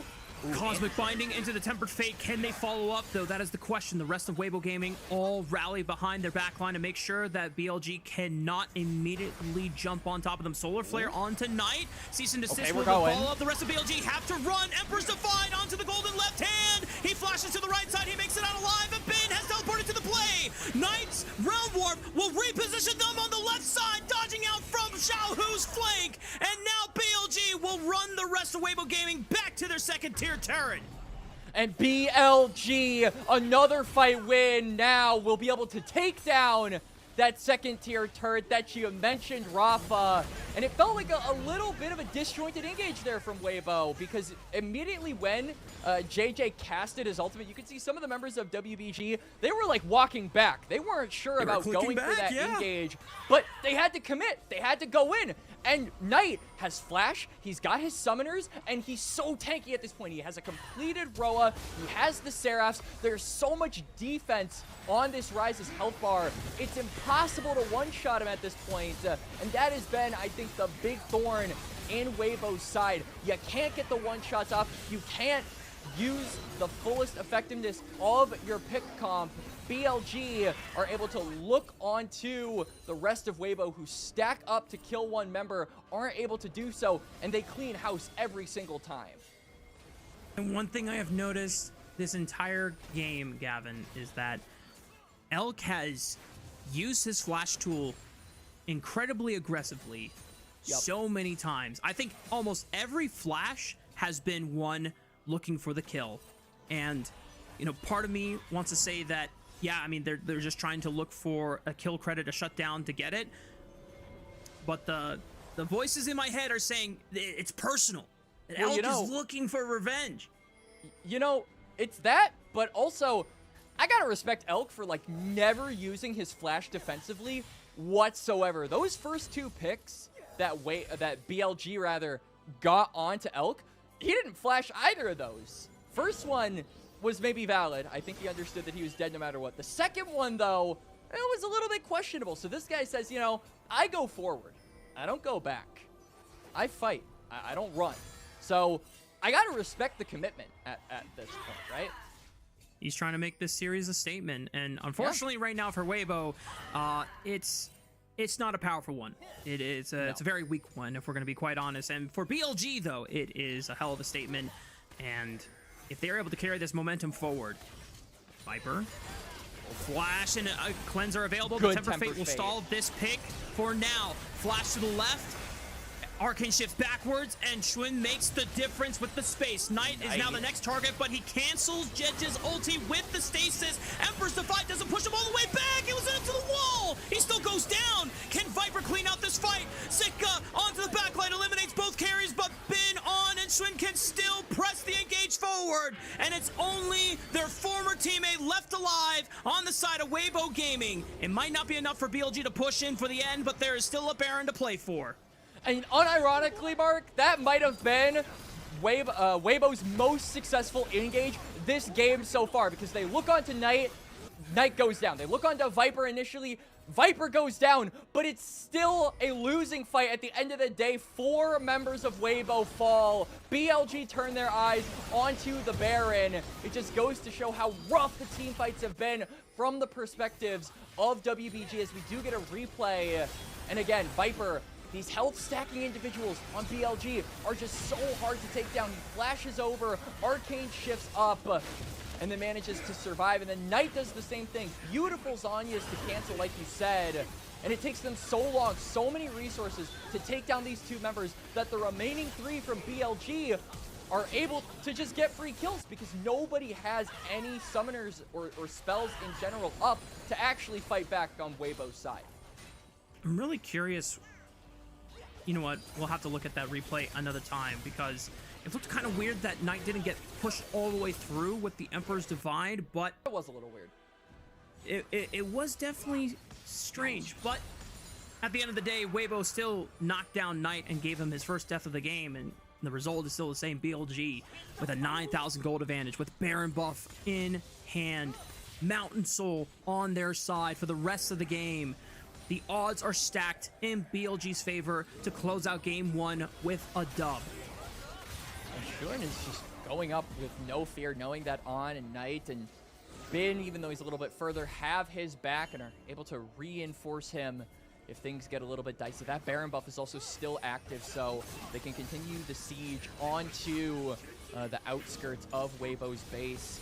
I'm curious if there's going to be a trigger pull by either side, because I believe this Baron buff still has a minute and a half. So yeah, this turret is gone. If Weibo want to try and save their inhibitor, I feel like they're going to have to be the ones that pull the trigger, but we've seen it so many times, Rafa. It's really difficult to pull the trigger effectively against this BLG comp with how tanky even their backline is at this point. Yep. No flash, no cleanse, no problem. Viper can still survive with an Arcane Shift and the items that he has gone for, giving him extra durability. I didn't see if he got the Endless Hunger yet, but if he does, I mean, the Omni-Vamp is so oppressive to deal with in a kit like this Ezreal. BLG have quickly done away with the inhibitor turret on the bot side. They move mid. Temper Fate does not land on the Weibo Gaming, but it does push them back momentarily. Get some procs onto the plate. Solar Flare onto Bin. Chain of Corruptions, but good use of the Mikhails from On to save his top laner from any follow-up.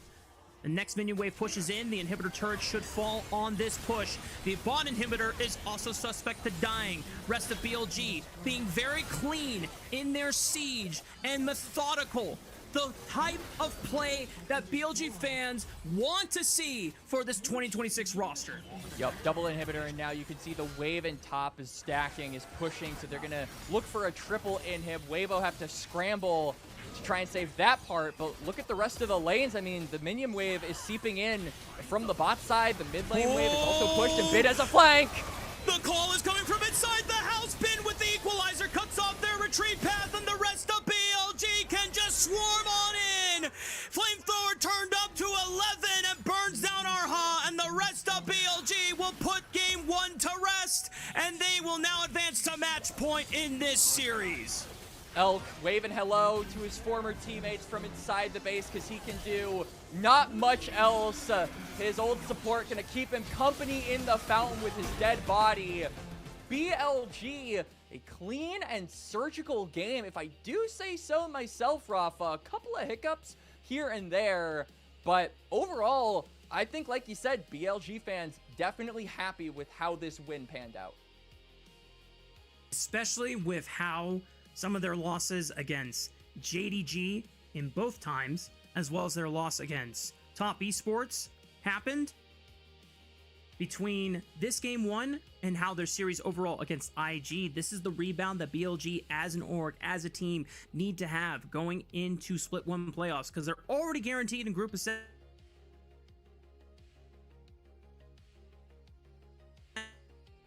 You're a little robotic.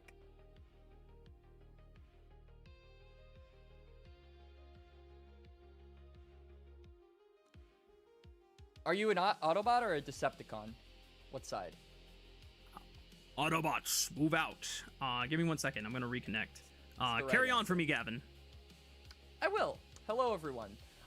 Yeah, overall, I feel like this game from BLG, you know, oftentimes I think this team can be a little bit, you kind of look at the parts more so than the sum, and I do think that this is a game where the sum of all the parts really came together, right? Who was the carry for BLG is oftentimes like something that I hear a lot of people discuss when it comes to when they actually win, whether Knight had a good game or Bin had a good game, or whether Viper had a good game, which is what a lot of people said in the IG win that they got just a little bit ago. But overall, I think that this win was a huge group effort. So I have to give like my kudos to every single member of BLG. I'm genuinely perplexed on who their player of the game is going to be. Yeah, it's a tough one. I think Bin had like the cleanest and clearest lane advantage without any jungle interference, other than the one visit topside, and even then, that was kind of a bit of an oopsie from BLG. I don't even know if Dream can hear me or not. I've connected back to Yes. the camera, but I have yet to connect to my feed. I'm trying to connect now. Well, Doing it again, please. Okay, well, I'm trying again. I mean, honestly, I might be prone to give it to Knight, because I feel like even though a lot of his rewards were Sure.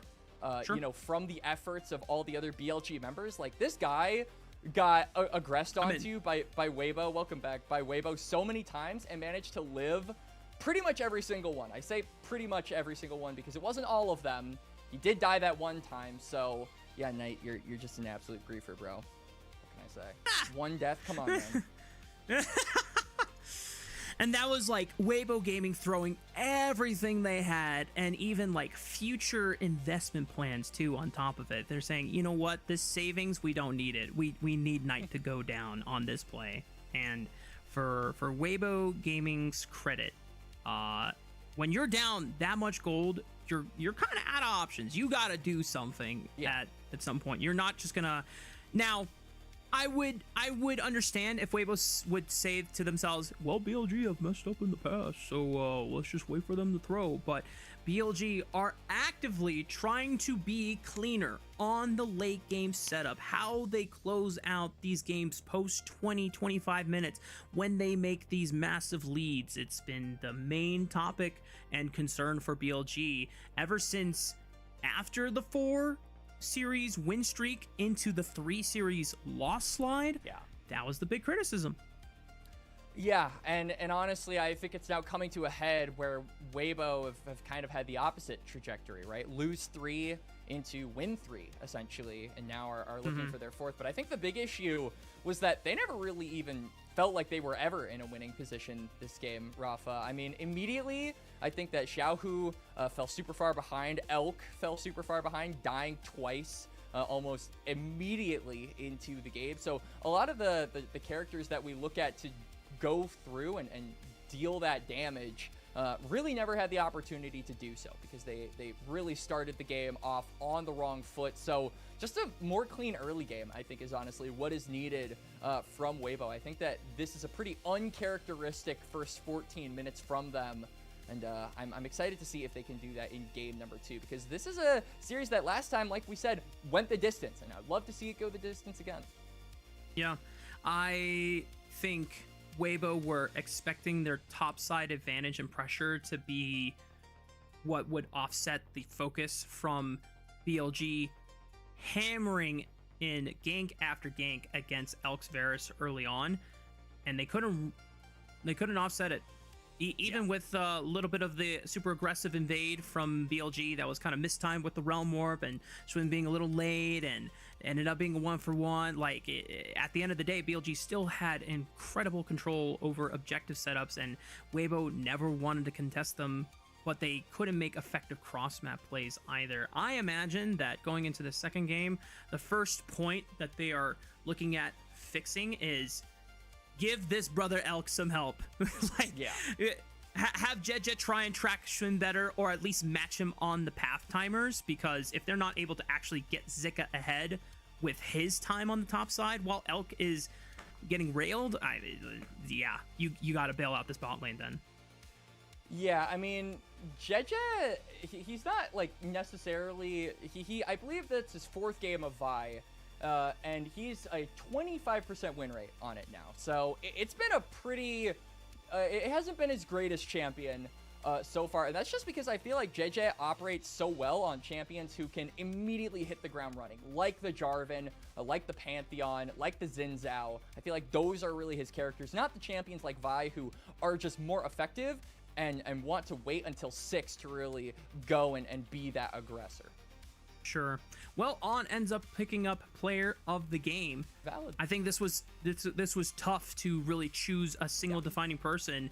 And look, even the LPL official broadcast was kind of torn. Some wanted to give it to Knight, but eventually ended up going over to On. And I think the early Cosmic Bindings and some of the Tempered Fates that were being used at least created windows for BLG either to extend their lead or prevent themselves from throwing it. So that's game 1 wrapped up in the books, and we have to remind everyone that this is a team in BLG that lost both of their series to JDG, but then JDG as a team lost both of their series to Weibo Gaming. So by transitive property, you know, you would expect that Weibo Gaming should have the advantage over BLG, Exactly. but BLG did beat them in the last time, or their last series, and BLG are now 1-0 against Weibo. So BLG, the question is, can these guys cleanly execute a game 2 similar to how game 1 panned out, or will Weibo Gaming turn it around? We're going to find out on the other side of this break.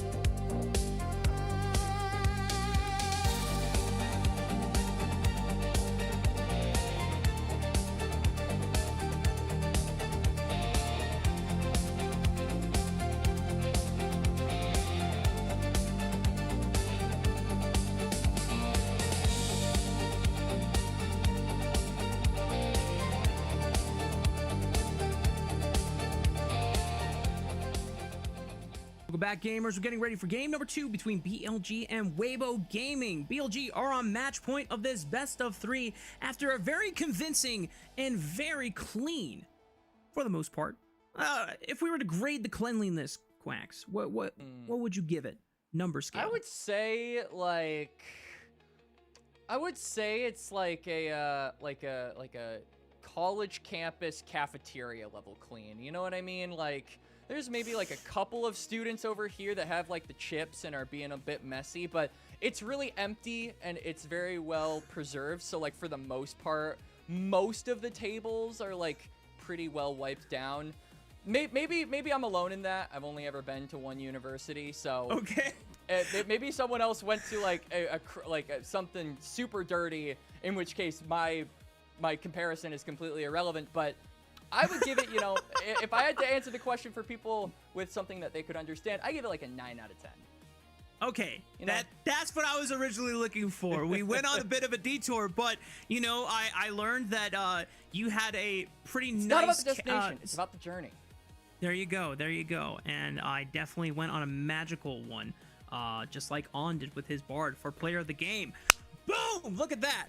We're just bringing it back to the series. Yep. That's our job, you know. And that's all I got. I'm signing out. By the way, I didn't give a proper introduction, but once again, shout out to Bloxer for casting with me on the first series, and then shout out to Quacks, who coming in to join me on this second series, and he's looking super dapper and super fly with the ivory and cream. I feel underdressed. I'm chilling with some plaid.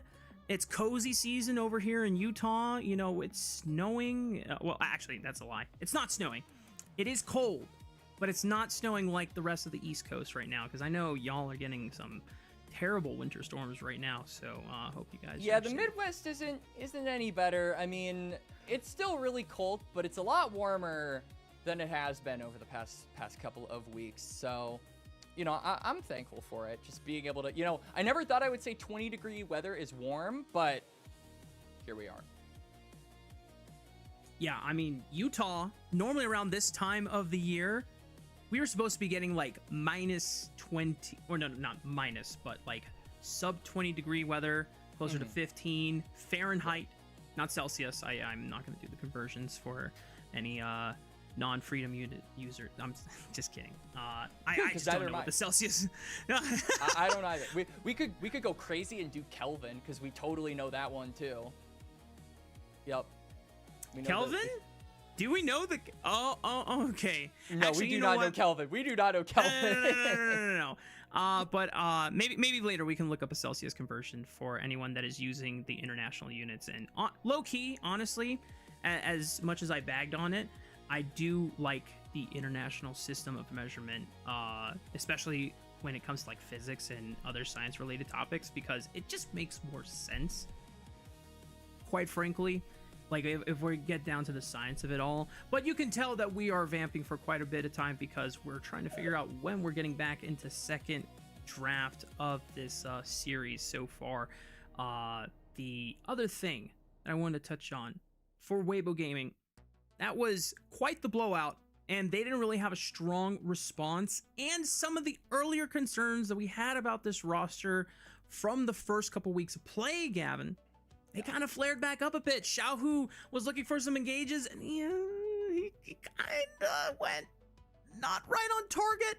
I'm talking about that mid lane play where he shifted in, and I wouldn't go like, I would go like, ugh.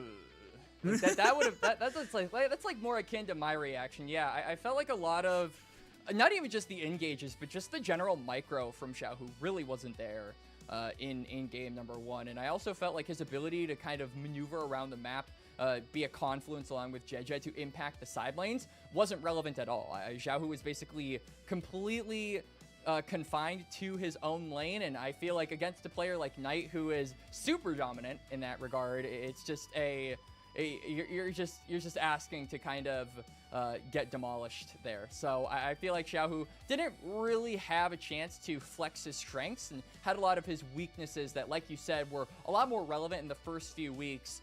Those kind of propped back up again in game number 1. So game number 2, I mean, I think the big thing is looking at Weibo to try and free up Xiaohu to get JJ on the map quicker, and also to just allow Elk to get more resources, because even though after he had that very rough early game where he went down twice in like the first 5 minutes or something, they didn't really have an opportunity to get him back into the game. BLG really did not let off the gas once, so I think Weibo need to be a little bit more maneuverable around the map and trying to get these resources over to their proper lanes. We'll see if the champions that they draft also change how well that playstyle or game plan can be executed. Game 2 draft has begun. Orianna taken off the table once again. Malphite as a response as well, but the Poppy ban is our first change in draft setup. I imagine that Jace should also be forced out as a ban as well, because you don't want to give that over to Jet. We've only seen Jace jungle once here in the LPL. It was piloted by Tarzan, and it was a quick reminder to everyone why this champion should never be let through when it's in the hands of an elite jungler, because boy, oh boy, can that champion pump out damage. Yeah, we can also see the Jarvan banned away here by BLG, just again removing JJ's best champion of the split thus far. I don't think, I say that actually, yeah, we are going to probably see the Jace as the last ban coming through here. But Weibo, now that the Varus is kind of locked up, I do think that also because the Orianna's taken away, the Azir is fearless. A lot of those really strong B1s are kind of limited here, Rafa. So we'll see the Nico just straight up come out here from Arha. This gives him, again, a few more opportunities to be more present around the map. We kind of highlighted that before we went into game number 1. We didn't really get to see that in game number 1, but Nico, obviously, with the minion wave tricks and being a much quicker champion in general, can make an impact, a splash into some of these solo lanes as well. This was the first pick that I was originally looking for when they banned out the Lulu. I think Weibo Gaming recognized that, hey, we're going to be giving up Yunara. We don't want to give them Yunara and Lulu in the same rotation of drafts, so at least we have our premier support locked in for us. BLG deciding potentially what jungler to look for. We have seen Pantheon be flex support in certain scenarios just to even exclude more jungle priority picks for future games if it goes the distance, but it's also been one that allows Shun to pretty much enforce his will on the map even before level 6, and having that aggressive option to continue playing through bot lane, which has been BLG's memo for a majority of the split so far. This is a great combo to start off with. A pretty common response to the Pantheon is instead going for like the Nocturne, but I feel like with the Orianna ban, that really reduces the effectiveness of this champion, especially when you think about good pairings with the Nocturne. Orianna really is the only name that at least crops up in my mind. But looking at the bot lane, there are several good pairings with Nico, and Kai'Sa is definitely one of them. This will give Elk and Arha a lot of power in the 2v2, which is another really big advantage of going something like a Nico, is just being able to dish out that damage along with the Kai'Sa. So Weibo opting in to be a bit more aggressive in the laning phase, and that would prompt maybe a more aggressive proactive jungler to come out as well to try and make use of that priority that you'll probably be getting with the Kai'Sa Nico. But I do kind of wonder who that's going to be. I feel like Qiyana, it's a little too early to slam something like that right now for Weibo. And I've also been a huge Qiyana naysayer, Rafa. I don't know, as the fellow jungler in the call, if you kind of share that sentiment, but not a big fan of the character in the Big 16. Yeah, we've had our conversations about it, not on broadcast and not even in the green room for broadcast, but I've heard your side of it, and I can understand that the overall argument is that Qiyana in Split 3 last year was abusing a accelerated way of getting income on her first 2 items, which were really cheap in Profane Hydra and Axiom Arc. She doesn't get to enjoy that accelerated spike anymore because a lot of other junglers with normal items are getting those items around the same time. So you, as an assassin, if you're not ahead of the curve, it's very hard to be useful. So I can understand that. But if you're him, then it doesn't matter what champion you pick, and you can just flex on him with the Qiyana. But so far, BLG are not concerned about a Qiyana pick. They, like you talked about, took away the Nocturne, they took away the Wukong, And with the Vi and Xin Zhao already taken off the table, Jarvan as well, your early game options as a jungler, you're looking at Lee Sin. Yeah. Which I don't think you want to pick into Pantheon. No, you're looking at or Alistar. You kick in, he headbutts you out. That's like the extent of the interaction with those two champions. But a BLG now, I mean, I was thinking maybe something like a Renekton was going to come through here. Have also kind of agreed with Gebetto that I think Zehen is a little bit fake, but we have seen Ben pilot it before, and I don't necessarily think that he has done a bad job on it. So I'll save judgment until I see it on the Rift. But yeah, here it is. Hover on the Kiana. Aatrox is going to be the lock-in here. Nerfed in the last couple of patches, but we have been seeing it a bit, particularly in LEC, I believe with Navi's jungler. So does have the value in tier 1, but again, it's a question of can you abuse the priority of that bot lane? Aatrox, I don't really think you can. So it's just a question of how are you going to fit in with the team fight that Weibo are going for. And yeah, the Syndra I think is a good answer as well. Silas is actually not bad here. There are a plethora of good ultimates to steal. Yeah, so something that I found out about Knight when I was going through his champion history is that he actually played a lot of Echo on his come up with Suning Esports as well as Top Esports during like the first 2 years. So seeing that flash as a potential response to Syndra gave me a little bit of excitement, but at the end of the day, BLG recognized, hey, you know what? Neither Zehen nor Pantheon are true front lines, and we don't want to put on solo frontline duty this game. I think having something like a Galio to follow up off of a Grand Starfall or an Alistar Engage, or hell, even a Zehen Grim Deliverance is a great way to continue adding more meatballs in front of Viper's Yunara to carry out this fight. When I look at Weibo Gaming's final composition though, Quacks, you're relying a lot on not just this Sion, but also this Syndra to make space for you after your initial engage or your initial counter response from this Pop Blossom. And the thing that Aatrox brings to the mix, I was kind of with you on the fact that maybe you wanted something that could be a little bit more aggressive early on, but because a lot of those prime early game jungler options were not available. Yeah. Aatrox in this current form, I think, is more of a scaler. Not necessarily like every single item he gets stronger and stronger, but he has a really strong mid-game spike. Aatroxes are not necessarily building full damage. They're doing the Sundered Sky into Black Cleaver for ability haste and just survival, and he's just another sustained bruiser. But I'm not sure if it's one that Weibo Gaming can really reap the rewards of going into a very aggressive and currently clean-looking BLG. And for BLG, I mean, it's basically double global ultimates for them. I mean, I think that one thing that kind of scares me is the lack of damage, because Pantheon's going to be strong early and then Yunara is going to be strong late, so it really is on them to carry their respective parts of the game. But for the Yunara, I mean, you're going to have the backup of the Hero's Entrance, you're going to have the backup of the Grand Starfall. There's so much reinforcement you can get on that bot side that I think it's a very scary thing for Weibo to over-aggress.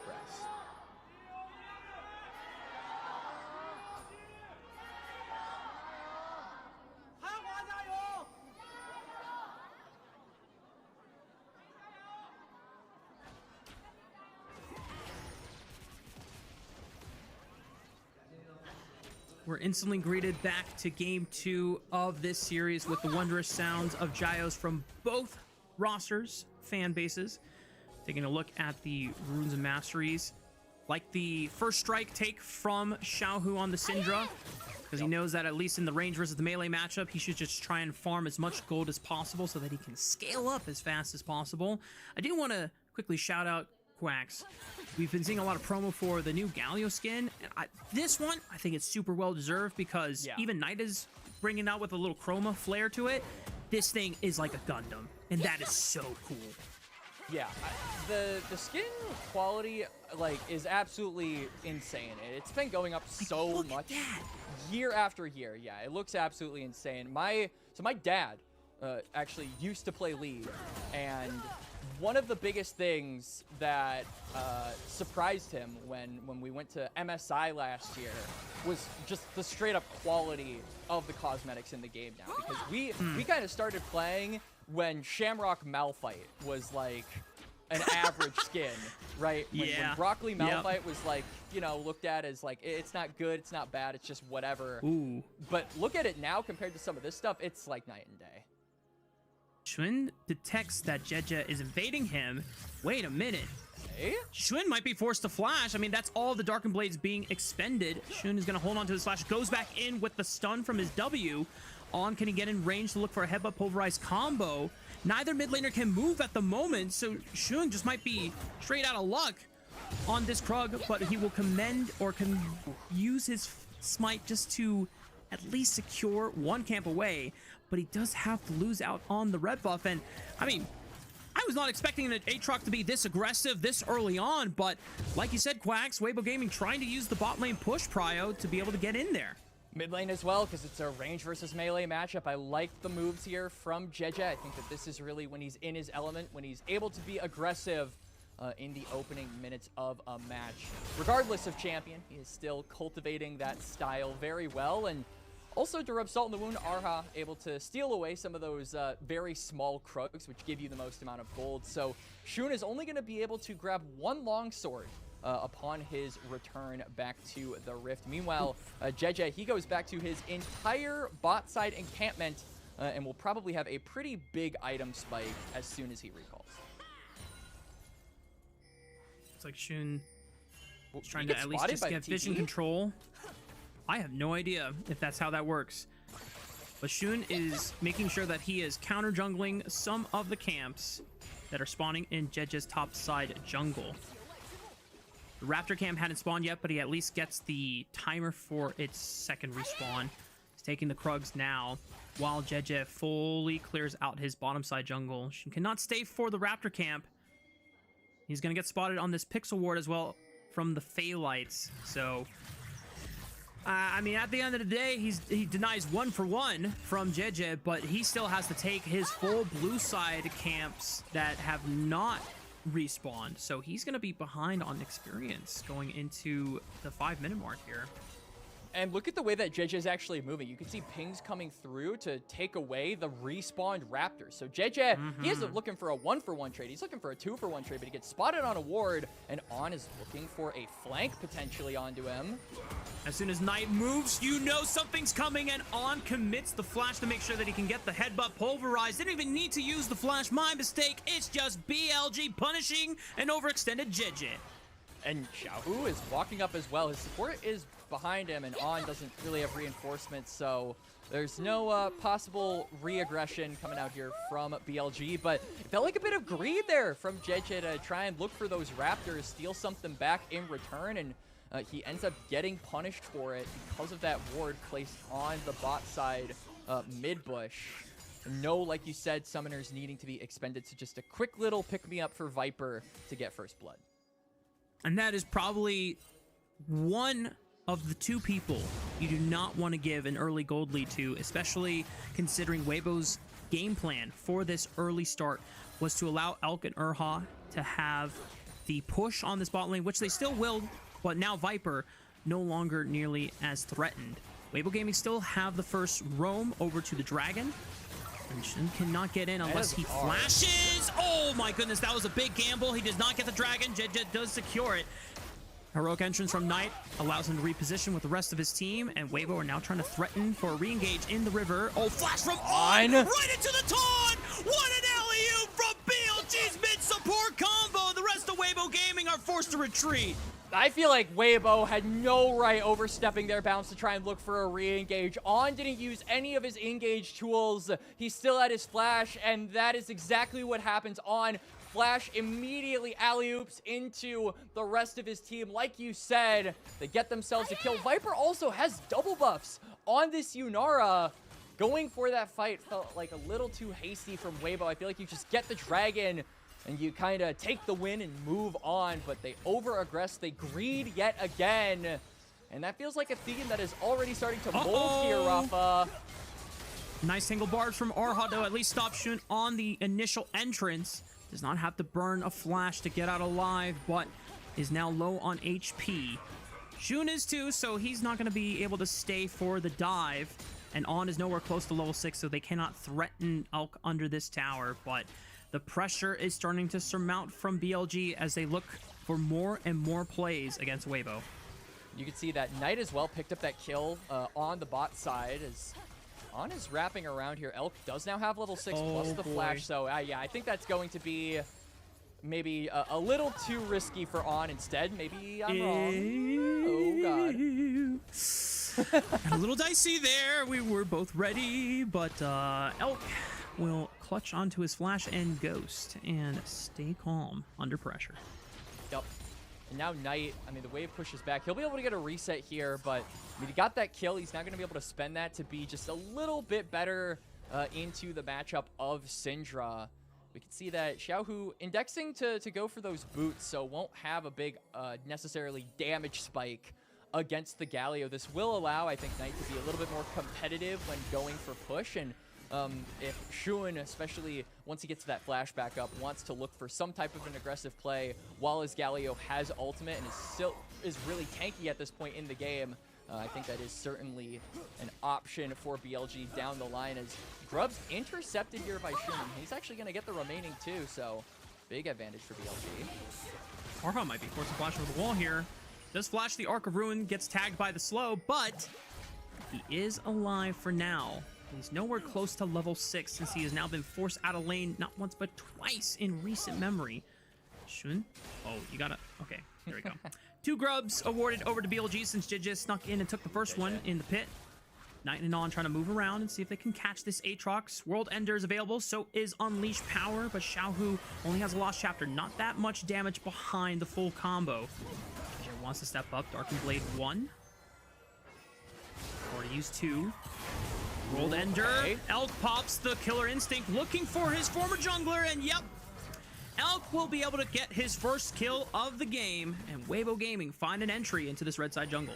Yeah, Weibo recognizing that Knight really didn't have a way to disengage that fight on the Galio, and the Alistar isn't enough to get all of them from getting on top of the Pantheon. They just dogpile onto Shun, and he ends up going down. JJ as well, gonna collect a couple of camps for his efforts. So not only is it Elk getting the kill goal, but it's also the Aatrox managing to get something in return as well. It's really imperative that JJ hits these item spikes on time, as Shun is looking again onto bot lane.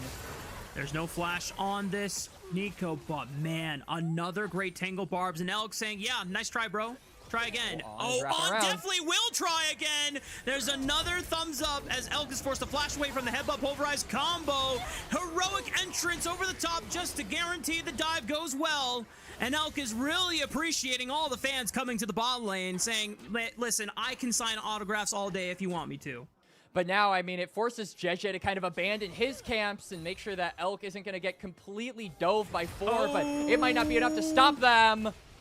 JJ forced to flash away, and Elk still no summoner spells on his side either. He's going to have to give up this entire wave to the turret because he cannot get back in range unless Weibo Gaming want to force a fight now that a couple members from BLG are recalling. Not going to be the case. Yeah, and all while that's happening, I mean, you can see Xiaohu in the mid lane managed to get a little bit of gold, so we'll recall. I wonder if this gets him to his first item on the Syndras. That is a pretty big spike for that champion. Just being able to dish out some of that damage onto the more bruiser slash squishy members of BLG. Instead, actually, he's going to go for the Blackfire Torch. So he's going to get that spike, and now Knight is going to have to run away. This won't make trading into the Galio, I think, any easier, just because that Visage is so good at being able to tank up any of the punish that Syndra brings down on you, but it will allow him to be a little bit more threatening with those pick tools on the Scatter the Weak and toward that backline with his ultimate. So much. Oh, On with another pulverized flash onto a flashless JJ, and Knight is right there to follow up on the play. The taunt scatters Weibo Gaming members. Arha forces the pop blossom for a re-engage. Elk is back into the fray with the Killer Instinct. They're able to trade one. Can Xiaohu look for On while Knight forces Elk back? On finally pops the Unchained, and now On is trying to use this damage reduction to bait Xiaohu in for another pick from Knight. Decent damage out. This is a Hollow Radiance rush, by the way, and still this thing packs a wallop behind it. Yeah, but they're going to be able to disengage get away from Knight's Galio, and the supports having a little bit of a competition of their own, and Mark seeing who can get the better engage off on, you know, finds the pick and manages to start up the fight, but then Arha with a huge Pop Blossom manages to match him, go band for band against one of LPL's most legendary supports. The initial play starts off pretty woe and doom for JJ, but then the turnaround, as you called it, Quacks, Arha with the Pop They don't Blossom, focus down Arha. I think are more concerned about trying to lock down Elk and Xiaohu, that they forsake the Nico, give Arha an opportunity to withstand that CC and look for that ultimate and re-engage the fight. So really good stuff coming out here from the support so far, not just in this game, but in this series. On, obviously, a winning MVP of game number 1. Looking to maybe try and get one for game number 2 here, as now he is just completely guarding this Dragon entrance. Scout of the week, but he uses the headbutt pulverized combo to get out of the Infernal Chains. The Rogue entrance for another knockup, and JJ, his world is gone. And the rest of Weibo Gaming don't have a jungler to use anymore to contest for this Dragon. BLG should be easily able to secure it. Yeah, JJ is having a lot of struggles on this Aatrox jungle so far, just because it's so difficult to walk into this area. Oh, great scout of the week, though, from Xiaohu, and flashing away. Unleashed Power says goodnight to Shun, and Elk picks up the kill. But a flash from Knight, 3-man taunt into the Justice Punch, but no one can get through the choke. And Arha with the Pop Blossom doesn't hit anyone, but it prevents BLG from being able to follow up on the play. Always a great attempt for Knight, but Weibo Gaming hold their formation strong, and they're looking for the follow-up. On gets dropped. Elk! Xiaohu picks it up. Elk is able to get his revenge on the Viper, and Knight is forced to flee. And Knight looking to run away. Xiaohu is going to be able to catch up, but he's face-checking. No! You're face-checking, Xiaohu! No! Oh boy, Knight gets the better end of the old man in the mid lane, saying, all right, Tiger, get back down in your cage. Yep, get your eyes checked, old man. Knight picking up a kill to end that extended fight, but still a really good engage there from On. A good follow-up from Knight, and Weibo with the counter punch of their own. Arha, you know, you mentioned the damage coming through from Xiaohu and Elk, but that was a 3-man Tangle Barbs on the repeat engage, so gotta give a lot of credit over to the Nico. But JJ really just, I feel, struggling on this Aatrox, because it's so difficult to walk into these fights without getting focused down immediately, and you're not tanky enough to be able to tank up all of that punish. So yeah, right here, see the Tangle Barbs onto 3, and then the damage is able to be delivered immediately afterwards. So really good re-engage from the Nico to kind of equalize this play after it was looking dicey. Close to a comedy of errors from both teams, but it is just a game of inches, both ultimates being expended. This re-engage, pretty damn solid from Weibo Gaming. And unfortunately for Xiaohu, we all know how it ended up with Knight being able to sneak into that brush and catching an unexpected Syndra on his way back to mid lane. We're at 7 kills for both teams, Quacks, and Weibo Gaming do find themselves with the gold advantage. Grubs have been split 2-1 for BLG favored. Dragons split apart 1-1. We even get a replay of what happened topside. What happened topside? Bin. Oh no! Oh no!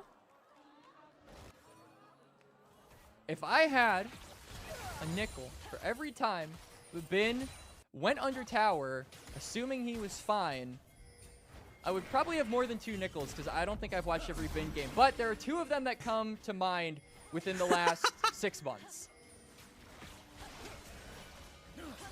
Shout out to Dokla, 100 Thieves. Yep. BLG.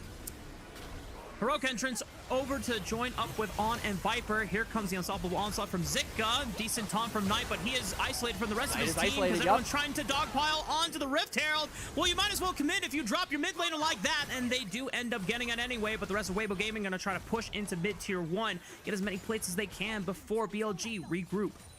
And crucially, JJ manages to survive in that fight as well on the other side, kind of pulling some members of BLG to focus the Aatrox, but they leave their Galio kind of out to dry. Knight gets taken down, and this is really crucial to knock this Galio down a peg, because you essentially have like 2.5 magic damage users on the side of Weibo. So Galio is tailor-made to be able to counter the damage profile of your comp. So if you can kind of de-escalate how strong Knight is at the current moment, I think that that does you a lot of favors in getting to a point where you can start affording some of those magic pen items and being able to shred through this Galio's health bar.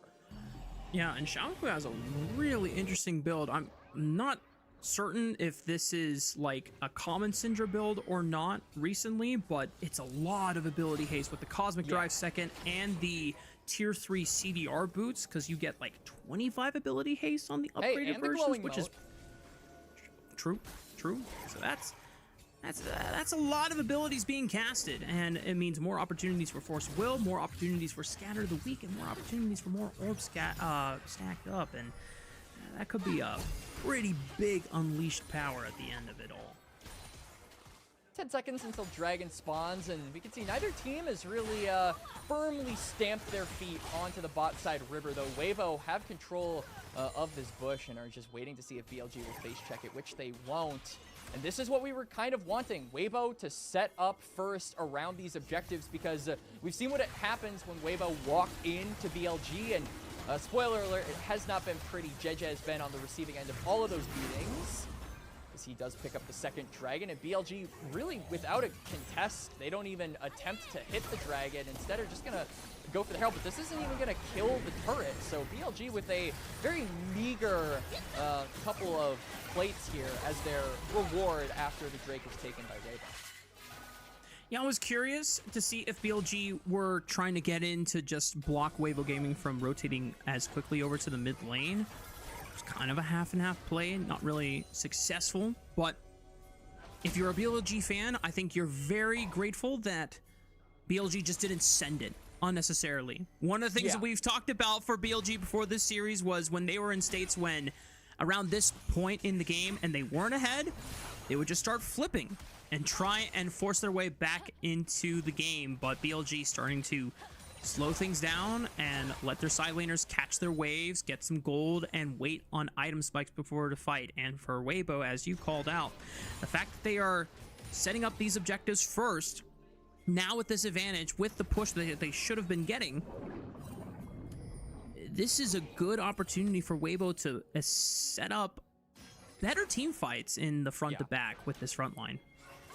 And also, I think for BLG, like, that patience is really going to pay off, because Viper is at 2 items, right? Once it gets 3, that really is kind of the standard staple consensus on when Yunara gets really, really strong. So I think once Viper hits that item spike, we might be able to see some BLG tomfoolery, but before then, I really don't want to see BLG looking for these fights. If that means you have to concede space around this dragon, then honestly, so be it, because I do think that this is kind of the moment where Weibo can start putting their foot on the gas and looking to be the aggressors in this game.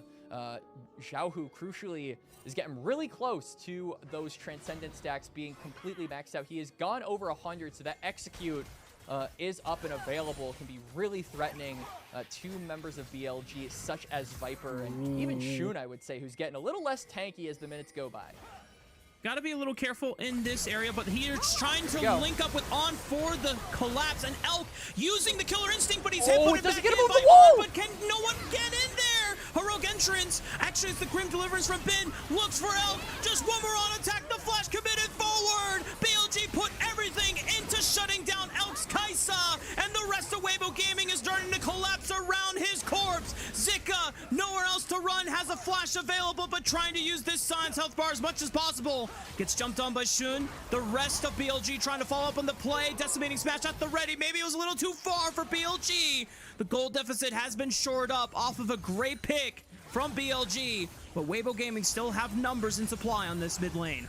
Yeah, BLG, credit where credit is due. I thought the play was not going to go their way because we saw On really commit to trying to stick onto Elk, and Elk was maneuvering that fight very, very well. But then Bin arrives on the Zahen, gets in the face of this Kaisa, and manages to make all of that effort pay off. The rest of Weibo, without their AD carry, are completely scattered, split, and they get put down in this fight as we go on to a replay. And I really want to pay attention to where Bin was. So On, looking at him, he flashes over the wall, headbutts, and then all of Weibo right now, there's 3 members scrambling to save this Kaisa. Where does the Zahen end up? He just Grim Deliverances over the wall. And yeah, Elf can't cover the distance. The TP was bought with enough time from BLG to stall. BLG top laner makes it happen. Looks like, though, in the live, Weibo Gaming are able to take out this tier 1 turret. Gives them a little bit more access to map control. Yeah, oh, Zika. I don't know where Zika dropped, but a decent trade maybe was on the top side of the map. Weibo Gaming exchanges life for map control, but now BLG starting to push into this top side jungle quadrant with vision control. And Salt in the Wound there from Shun manages to steal away the big chicken, and he steals away the Krugs, a majority of them at least. I think JJ might have gotten a couple of small ones. That's just wounding the jungler pride right there. It's not even about the gold or the experience at this point. It's about the pride and like saying these are my camps. Sometimes those camps are small mental victories. Like, yes, I stole it away. Well, I'm the better jungler. Those ones are small mental victories. Scuttle Crab, that's a big, not only mental, but like spiritual victory as well. Like that, that transcends just the mental. According to Cloud9, that has been their main game plan. If we don't win Crab, GG. And you they're know what, 2-0. Dave? They're 2-0. Maybe LPL should take a page out of the book of Cloud9's teachings right now. But Weibo Gaming, they're the first ones to the 4th dragon of the game. BLG cannot respond despite having a slight edge in gold, but they are respecting. Oh my goodness, this is character development for BLG. Weibo Gaming are now on Soul Point, but BLG trade that for map pressure instead. Yeah, we can see Knight is split pushing on the top side, drawing pressure from the rest of Weibo. Depending on how many they send, it might also open up Viper to get some freebies in mid, get closer to that 3-item spike. He is very close, actually. I think once he recalls, he will hit that break point. So this is maybe where we see BLG fight. I mean, Weibo are now on Soul Point, so you have to be making sure that you're getting advantages within the next 4 or so minutes. So that once that dragon fight rolls around, not only will you have the Yunara item spike to play off of, but she will be well protected and able to actually maneuver around these fights. Viper as well should have his flash back up by the time that Drake spawns. So BLG is about biding their time, waiting for an opportunity, and not burning conditions like your AD carries flash unnecessarily. And the same goes for Weibo Gaming. Even though in recent memory they've been a lot better in these late game scenarios with their discipline around it, a lot of the concerns we had for this Weibo Gaming roster arose in the early series of this split, where they had the moment, they had the advantage to close out the game. And it was their late game decision mistakes that costed them what could have been wins. There was an attempt made by On to try and lock down, I'm assuming, Arha in the mid lane, but did not really happen. So Weibo Gaming are going to be able to re-establish vision control at least around this mid lane. You can see that Knight on this Galio is maybe looking for some kind of a flank angle, but Weibo are going to sniff that one out. They're not going to give Galio the opportunity to look for that kind of a play at the current moment, and instead, teams are just going to cordially pass by one another. And we've kind of entered a lull state here, which is very uncommon for a team like BLG, who, I know we've said it so many times on this broadcast, but who are really just prone to fighting at every opportunity, making plays that can get them into a position to actually fight. And I think that this has been like the big thorn in BLG's side for quite a while. A lot of people have said that the mechanics on this team are extremely good, are second to none, as far as caliber of LPL teams go overall, but the macro has always been a concern, especially when you look at this team internationally, I think, to be exploited. It always is kind of in that macro sense. So a sense of direction, a sense of what to do post 20 minutes is needed if BLG really want to return to the heights that they saw. And for Weibo Gaming on the other side, they are starting to try and show their power once they have this lead. JJ trying to jump on the Shun, but there is no damage done. Just an excellent use of that Aegis Assault, and he blocks all the incoming damage. And JJ on this Aatrox, we said it before, 2 items should be the strongest point for an Aatrox jungle at this point. Gets no value whatsoever. Now Weibo have to flip on this Baron, even without a smite from their jungler. Yeah, Weibo, I mean, they can look to try and fight here, but On still has his ultimate, so he can just play bodyguard here for so long. Knight is also on the side, so he's ready to ult in if things go dicey.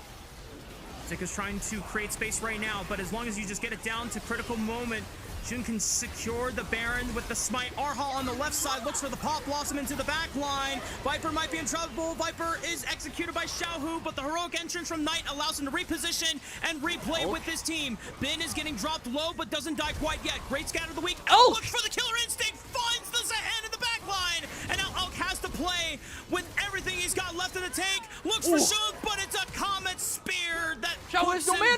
No mana! Xiaohu, no mana to be able to unleash orbs, only has 1 more left, and Zika tries to run Shun out, but he's too fast. Jeje arrives back to the play, and Knight might not be able to make it out of this one. Shun, you're crazy, Shun! Shun, you're crazy! But Xiaohu, like you said, he has no mana, so he has to flash away from the Pantheon, and Knight, don't tell me he makes it away from this Jeje Aatrox.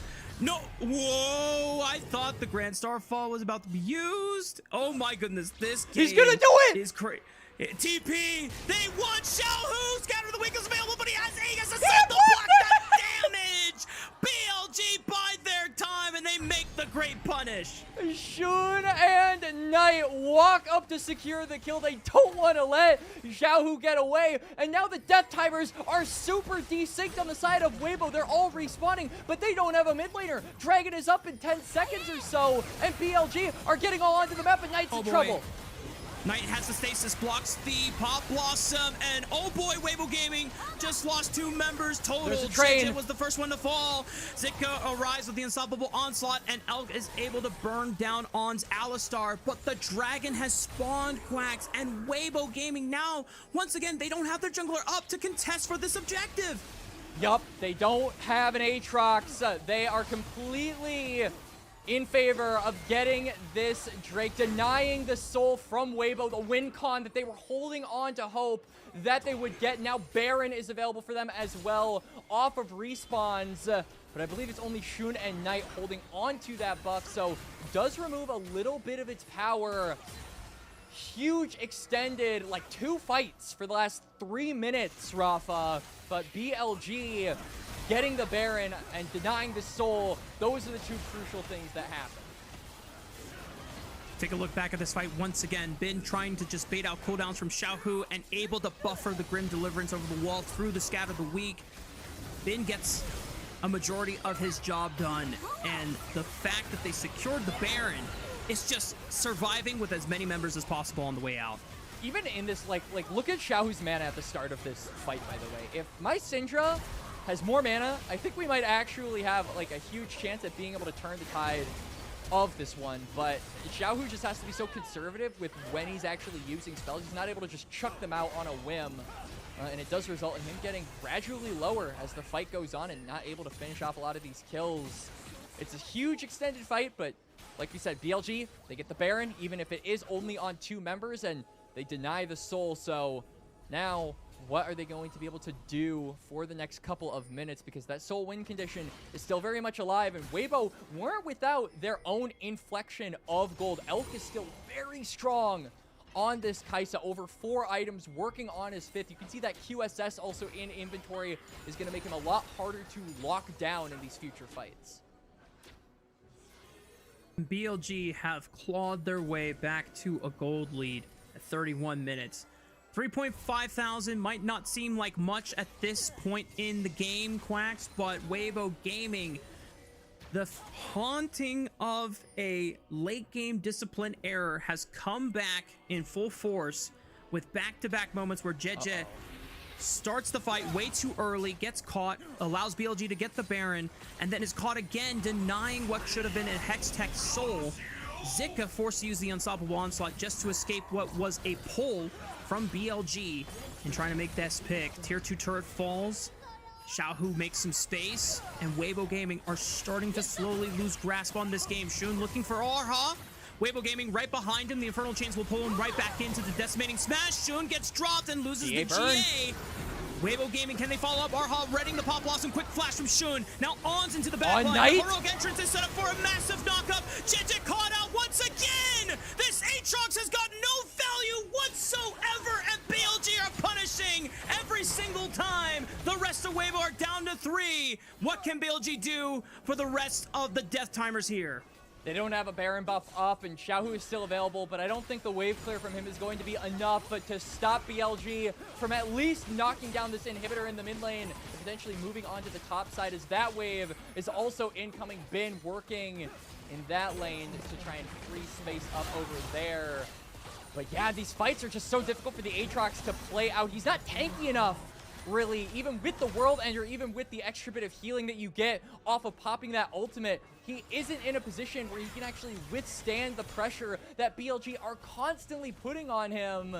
And it feels like a lot of the damage is solely reliant on Elk and Xiaohu, but Elk is constantly being aggressed onto by BLG, so he's oftentimes forced to play defensively. These threats from Weibo aren't able to unleash. They aren't able to find these angles to fight the way they want to, and BLG just keep moving forward.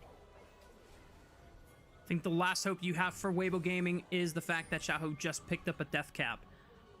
Mana problems were at an all-time high in that Baron fight. That could have been crucial turnaround for Weibo Gaming, but now that he has this item, he's packing way more firepower. It is scaling off of the extra ability power that's coming in from the rest of his items as well, adding to the bonus. Weibo Gaming have to trust in their backline to be able to carry them through a comeback. And BLG are starting up the Baron once again with all 5 members of Weibo ready to collapse. Knight pushing on the bot side, has TP ready. Blast Cone already expended by Bin. They immediately peel off the Baron. JJ's over the pit. I think they're just gonna try to focus on it, but the rest of Weibo are here. On's on Zika! That's not the target that you want! On goes down for nothing! Weibo Gaming are able to collapse onto the support, and now it's their turn to maybe look at the Baron. But there's a super minion wave pouring through mid. Knight already collapsed in using the teleport. Weibo Gaming have gotten a variety of spells already burned by BLG. You can just take it slow and go towards the Hextech Soul that is now spawned. It's 4v5. Knight is really the only solid frontliner that BLG have at this point. My eyes are on Viper. He's got the flash. He's got the transcendence. It's his time to unleash. Pop Blossom misses. Knight is able to dodge it out. Shun goes into the backline with the Viper Grand on the Star side. It is completely crazy, but Xiaohu's the first one to drop. Viper assassinated him. Jenta's GA is being popped. Grim Deliverance over the side. Elk is forced out of the fight. Shun dies to Jenta. The World Ender. Can he secure the exit zone before it goes down? And BLG thrive in the chaos when it matters most and upset Weibo's chances. Zika, he's gonna ult away. He's gonna take a train ride over to Narnia, because going back to his base, that's a risk in and of itself. Knight is on the flank. Flash taunt onto Elk. Good night to the Kaisa. And BLG are gonna take this wave, push it into the base. We'll see how far they can go. On is preventing Zika from being able to base. I don't know if it'll be enough for BLG to end the game, but they're going to try, Quacks. They want to look for the sweep. They want to start off this final last 2 series off strong. Bin takes out the last Nexus turret. Arhog takes out one. Knight and Bin just have to hit. You have to let them hit. Arhog can't do anything to stop them. Bin is playing with fire. Jeje has respawned with World Ender. Can't look for it. BLG sweep Weibo 2-0.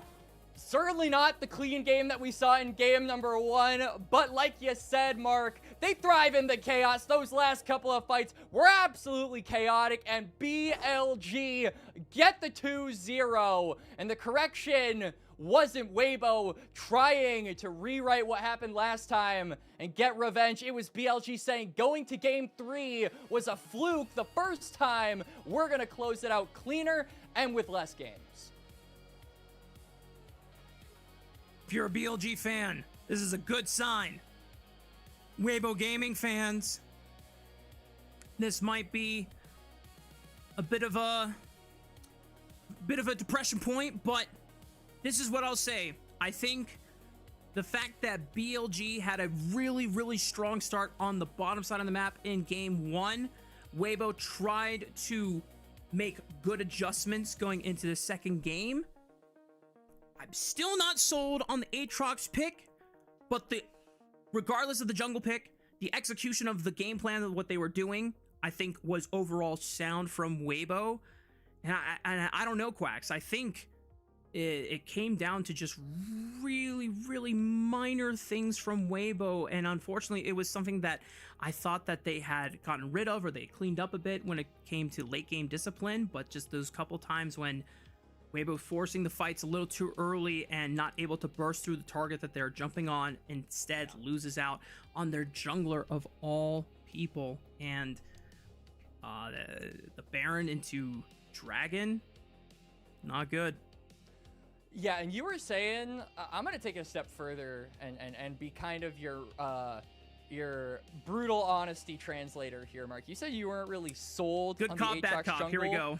Yeah, Aatrox jungle, like, I don't think anyone's getting sold that product is being recalled, taken off the shelves, and like completely investigated, because I'm never going to be sold on that pick. Like, since the nerfs, I think Aatrox jungle has been just really horrendous, and I do think that there were some moments where it looked good, particularly toward the last couple of fights, but at that point, it was just too little too late. Like, the damage had already been done. It had gotten knocked down so many times because BLG were the ones setting up for the objectives, forcing the Aatrox to face check into an Alistar, into a Galio, and that is just something you cannot afford to do on a champion like Aatrox, who is so reliant on being able to look for prolonged fights and get those resets off on your ultimates. He was never able to do that. So I feel like BLG playing the game, particularly playing the map, quite well, even if the fights were sloppy, and even if those last couple were really, really messy. I do think that BLG, while I wouldn't call it a clean game by, any means, or at least most of it, I wouldn't call it a clean game by any means. I do think that setting up around the objectives was a huge bright spot for this team, not just in this game, but in this series in general. I felt like they were much more proactive than Weibo around those contested areas. I do feel for Elk in this series.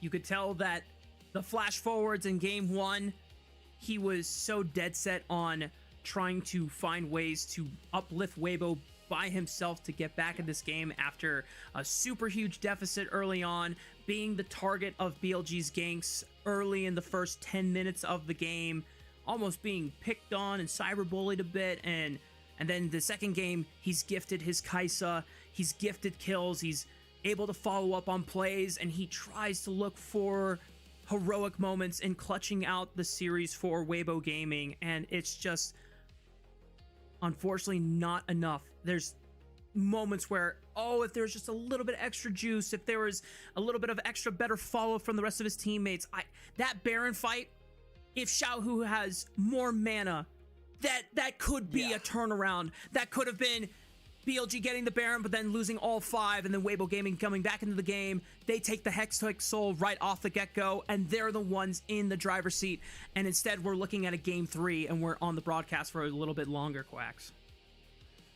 Yeah, and I do think that a game 3 between these two teams would have been a lot of fun. Like, I felt like the scrapping between these two squads was definitely the high point of this series, as we will definitely see from the highlights of this game. But, you were talking about Elk being able to try and kind of lift his team up and bring them toward a game 3, but I also have to give a lot of credit over to the other AD carry of the series, Viper. I felt like in game number 2, one thing that we have been requesting from BLG, one of our biggest question marks, was how is a team who has kind of operated around their top side and the assumption that their bot lane will just kind of weak side for so long, how will they be able to kind of redistribute those resources for a player like Viper, who is so used to having the ball and being able to deliver a slam dunk? And I feel like we saw that in game number 2. When we are BLG, we're not opting to fight. We're instead waiting for our Unard to have flash, our Unard to have the 3-item spike.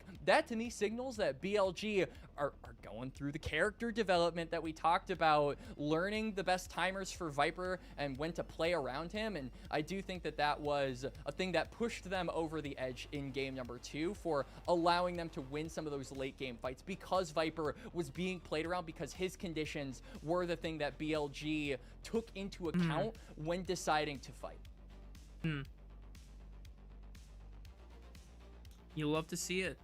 If BLG is going to be one of the top representatives from LPL going forward in internationals, then as an overall fan of the league, I want steel to sharpen steel here while we're in the regular season. I want the best and only the best to be consistently challenged while we have time, before we get to First Stand, before we get to Split 2 and MSI, before we get to Worlds later on this year.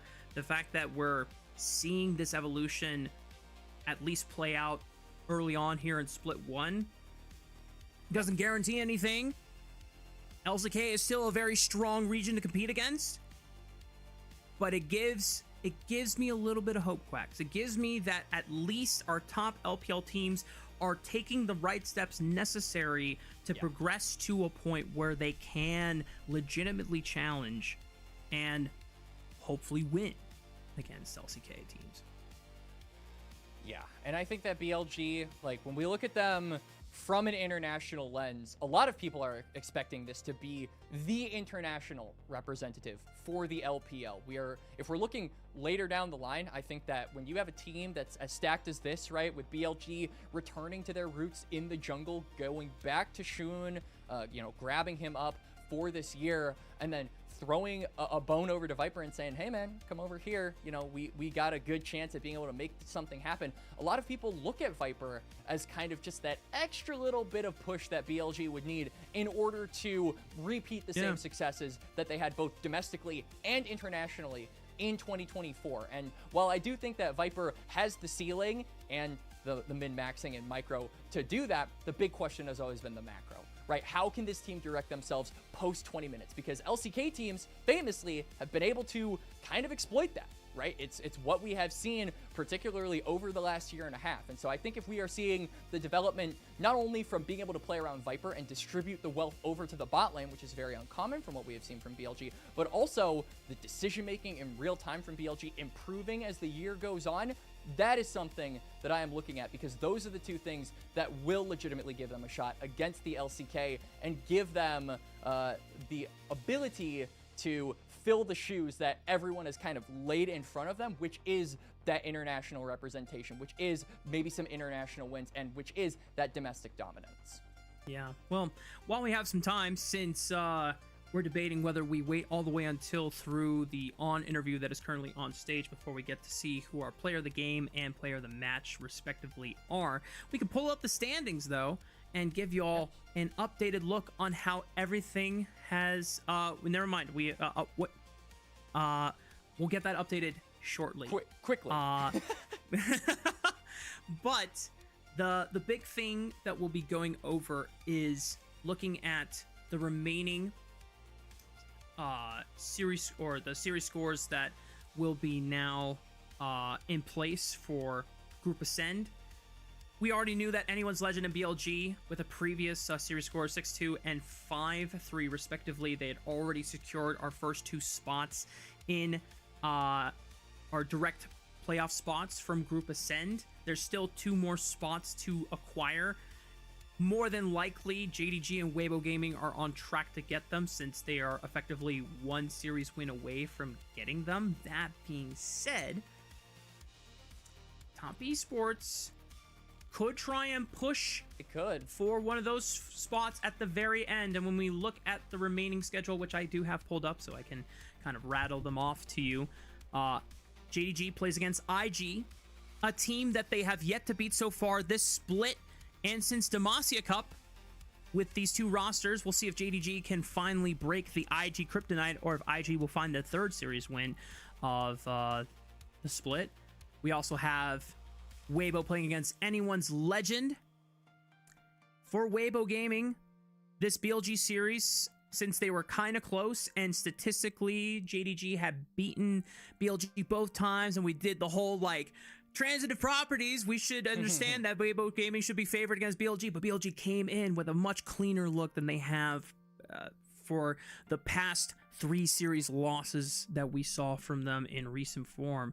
JDG have one more series against Top Esports, and Weibo Gaming have one more series against IG. So things are up in the air, Quacks. Yup. And it's LPL, so, you know, anything can happen. And I'm excited to see kind of what the future holds as we do start to round the corner and really think about those playoffs. You can see, I mean, just not even in the Ascend standings, but even in Perseverance and Nirvana, things are starting to kind of chisel out on who we're going to be seeing for playoffs, and I'm really excited to get the best of 5s underway, because those are always a super fun time, especially with the Fearless implementation that we've had for the past year. I think that best of 5s are such a good time ever since that has been a thing. As player of the game, going over to the one and only, what is this? It says his 8th. This is his 8th MVP. Yep. That is absurd. I think he's leading the league right now, because Tarzan has 6 or 7. Don't do it. Anyway, it was too late. It's Sorry, too good. chat. I can't not do it. God. You walked into it, man. Listen. I did. Player of the match. Well, it has to be Night or On at this point. And low-key, this Alistar performance from On was still insane. It was still insane. He did die one time, which was kind of crucial not to do so, but he gets player of the match anyway. The legend. Yep. Nicely done. I mean, the dude, this was prime On being on display. Yeah, for sure. On with 2 really good games, and I mean, for me personally, like, On is a player who I think, like, back to I think we can kind of draw a comparison to Arha here, because Arha, obviously, this is his first year really in the LPL. And when On joined, he was a guy that was kind of under the tutelage of Sword Art. I think a lot of people remember when he got his start up and he was kind of sharing the spotlight with another legendary support. It was kind of competing against him in his own right. And I remember one specific post-match thread when it was one of On's first series where people asked, is this guy like on the same level as Sword Art? And the general consensus was, this guy has a ton of potential, but he is not yet there. And I think that he has definitely shown that potential both domestically and internationally. But Arha as well, got to give credit over to him for particularly in Game 2 matching the Alistar and looking like he is a prospect that I personally am excited to see going forward. But On, got to give him his flowers. Really good series, particularly that Bard Game 1. I think it was up in the air and up for debate who would get Game 1 MVP, but some of those early game shenanigans from On, I think, were what pushed him over the edge and being able to just outright win the laning phase in bot lane. I mean, still my favorite play that I saw from this second game was the post-Dragon fight and Weibo Gaming looking like they are ready to continue the play, and then On just snap pulverized flash into the alley-oop of Knight's Galio taunt. I would have proposed to On right then and there. Been like, yeah, can you be my permanent support forever, please? Holy, that was beautiful. Like, literally gorgeous playmaking potential. I do have a quick note from our admin Alk, who is also casters here on LPL English. We have Knight still leading the league in player of the games with 8. Kyle and Tarzan are both at 6, tied at 2nd place. Then it's followed by Croco at 5 and Angel at 4 for EDG. Just crazy to think that the majority of our player of the game leaders from Group Ascend are just from 2 teams. Yeah. Knight on BLG and then Kyle Tarzan from Anyone's Legend. Yeah, and I mean, the top of the table here for Ascend is really interesting because while I think everyone is looking at BLG, like we said, to be the international representatives of the LPL, you know, they've got some stiff competition. I think that AL have obviously looked really good this split alone. And then, you know, the rising threat of JDG, who I think when they are on, they're really on. But the consistency is something that a lot of people have also called into question. Some of the macro decisions are something they've called into question. So those are the three teams that I'm looking at to kind of have that bout between one another, to compete toward that international that is first stand. So I'm excited, like, as we are kind of winding down on the regular season and opening up to the best of fives, this really is going to be the fun stuff, in my opinion. And something that we didn't get a chance to mention on the broadcast, so my apologies to producer Caddy because he had this awesome lower third asset readied up to go. It was BLG's remaining series schedule. Today was Weibo Gaming. Their final series isn't until this Friday. Boom, there it is. Last game of the regular season. It's against anyone's legend. The very last game of the split is a rematch between BLG and anyone's legend, which right now is looking like a series between the two best teams in the LPL. And when we first saw that matchup back in week 1, that was one of the most awesome series to watch unfold. And it ended up being a BLG win by game 3 when Kiana ulti on to 5, closes out the game. And BLG want to maintain this grip over anyone's legend. But they have to beat them in order to prove it going into playoffs.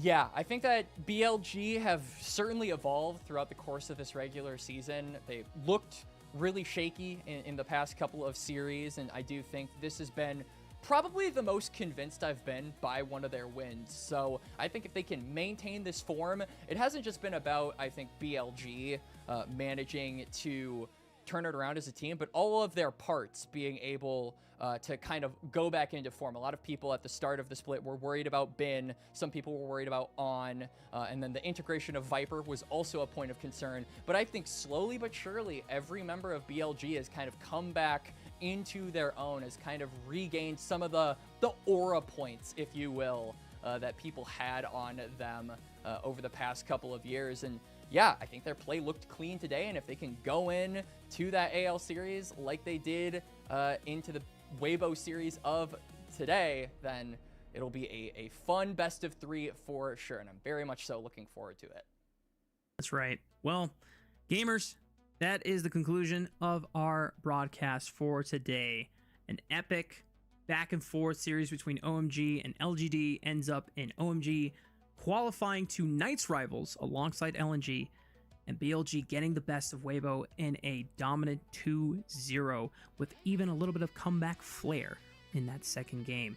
But before we close out our show, we want to give a huge thank you to our Elite Coffee supporters in Aaron Soup and Mung, because their pledged financial contributions help level up the broadcast and give back to the cast and crew who strive to give you an English LPL product every single day.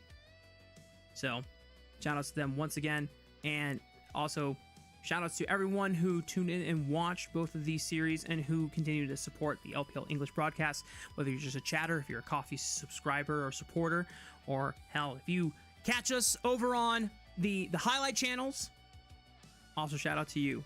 So on behalf of myself and Quacks and Caddy, and of course the rest of the LPL English broadcasts and crew, thank you very much for tuning in, and we'll see you next time, same time tomorrow. Make sure you don't miss it.